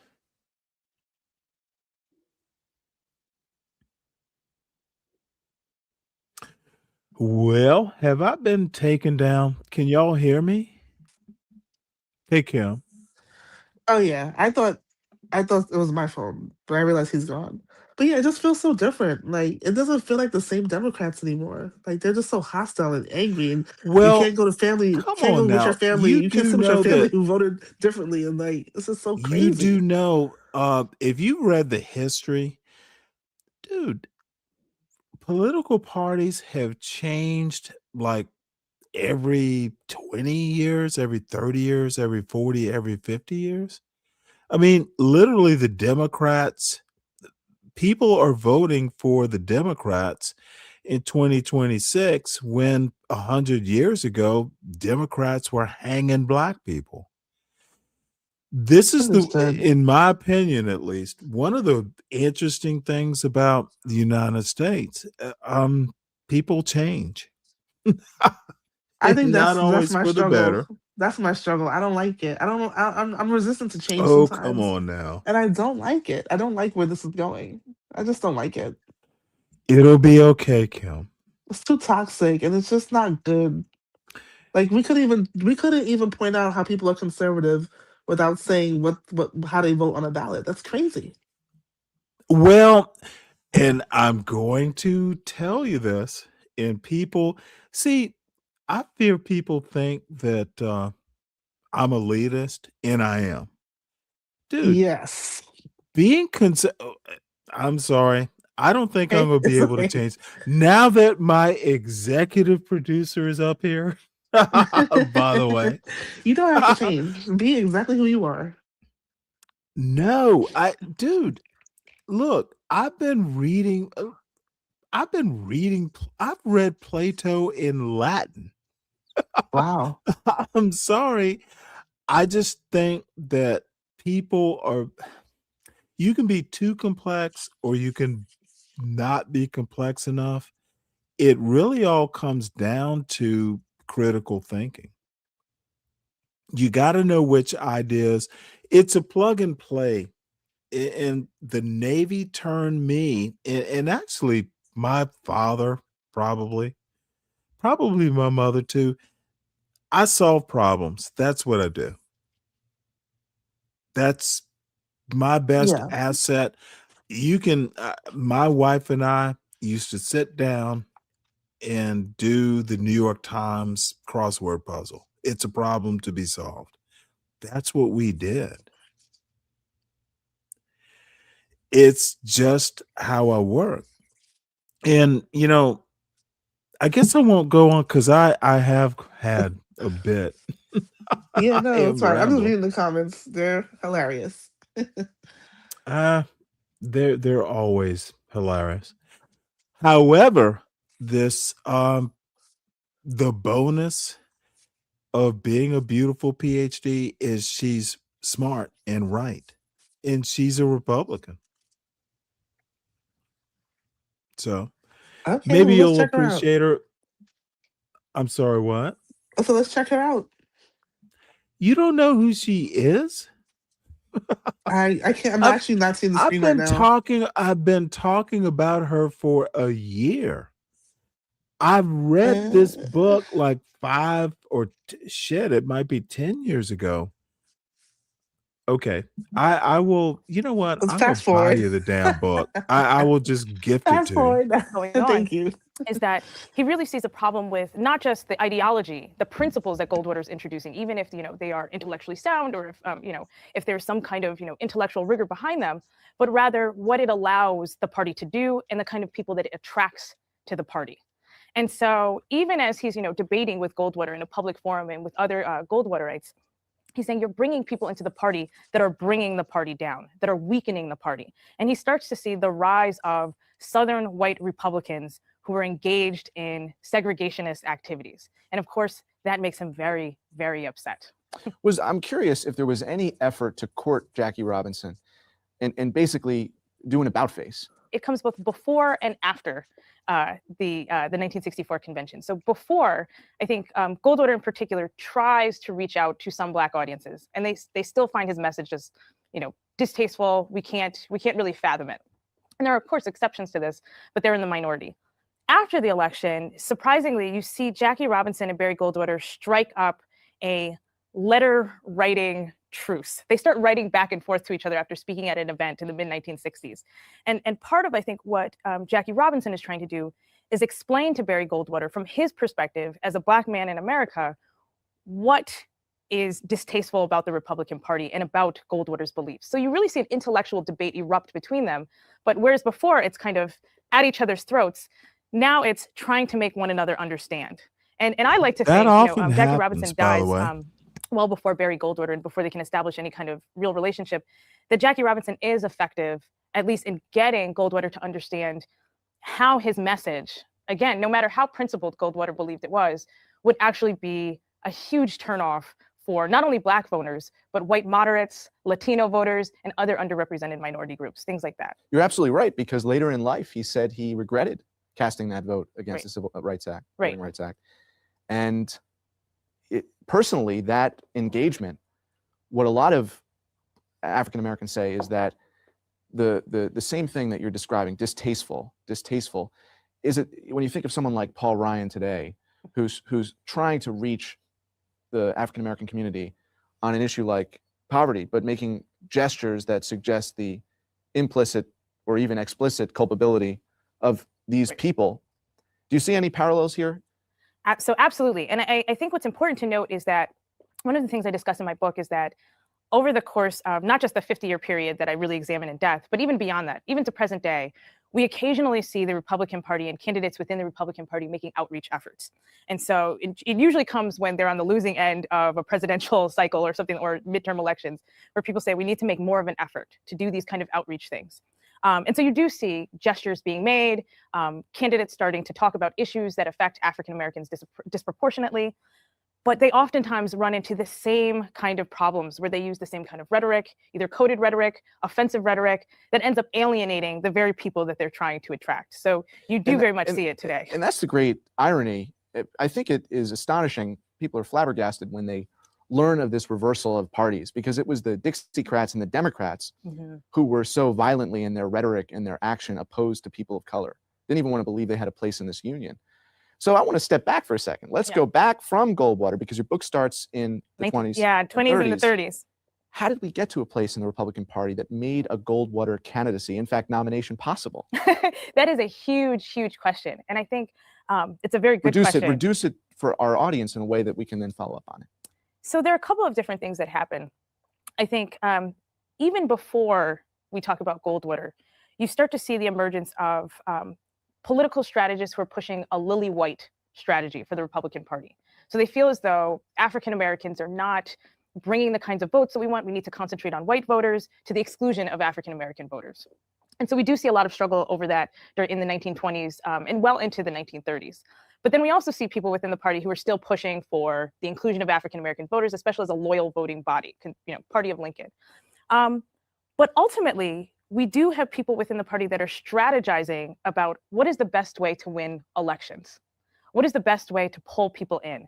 And there's this constant kind of back and forth about if we appeal to people of color, if we appeal to African Americans, we are going to lose white voters. So there's a constant calculation that's going on about how many white voters will we lose if we appeal to Black voters. And I think you really start to see that in 1944, when Ralph Bunche, the very famous political scientist and Nobel Prize winner, does this report for the Republican Party, and there are all of these wonderful suggestions. Let me make a point here. If you have political strategists doing the tally, if we go with this policy, we're going to win white voters but lose Black voters, or that's literally racism. You're doing racial calculus. And why don't dumb fucks understand this is literally embedded in American politics? Yes, it's there. And dummies like Glenn Lowry and dude, if you're doing racial calculus, that's literally racism. God damn. That really serve as a blueprint for what the party can do to win back Black voters. Disappointing. And the party is scared to use it. People don't They're absolutely understand terrified the America they because live while they in. recognize that these are things that are going to bring African Americans back into the party of Lincoln, right, the so-called party of Lincoln, that it may cost them increasing votes of white Southerners. And so it's also at this time that we start to see different segments of the party ramp up money on spending on recruiting white Southerners. So we see a lot of different kind of RNC projects that go on in the 1940s and 1950s that are all about attracting white Southern voters. And I think really what ends up happening is that Goldwater coalesces all of these ideas, brings all of these ideas together, and really becomes a voice that speaks to things that a certain segment of the white South is deeply attracted to, in particular the deep South states.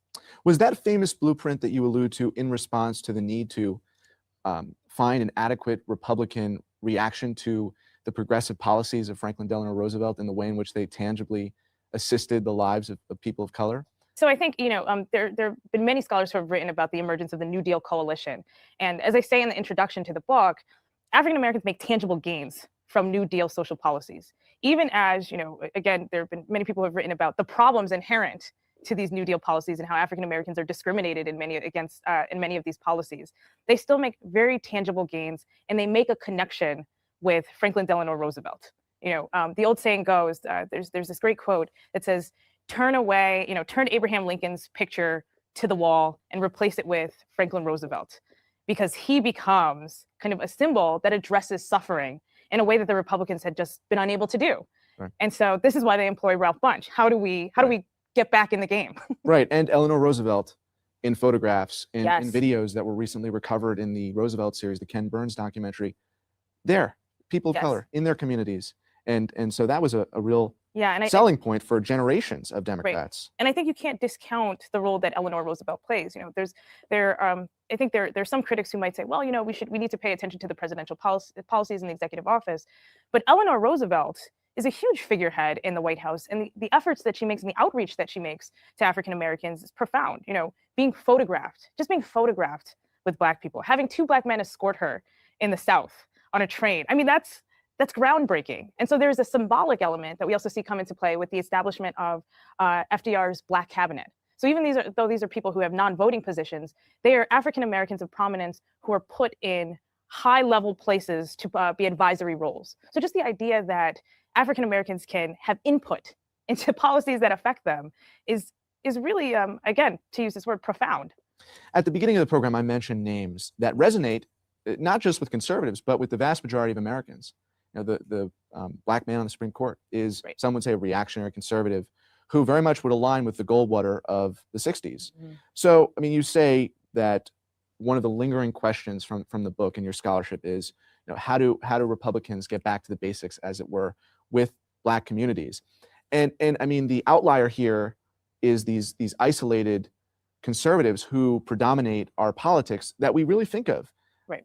Colin Powell endorsed President Obama in 2008 and 2012, and he's the one person from the introduction who has not continued along the conservative or neoconservative bent. Right. So how do we make sense of these post-Goldwater figures in the Republican Party or in conservatism who still embody the essence of what that Goldwater, ideology was?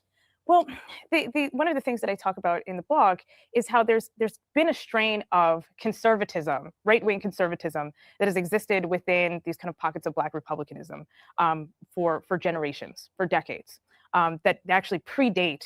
Right, and you say in your conclusion, you talk about the commitment to the individual rights, Right.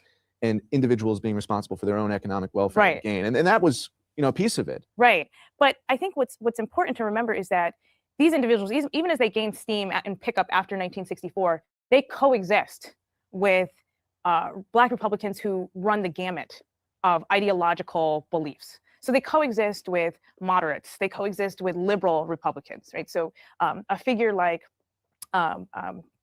Jackie Robinson coexist with Black people who support Barry Goldwater, the few, that small group.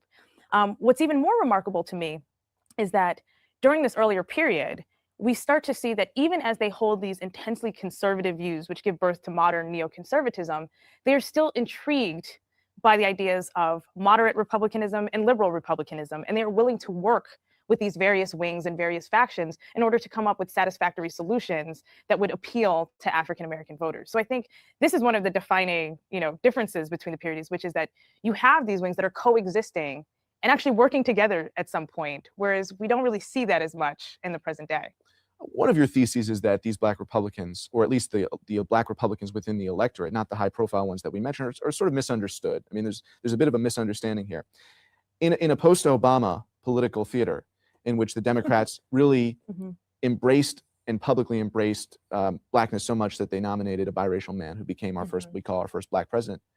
Is there any hope? I mean, you talk about this. Is there any, how would history inform the Republican blueprint to reach Blacks anew?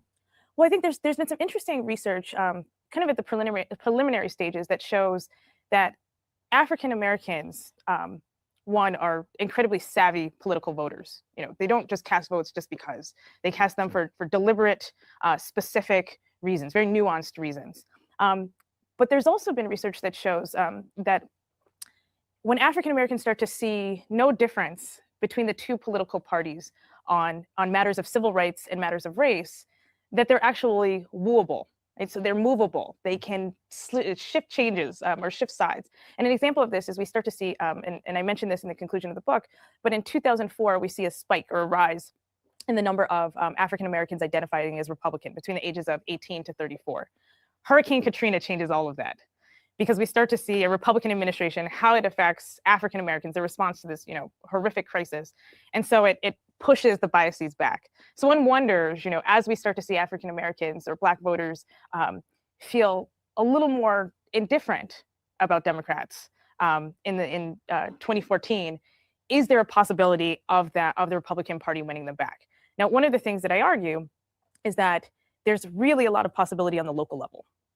And the local is different in part because people can form connections with individual politicians, connections that can transcend party affiliations, right? So I vote for candidate X, not because he or she is a Republican, but because I like them as a candidate. So I don't necessarily see their political affiliation. And that's what a lot of these politicians are banking on. And so we do see Republicans getting substantial numbers of Black voters in areas where there's a separation, or we're in areas where African Americans trust those candidates.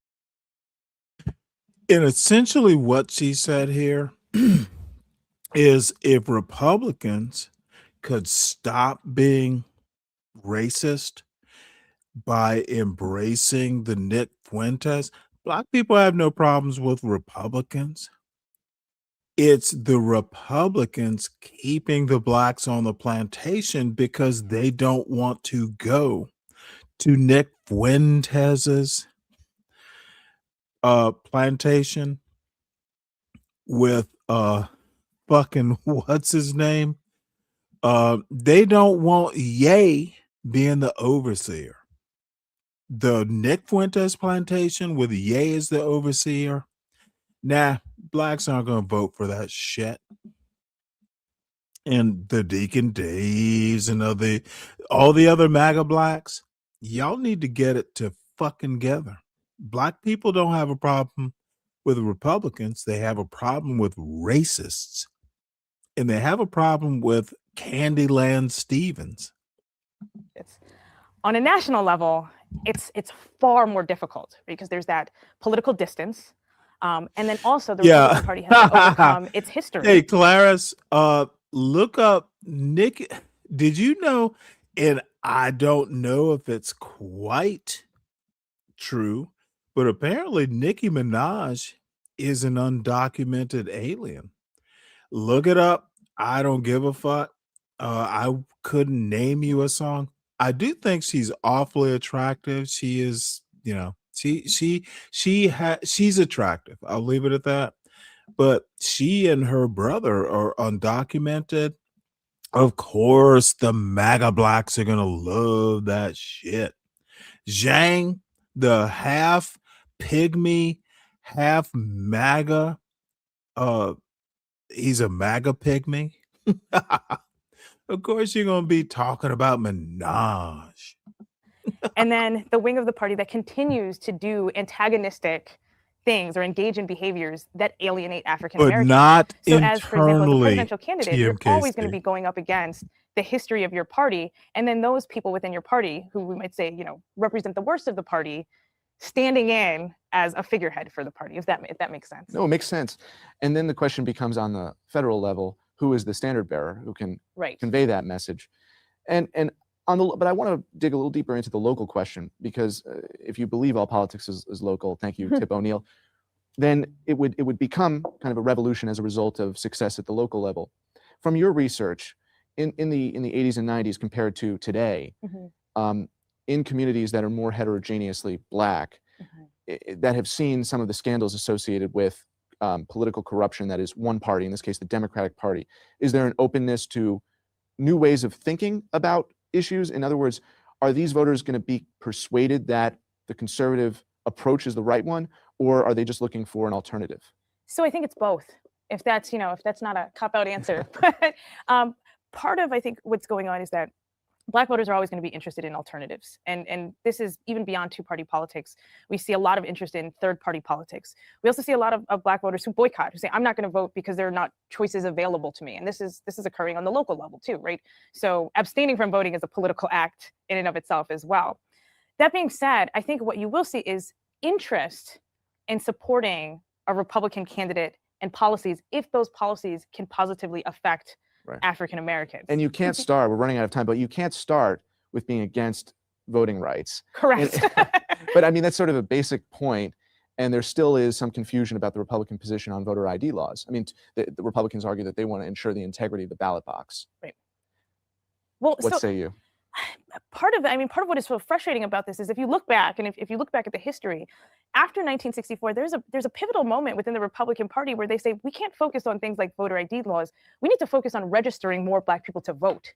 Like, this is the way to ensure an equitable democracy and to make sure that people participate in the political process. And, you know, you have people like Richard Nixon even saying, if we register people to vote, and if we help them to vote instead of blocking them from voting, then maybe they'll be more receptive to actually listening to our policies and then maybe even supporting our policies. Is that It's right? a wonderful book, You Loneliness see, of Black Republicans. I Thanks so much for had being on no the- clue. Well, thank you so much for having me. It was a delight. Thank you.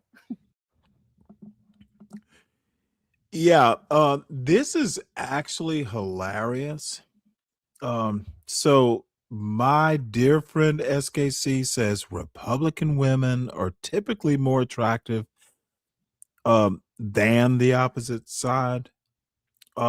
So you think Melania is attractive, and she's not ugly, but Donald Trump, what was Donald Trump Jr.'s girlfriend for years, who's the ex-wife of Gavin Newsom? Dude, that woman, you might find her attractive. No, I think women are women. And once again, you Kuna Coons. Dude, attractiveness has nothing to do with political party. Good try. So this is actually the Republican Party. You know what? I'm going to skip this because this would be the rational debate where Michael Steele, who is a rational Republican, talks to Leah Rigueur, who is a rational Republican, and they both are black. But I'm going to take you to some shit I heard last night, and I have been just disturbed for 24 hours listening to these motherfucking MAGA blacks who are illiterate, for starters. And everyone, make sure you hit the like button. Everyone, make sure you share this out, especially to the people I'm going to call ignorant. Listen to these. This is a young lady, Pretty Realist podcast, Conservative Black Men Speak. And I admire her. She's a great content creator. She'll probably kick my butt. But dude, this is why these dumb fucks. Hey, YouTube is where you need to be. This is amazing, quite frankly. And folks who want to bash the MAGA blacks, now's the time to do it. Come up and let's talk about them. And after this, I am folding up the show because I got food to eat, and it is getting rather late. But dude, this is, if getting off the Democratic plantation turns you into this, baby that they just pulled out of the White River a couple of days ago, and nobody knows what happened. So I just think that like the same type of people that's literally in my comments right here, which are probably bots, it really don't matter. I need you all to understand that like you guys are great at hiding your racism. One thing I could respect about a white Republican who may be racist, they're gonna let you know that they don't like you. They're gonna tell you. They're not gonna hide it. Y'all just good at hiding your racism. I'd rather know who my enemy is than who my enemy isn't. Hello? Straight up. So let's go ahead to we're gonna go to JD Conservative. Go ahead and tell us about that moment in your life where you started questioning the narrative that you were possibly taught.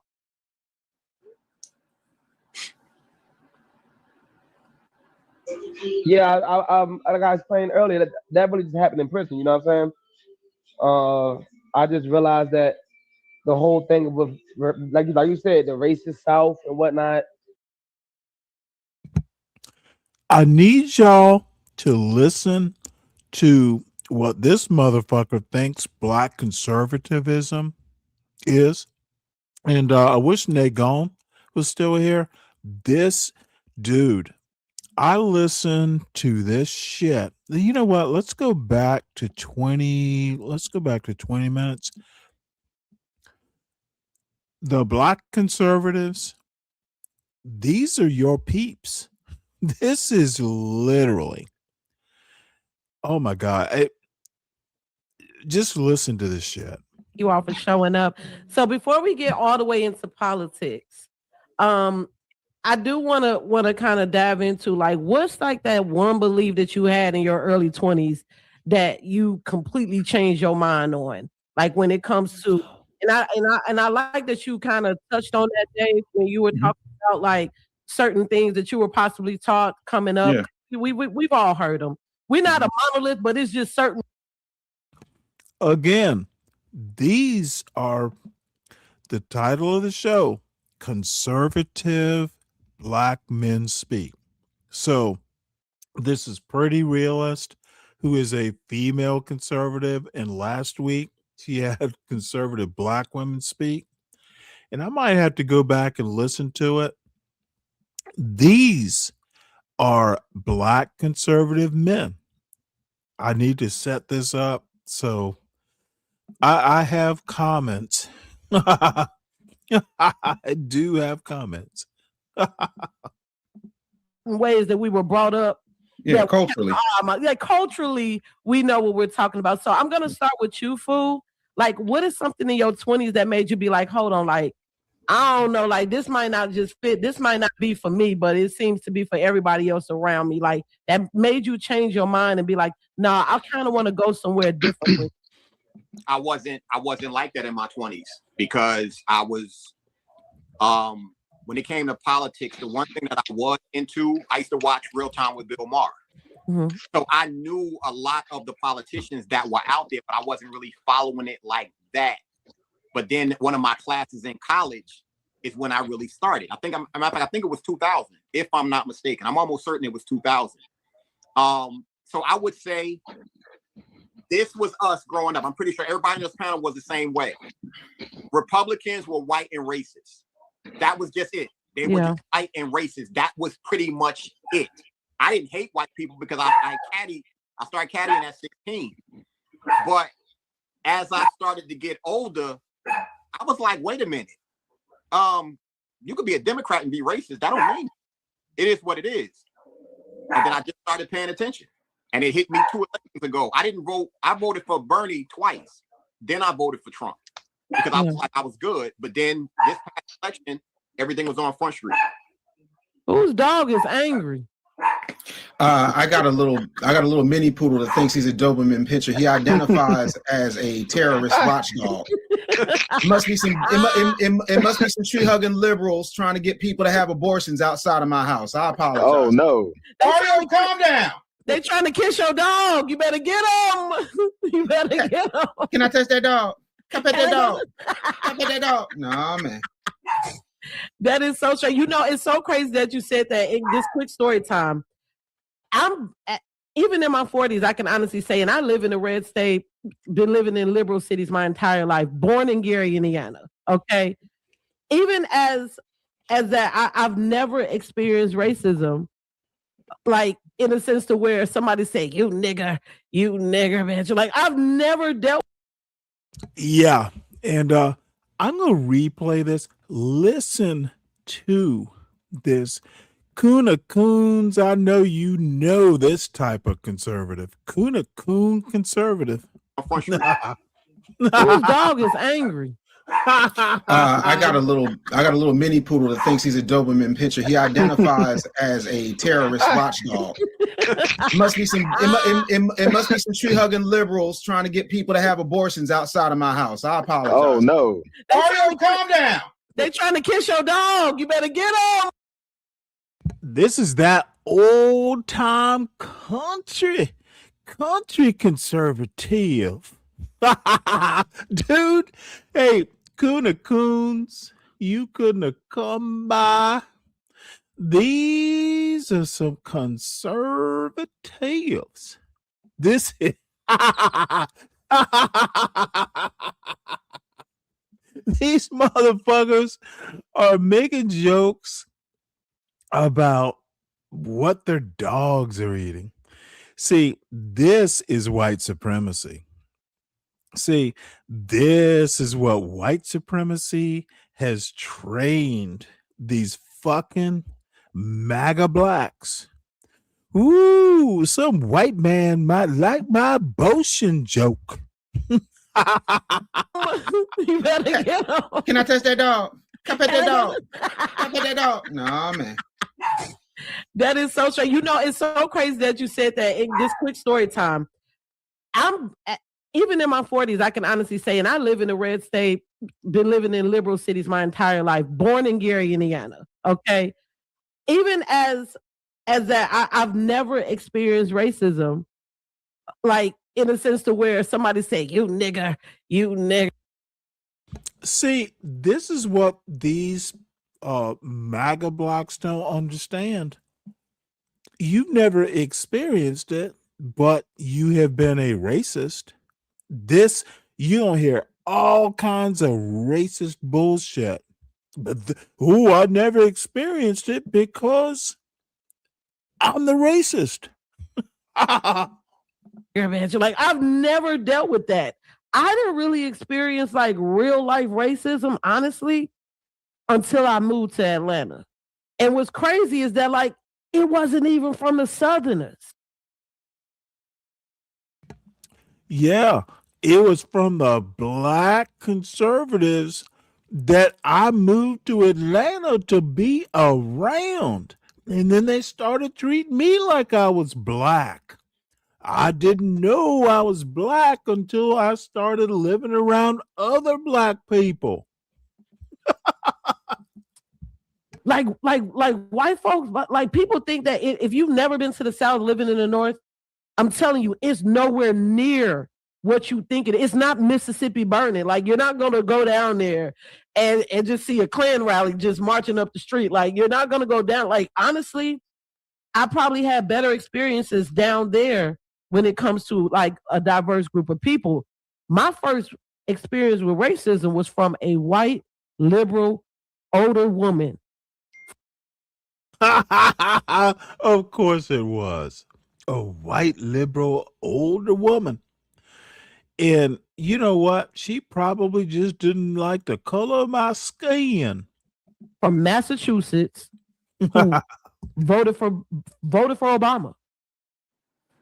And that was like my first time ever really. Do you hear how convenient that is? It was so distinct that she just called it out.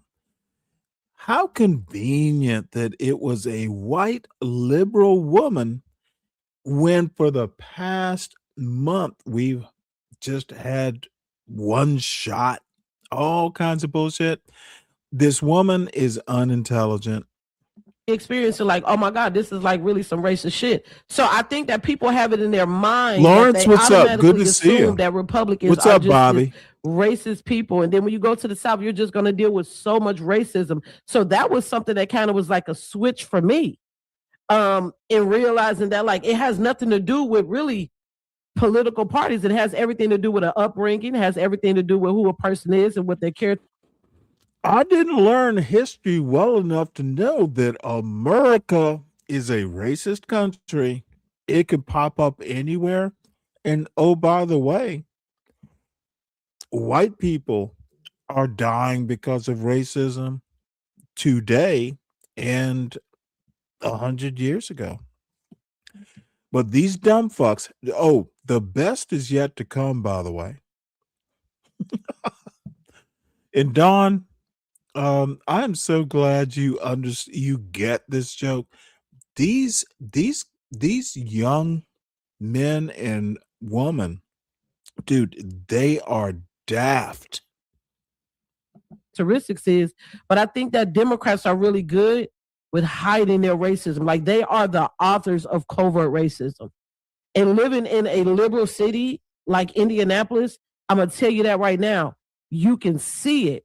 You could see it with how they're out here protesting for a woman who put herself in a situation in Minnesota harder than for the black bodies that are dropping on a regular basis, harder for the babies that are being left with these mothers who are literally unaliving them, harder for the black baby that they just pulled out of the White River a couple of days ago, and nobody knows what happened.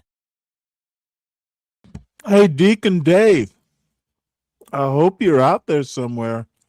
I bet this is a MAGA black baby mama. How much you want to bet? But she's talking some shit. She's a baby mama. She don't have a husband. A No, I'm sorry. She don't have a husband. So I just think that like the same type of people that's literally in my comments right here, which are probably bots, it really don't matter. I need you all to understand that like you guys are great at hiding your racism. One thing I could respect about a white Republican who may be racist, they're gonna let you know that they don't like you. Yeah, that racism, at least they let me know. Shit, but I don't have to do anything about it. This is literally the face of black stupidity. At least they let me know. It's not something I'm going to be doing something about. But I'm doing a show about 3 black men who love them open racists. If you gonna barbecue, do it on an open flame. They gonna tell you. They not gonna hide it. Y'all just good at hiding your racism. I'd rather know who my enemy is than who my enemy isn't. Hello? Straight up. So let's go ahead to Hello. We're gonna Look go at to the JD Conservative. Go ahead. all these motherfuckers, and I know Dave Anderson, the business bully, all these motherfuckers think she is a black woman. Look at them. None of them are nodding. One is looking down at his phone or some bullshit. None of them are acknowledging. This young lady is too stupid to know that they just look at her as some woman. Dude, this is what conservative black women, dude, y'all look at these men's faces. It's like, when can I talk? And actually, one of them actually asks the question, when can I talk? Dude, y'all are in for a show. This is what this is the face of 2026 YouTube black conservatives. Go ahead and tell us about that moment in your life where you started questioning the narrative that you were possibly taught.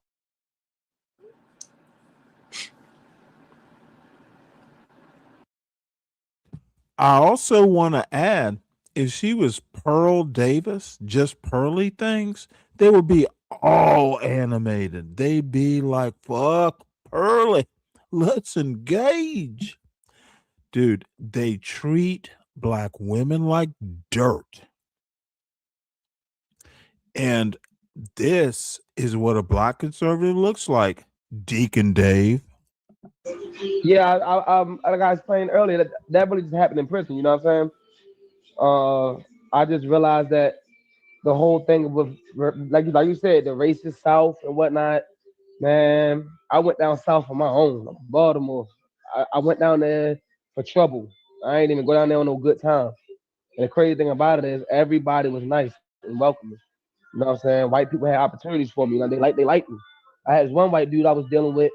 He was trying to give me a job with him. You know what I'm saying? They could $25 an hour. And that was back in 2016. So they are who they claim to me, to I've be, in come to my realize opinion. it don't really matter about somebody being racist. Miss Though, Kimmy.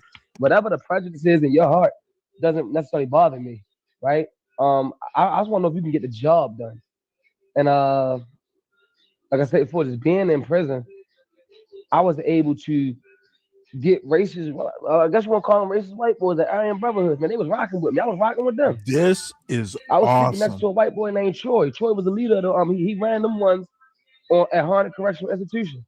And man, yo got cool. And I literally was about to get jumped by some Migos, right?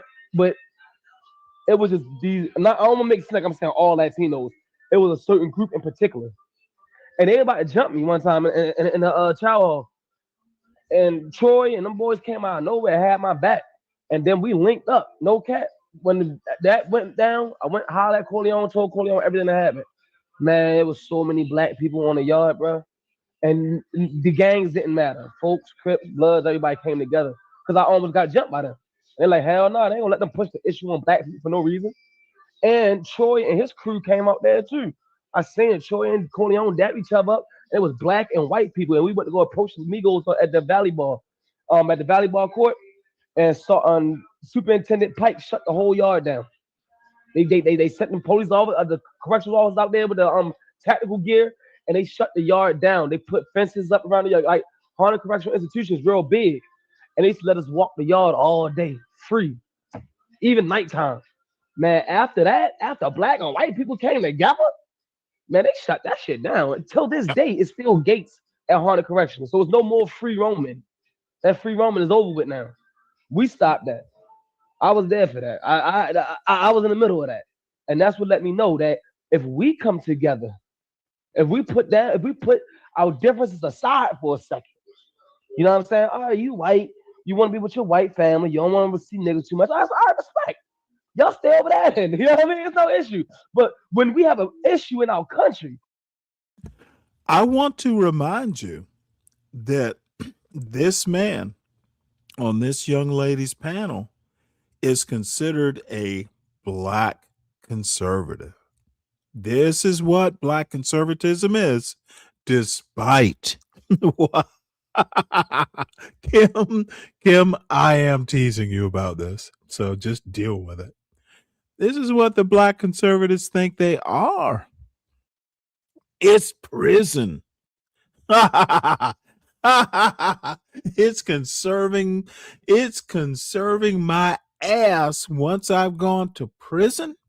That's black conservatism. We have an issue with our government when our borders is open, right? When we got a government trying to change the sex of our children, right?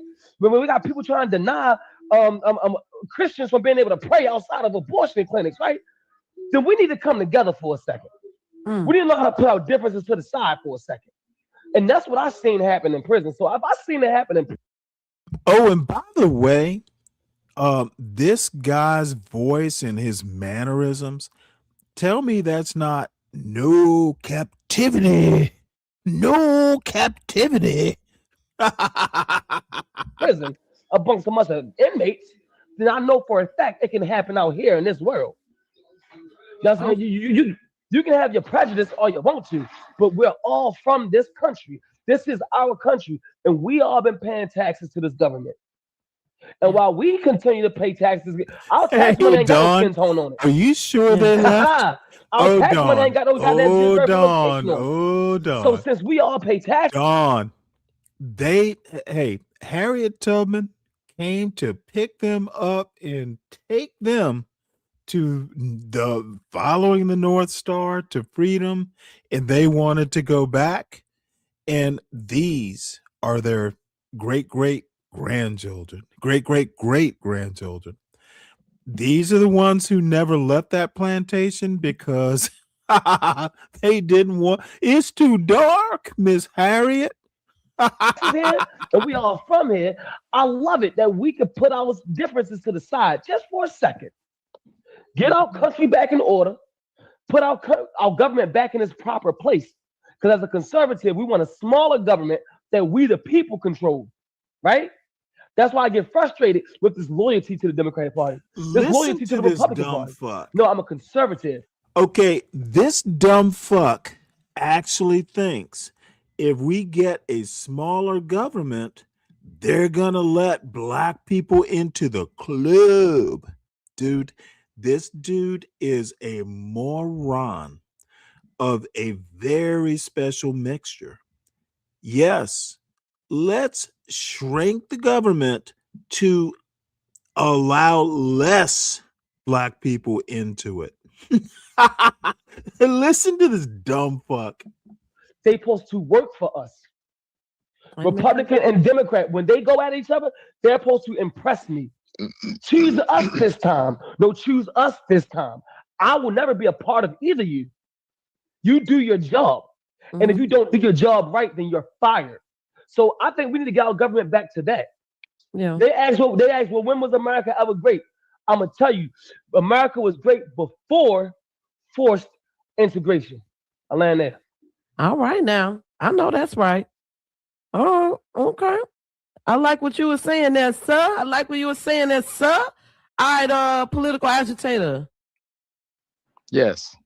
So what about you? Like when in your 20s did you or in your younger days when you was just like, you know what, like I'm gonna go against the grain. I'm gonna think differently. Like what's being imposed on me or what's being told about my culture, about who I am, that doesn't fit where I'm trying to go in life. Like where did you have this conservative mindset, and like tell us about it? I can definitely tell you it wasn't in my 20s. In my 20s, I was still well plugged in, being indoctrinated by, all kind of bullshit. It wasn't into my early 30s to mid 30s where I began to understand that they have done a good job of using racism and using classism, but masking it as racism. because this for me is all about classism. You can say you have these arguments, red, blue, and all this stuff. It comes down to rich and poor, and they have done a good job of making the poor whites think they're better than the poor blacks. You're just poor. It don't matter. All this color shit is all a construct, and that's when I just start realizing that all this. See, this dumb fuck has read some Adolph Reed. Dude, he is so far off base. Dude, he thinks it's all about class. Yeah. Civil War was about class. You can make that argument. But they didn't mention class in the Confederate Constitution, you goddamn moron. This stuff is constructs built to divide us. It's all kind of constructs built to divide us. You got religion that divides us, politics that divides us. You got wealth that divides us. You got all these dividers, and they do a good job of pushing that shit and making sure that we are all divided on some issue. Because you can talk to somebody about politics, about religion, and I guarantee you, if they're on the other side of what you're saying, it's going to be a knockdown, drag out. Right. And we've all been a part of them. And I'm just not participating in that shit anymore. Dave, what about you? I know you got one. All right, so full disclosure, I campaigned for Obama in 2008, you know what I mean, put him on nationally syndicated radio shows, you know, made sure he had all the black prep, you know. And my main thing is with see, this is when stupidity tries to sound thoughtful. Dude, the man has a man bun. This is going to be the best. And I love shooting dumb fucks like this. A little knowledge is a dangerous thing. And that is blue shirt, bottom left. And Dave with this weird beard. All of these politicians, it's a bunch of BS. But here's the thing that really pisses me off. Can everybody else hear me? Yes. Yes. Okay, cool. All right. So one of the things that I think people don't understand is it's real easy to fool the majority of Americans because the majority of Americans respectfully are stupid. Here's what I mean. Do you know what Hillary Clinton's slogan was in 2016? It was "Make America Great Again." Do you know what Bill Clinton's slogan was in 1992? It was "Make America Great Again." Ronald Reagan ran on it in 1980. But now you got an issue. When you start to realize that the propaganda machine is the only thing that the Democrats do well, and you start to really run numbers and look at where your tax dollars are going and where they're not going, because listen, I've lived in 34 cities in 19 states, including Atlanta, Nashville, Clarksville, Winter Haven, Florida. See, this is what these weird grifters do. He's lived in how many cities? How the fuck how can you be a conservative raising a family moving around? And I know this bitch wasn't military. Tampa, Florida, Miami, Florida, North and South. Look, I'm not quite international. Dude, you know what? I was going to make a joke. This motherfucker is a loser. Carolina, like the thing that I've realized absolutely everywhere I go is wherever there's a hood, it's usually us. And they all tore up. Wherever there's a hood, it's usually us.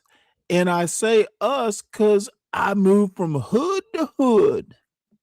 But the people in the hood is paying taxes. So where's the money going? But we got time for illegals. They got time to create some mulatto, half-tether, wannabe Black Panther who's now calling himself the Black Lion Gang. Why don't y'all just call yourselves the Paw Patrol? Because y'all ain't patrolling a damn thing. I'm in Philly. And ain't nobody seeing y'all nowhere, right? 12.5 million. Do you know what 12.5 million is, Shannon? Nah, yo, talk that shit. He said call them Paw Patrol. Talk that shit. That's what they are. They're the Paw Patrol. 12.5 million is the number of deportations under Bill Clinton. Yep. Bill Clinton? Bill Clinton, Yes. 12.5 million deportations. See, this is perfect. So, the biggest problem in the Black community is how many deportations. See, this motherfucker is far right and far gone. Dude, dude, this is the state of the MAGA blacks. They have bought so far into white supremacy. I'm sorry, did I say bought? I meant burrowed so far up white supremacy's ass. They're the shit. when MAGA says, "Hey, buddy, you're the shit," they literally mean it. So, how many people Bill Clinton deported is important. God damn, this is why I don't like being on panels with these goddamn morons. They are clueless. Oh, Yes. Zero. The number of riots, the number of shucking and jiving, protesting Black preachers talking about we needs to get Clinton out because Clinton is doing racist by getting rid of the illegals. Let me keep going. 10.3 million. That's the number of deportations under George W. Bush. And look at this woman. This young woman is looking like, oh, you're blowing my mind, Dave. With the knowledge. It's always knowledge. What in the fuck is this point? Zero protests. Zero mega preachers. Wasn't no Eddie Long. Wasn't no Jamal Bryant. Wasn't no T.D. Jakes. Wasn't Kirk Franklin and the family. None of them. Talking about how bad it was, right? 5.2 million. That's the number of deportations under Obama. Zero protests because Obama, the worst thing Obama did in office was wear a tan suit at the press corps. And them dad jeans. That's it. In them bad jeans. He was the first Black president, but he wore some bad jeans. This is the pinnacle of Black This is the Black conservative intelligentsia.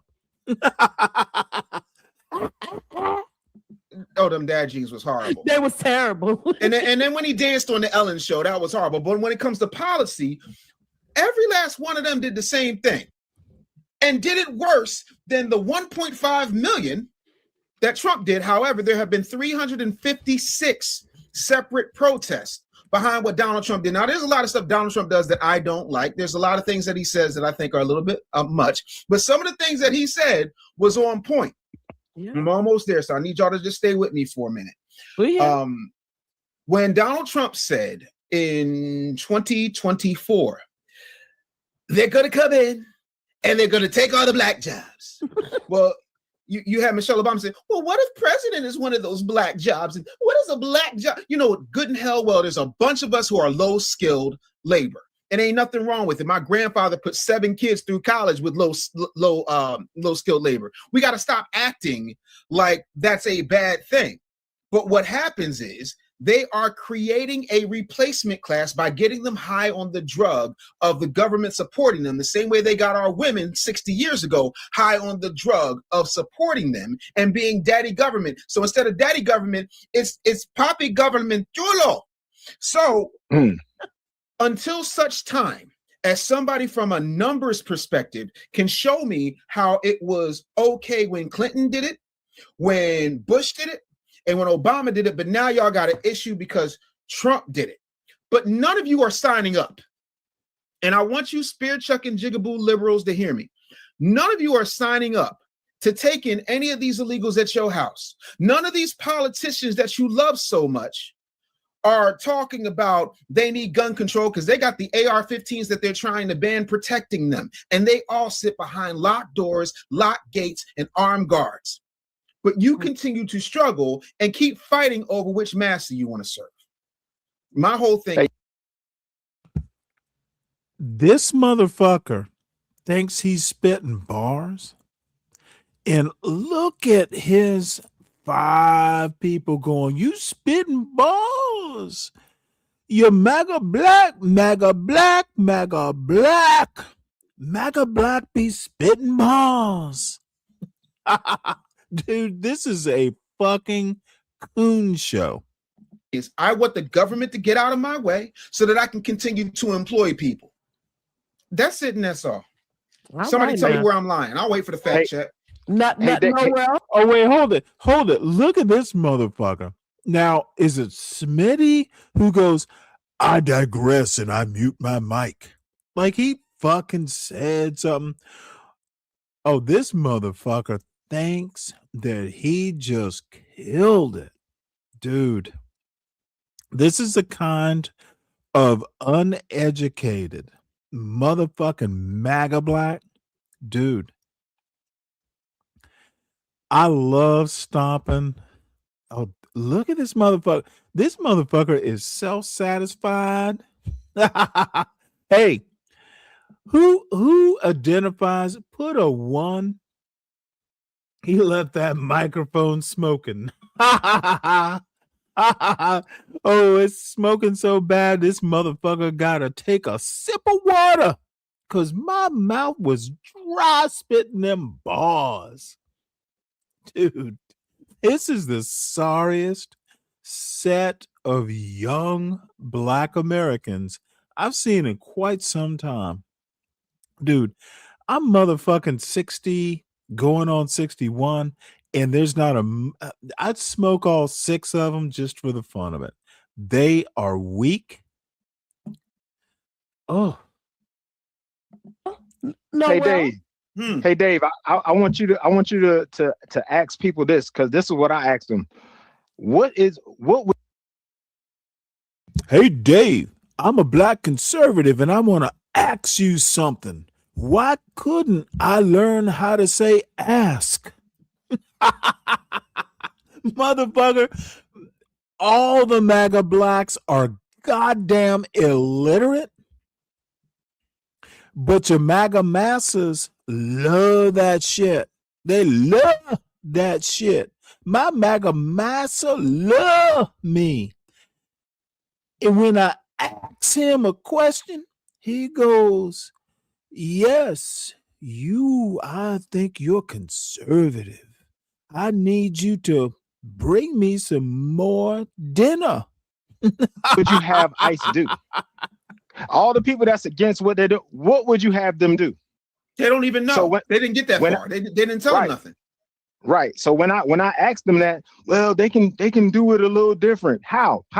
Give me an example. See, they never have answers for those questions. It's always, is wrong, but like we said earlier, you didn't hear this stuff when they were doing ride-alongs at 2 a.m. and busting in people's doors and stuff like that.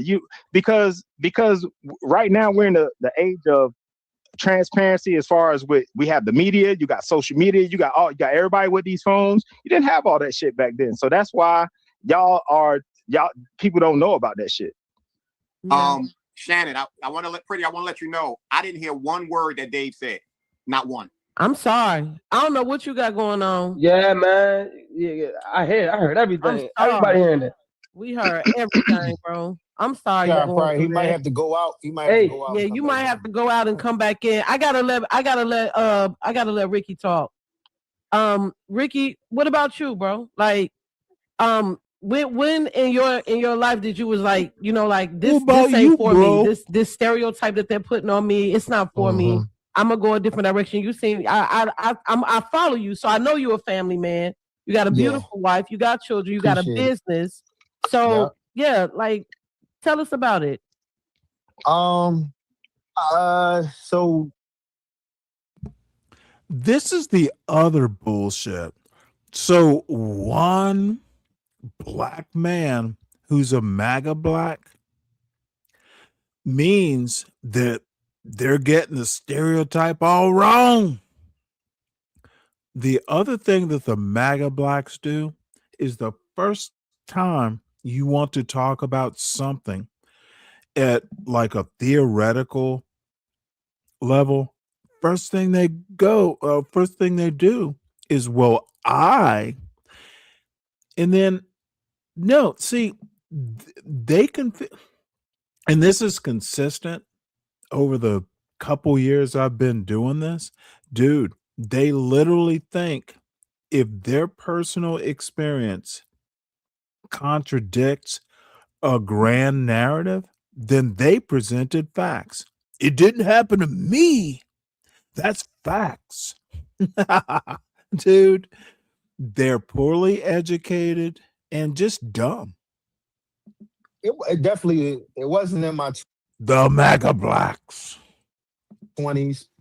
I don't think it was in none of our 20s, because I'm gonna tell you, I know I was a wild. That was in my 20s. And so I was 23. He in Philly, so he already know. I grew. Look at him. I was 23. They're already bringing what happened to them into another man's anecdote. This is poor education. This is, if you're conservative, your IQ has been conserved to what your MAGA massa told you to think. Why the fuck? The moderator literally was talking to one person, and some other random Delta November wants to talk about he was 23. Ooh, boy.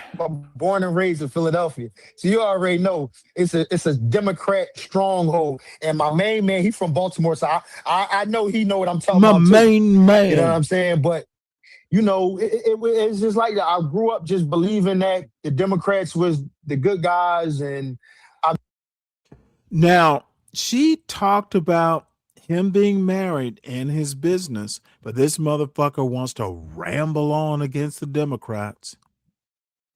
Jesus Christ. This is the best the MAGA blacks can offer. MAGA blacks who might be in the chat, like Deacon Dave, and who are the other MAGA blacks? Zhang Wei and Brian Nichols and all these MAGA blacks. What the fuck is wrong? SKC, what the fuck is wrong with y'all? Why aren't y'all training like your next generation of MAGA blacks? SKC, these people, none of these motherfuckers on this panel are as well read as you. Why aren't y'all training the next generation of MAGA blacks? DiCaprio, oh no. The ruler of the world.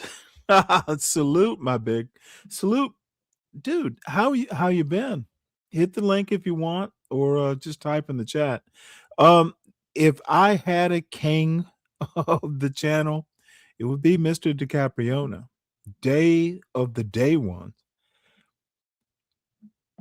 Fuck Meg the Stallion. What the fuck does Meg the Stallion have to do with anything I'm talking about? Pick something better, king.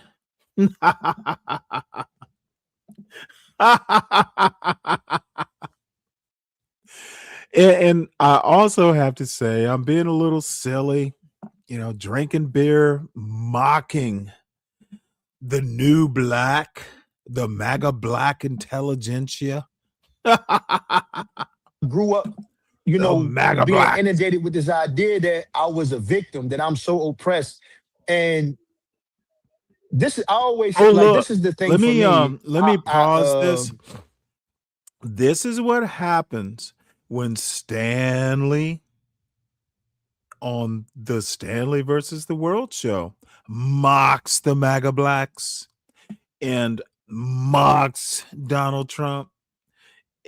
just the mayhem, the anti-American bullshit that MAGA voters have wrought upon themselves.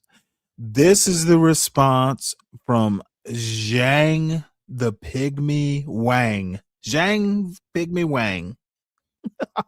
Kamala Harris campaign with Big Booty Meg. What the fuck? Make that make sense. Connect those dots. Zhang the menacing Wang.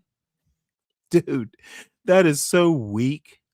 That is so weak. I shouldn't have even read it. God damn it. I might have to take your wrench over that bullshit. Probably like, probably like some years ago, I audited myself, and what I realized was that the condition that I was in, it didn't have anything to do with who was in office or Democrats or any of that. Just had to do with me. It had to do with the choices that I made, decisions that I made. And now, see, this young man, at least with that weird Z, is he going to be the black ZZ Top? What the fuck is up with that Billy Goat beard? But at least he's talking about his personal experience, nothing to do with who he voted for. I can deal with that argument. But the MAGA blacks want to make it about politics.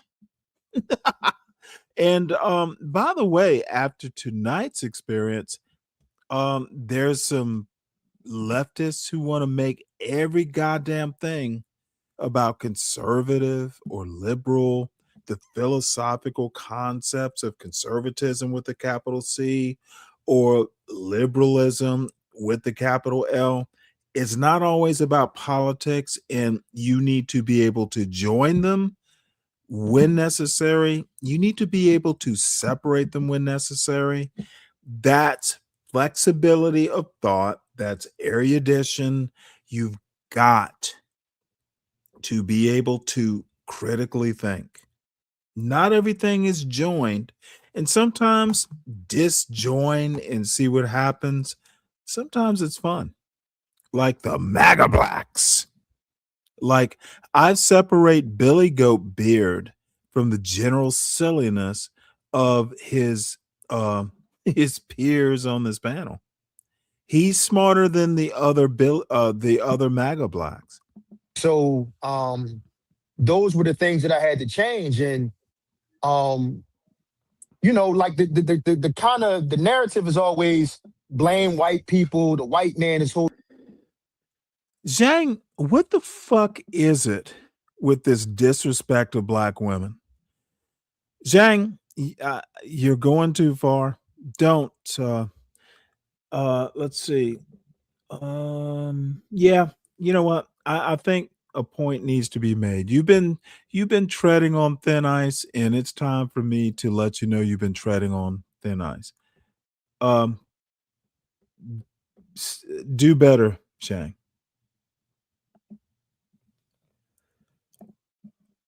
Do better, sir. And you may be returned to good grace. Good grace as. Putting you down. And what occurred to me was, at least in my opinion, was that, the so-called pro-black is the one that was kind of holding me down, because from the time I was able to read and write, I was being told that I was a victim, and that, the white man is keeping me down. And it's hard, so hard for you. You can have a because you were wrench black. And anytime what I realized is that, you want. when you tell a young person that, the system is set up for you to fail, essentially what you're telling them is, well, you might as well not even try. It's set up for you to fail anyway. So why are you even trying? When you keep telling somebody that, blame the white man, blame white people, blame this, blame that, you don't really gain any real concept of self-accountability. It's just you just learn how to listen to this fucking stupid argument. Blaming white people? What the fuck is this idiot even talking about? I take it back. He's a simpleton MAGA black too. The fuck? See, these motherfucking simpletons don't know how to make arguments. They don't know what all they hear is Thomas Sowell. If you talk bad about a white person, you're a bad black person. You're a lazy black person. If you talk bad, if you blame, motherfucker, nobody's blaming 2026 white people. Most of them wouldn't be smart enough to fucking exist in 1850. Most of them couldn't cut their own wood or fight Indians or do manifest destiny. We're not dealing with super smart ancestors, but the United States of America had a legal code up until 1964 that allowed for segregation based on race. Blame the country, not the idiot white people in 2026 who are shooting each other up in Minnesota. No one is dumb enough to blame white people for their own demise, but they are their own problem. Deflect and put your situation on everybody else. So I grew up believing that, well, my community is this way because of whatever, because of white people. It's because of the white man. It's because, the government. And I mean, we could say the government, but, I kind of snapped out of it at some point, and I realized that, wait, everybody I know who in jail, that's not to say that they're not innocent people in prison, but the ones that I know, all the ones that I know. Now it comes out. How many of these motherfuckers up here have been in prison? I bet at least 2. They there because they did something. All of us who grew up, in fatherless homes. Here we go. For the most part, our fathers. And let me just make a point, and I'll try and shut up. All these goddamn MAGA blacks want to talk about their rough experiences in the pen or wherever it was. They need to understand they're the minority in the quote black community. Most black people do not go to the penitentiary. Stop acting like we do. Black conservatives, the MAGA blacks, most of them have been to prison in the first place. That's the hidden secret. Motherfucker, most black people don't go to prison. Stop acting like we do. Made choices. And I just started to really resent and reject just that whole idea of everything that's involved with us. We never look inward. We always blame someone else. And I kind of felt like that's kind of the problem here, is that we not only do we can't fix problems because the only thing we know how to do is point the finger and say, this is someone else's fault. And then on top of that, it's kind of like, it's almost blasphemous for us to hold ourselves accountable for it. So we all black conservatives here. So when the black conservative says, hey, part of our problem is that our fathers are not in the home, the reaction is not to say, well, let me think about that. Maybe you're right. The reaction is, you a sellout, you a coon, you Uncle Tom.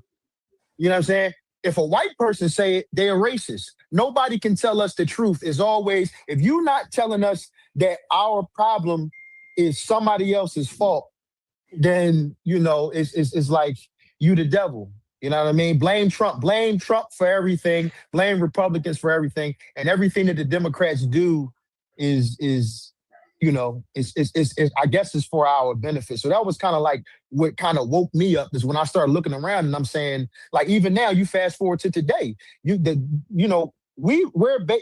are trying to bait us right now. They're trying to bait us and coerce us into fighting for our replacement.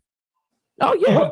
But we can't see it because there's no fault with the Democrats. It's like everything the Democrats do is good and if the Republicans do it is bad. I mean, he just pointed out, Clinton, Bush, they all were deporting people by the millions. But when Trump do it, You know, we supposed to get out in the street and fight federal agents and put ourselves in jeopardy. And I'm gonna land by saying this.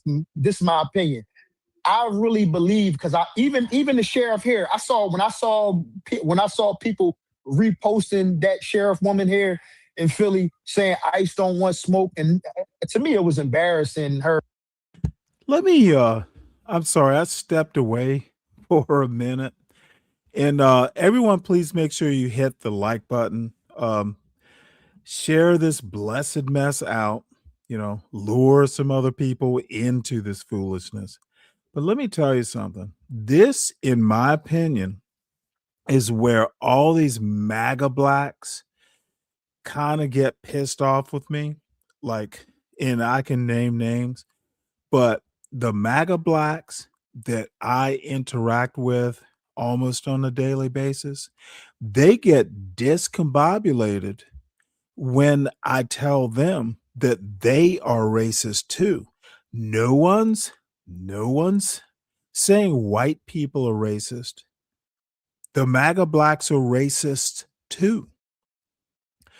If you actually think that your fucking penitentiary experience is something that all the black community experiences on a large scale, you're a goddamn racist. See, what these dumb fucks complain about, you're racist too. If you believe in that white MAGA black ideology, you're a racist just like your white massa. We don't, dude, call a racist, and certainly the MAGA blacks are fucking totally racist against black people. The MAGA blacks are racist. I call them the anti-black blacks. And see what these dumb fucks, the MAGA blacks actually think you can't be racist if you're black. They are the main, I don't know what you would call them. They're the main believers in, hey, if I talk about blacks, I'm black and talking about blacks, and you can't call me a racist. Well, yes, I can. Maybe your white massa isn't brave enough to say what you are, but I am. So, no, the anti-black blacks, the black MAGAs, y'all are all racist. And you're mostly racist because you're too dumb to know that you're racist. Like, I'm like, you a rapper? You talking about ICE don't want smoke? What's up, The Richard? sheriff department is not going to do anything if ICE came to the city. They're not going to do anything. But just the way that she was talking, and she was saying that she was calling ICE fake law enforcement. That's what a lot of them been doing. I feel like they kind of lining us up and trying to get us to go out there and confront federal agents because they want to. I feel like they want to sacrifice. They want to catch a body. Because soon as one of us get killed by ICE, all hell gonna break loose. Then it's gonna be all about racism. It's gonna be all about, if you support ICE, then you're racist. ICE is against black people. When we really should be just sitting back and minding our business and letting them do their job. Instead, they want us to get out in the streets and fight for the people who they brought in to replace us. But yeah, and they really, and it's so crazy because I'm like, how do people not noticing that they're using so many different tactics to pull at us? They're they're using African drums. I don't know if you all saw that. They used African drums. They tried the Black Panther Party.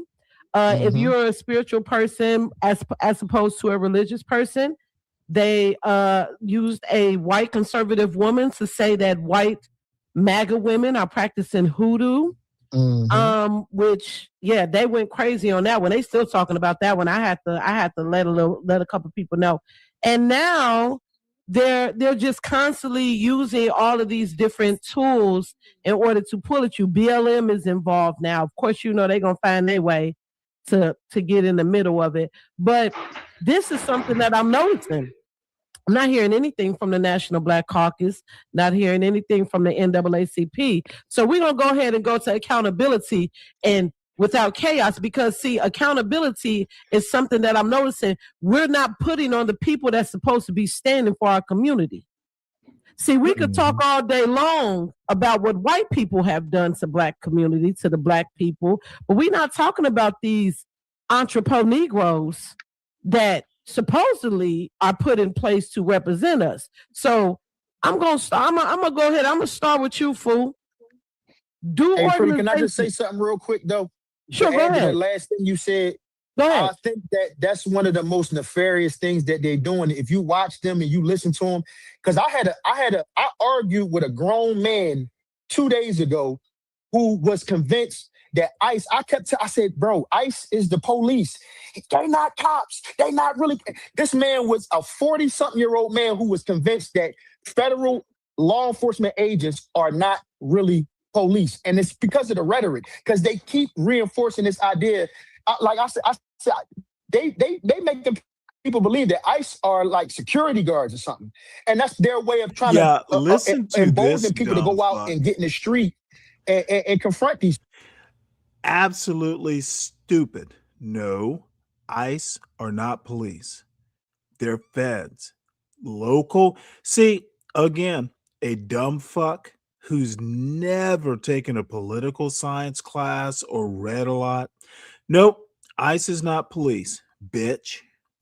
People. I feel that. That's So I the don't know. truth. That's the truth, man. It's just like what I'm saying here, and I'm gonna go ahead and go to food. So, do organizations like the NAACP, the National Black Caucus, and just legacy black leadership still represent the black community, even black men today? Like, and if so, why? If not, why? Now listen to this silly bitch. And yep, I use the B word. So every swinging black MAGA dick around her has been acting like they have literally talked about the black community this and the black community that. But now she wants to ask who represents the black community. This is the height of stupidity. Oh, and by the way, fucking the left can do it too. Black MAGA, they're not the only stupid black people around. Foo. I think he's frozen. He frozen. I'm gonna go ahead, political agitator. I would say to that, they never represented us. They were there to hold the line to make sure that we didn't get access to the things that we needed. They were like you'll see a lot. So we've had 10,000 plus elected black officials.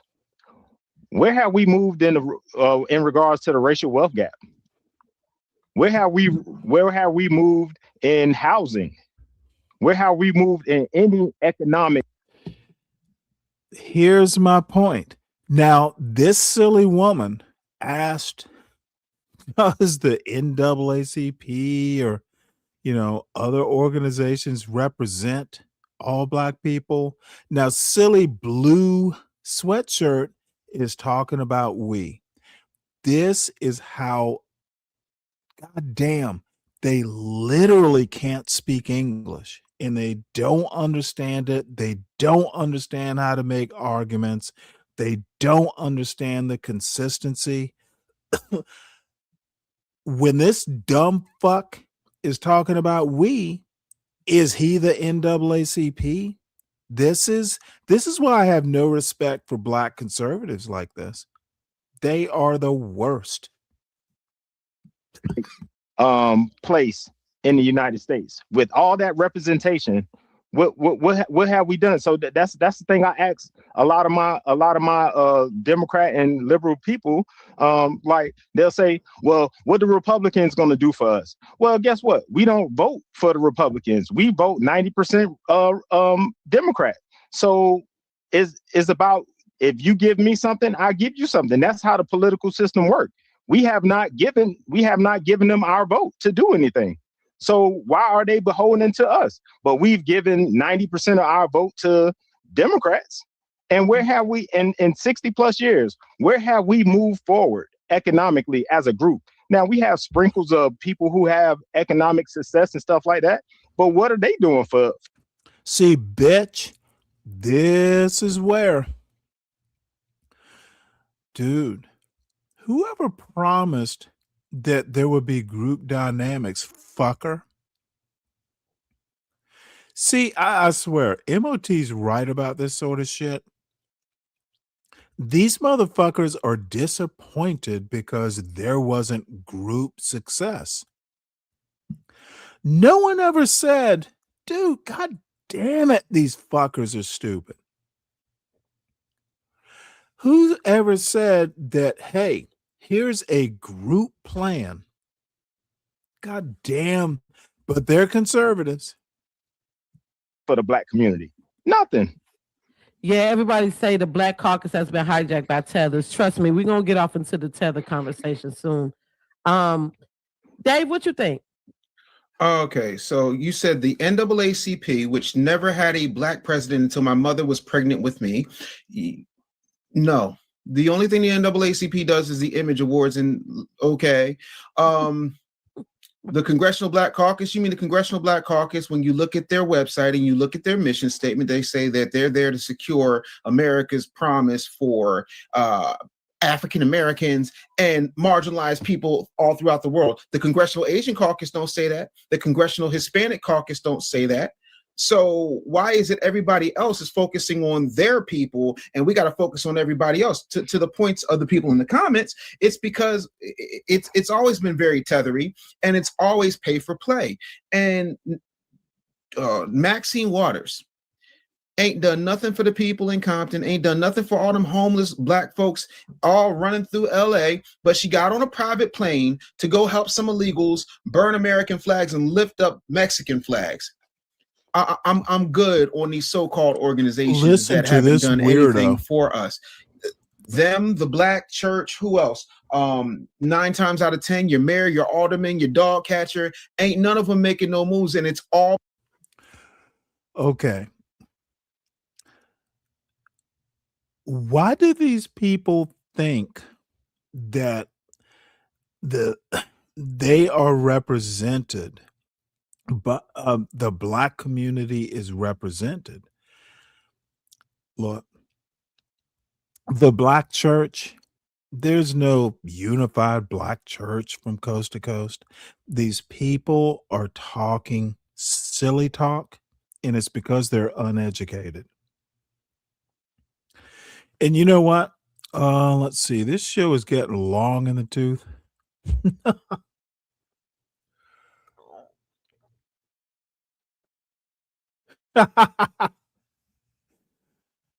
Yeah. Don, I don't know what to say. These people have gray hair in their beards.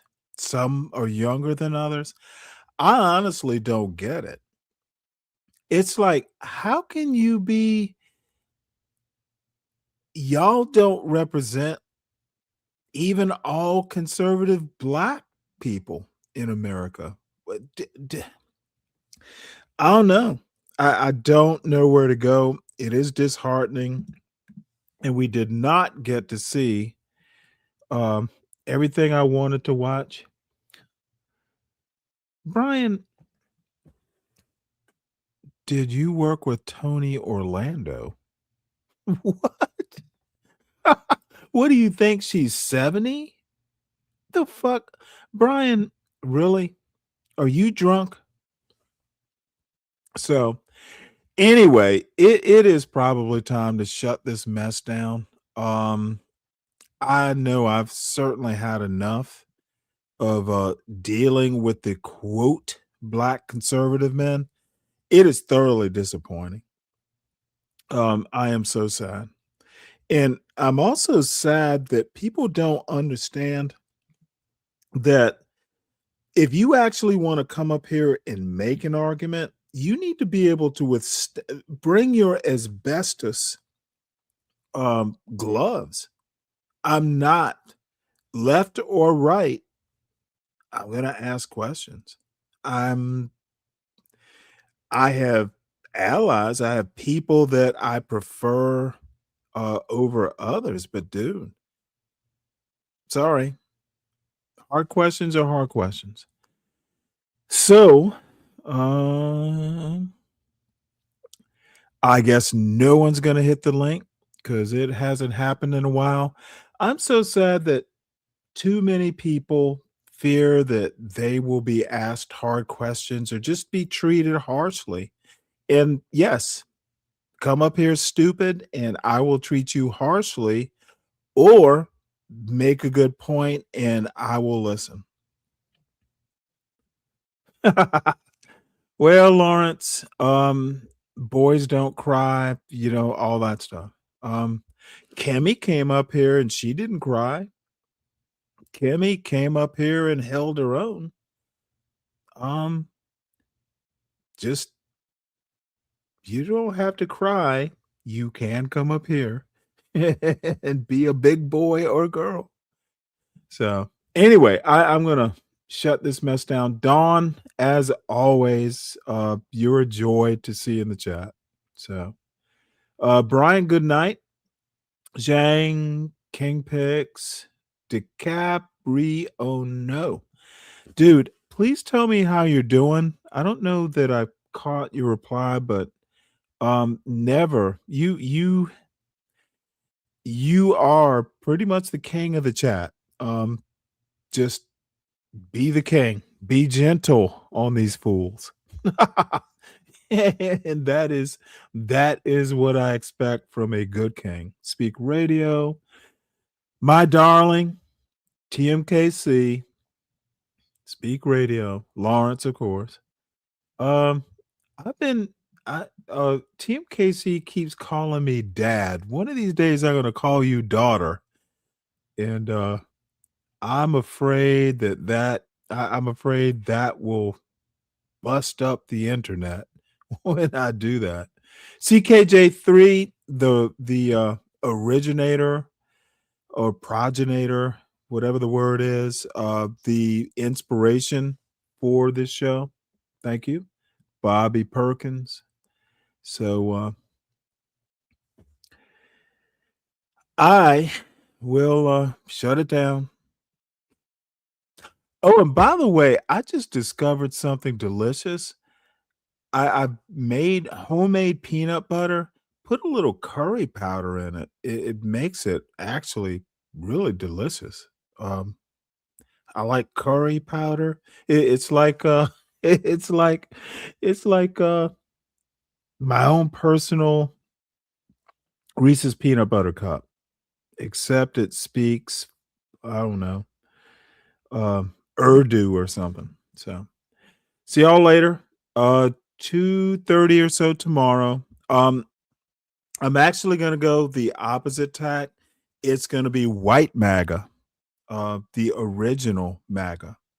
So all you MAGA blacks, I'm gonna go and talk about your masses. So stay tuned for that.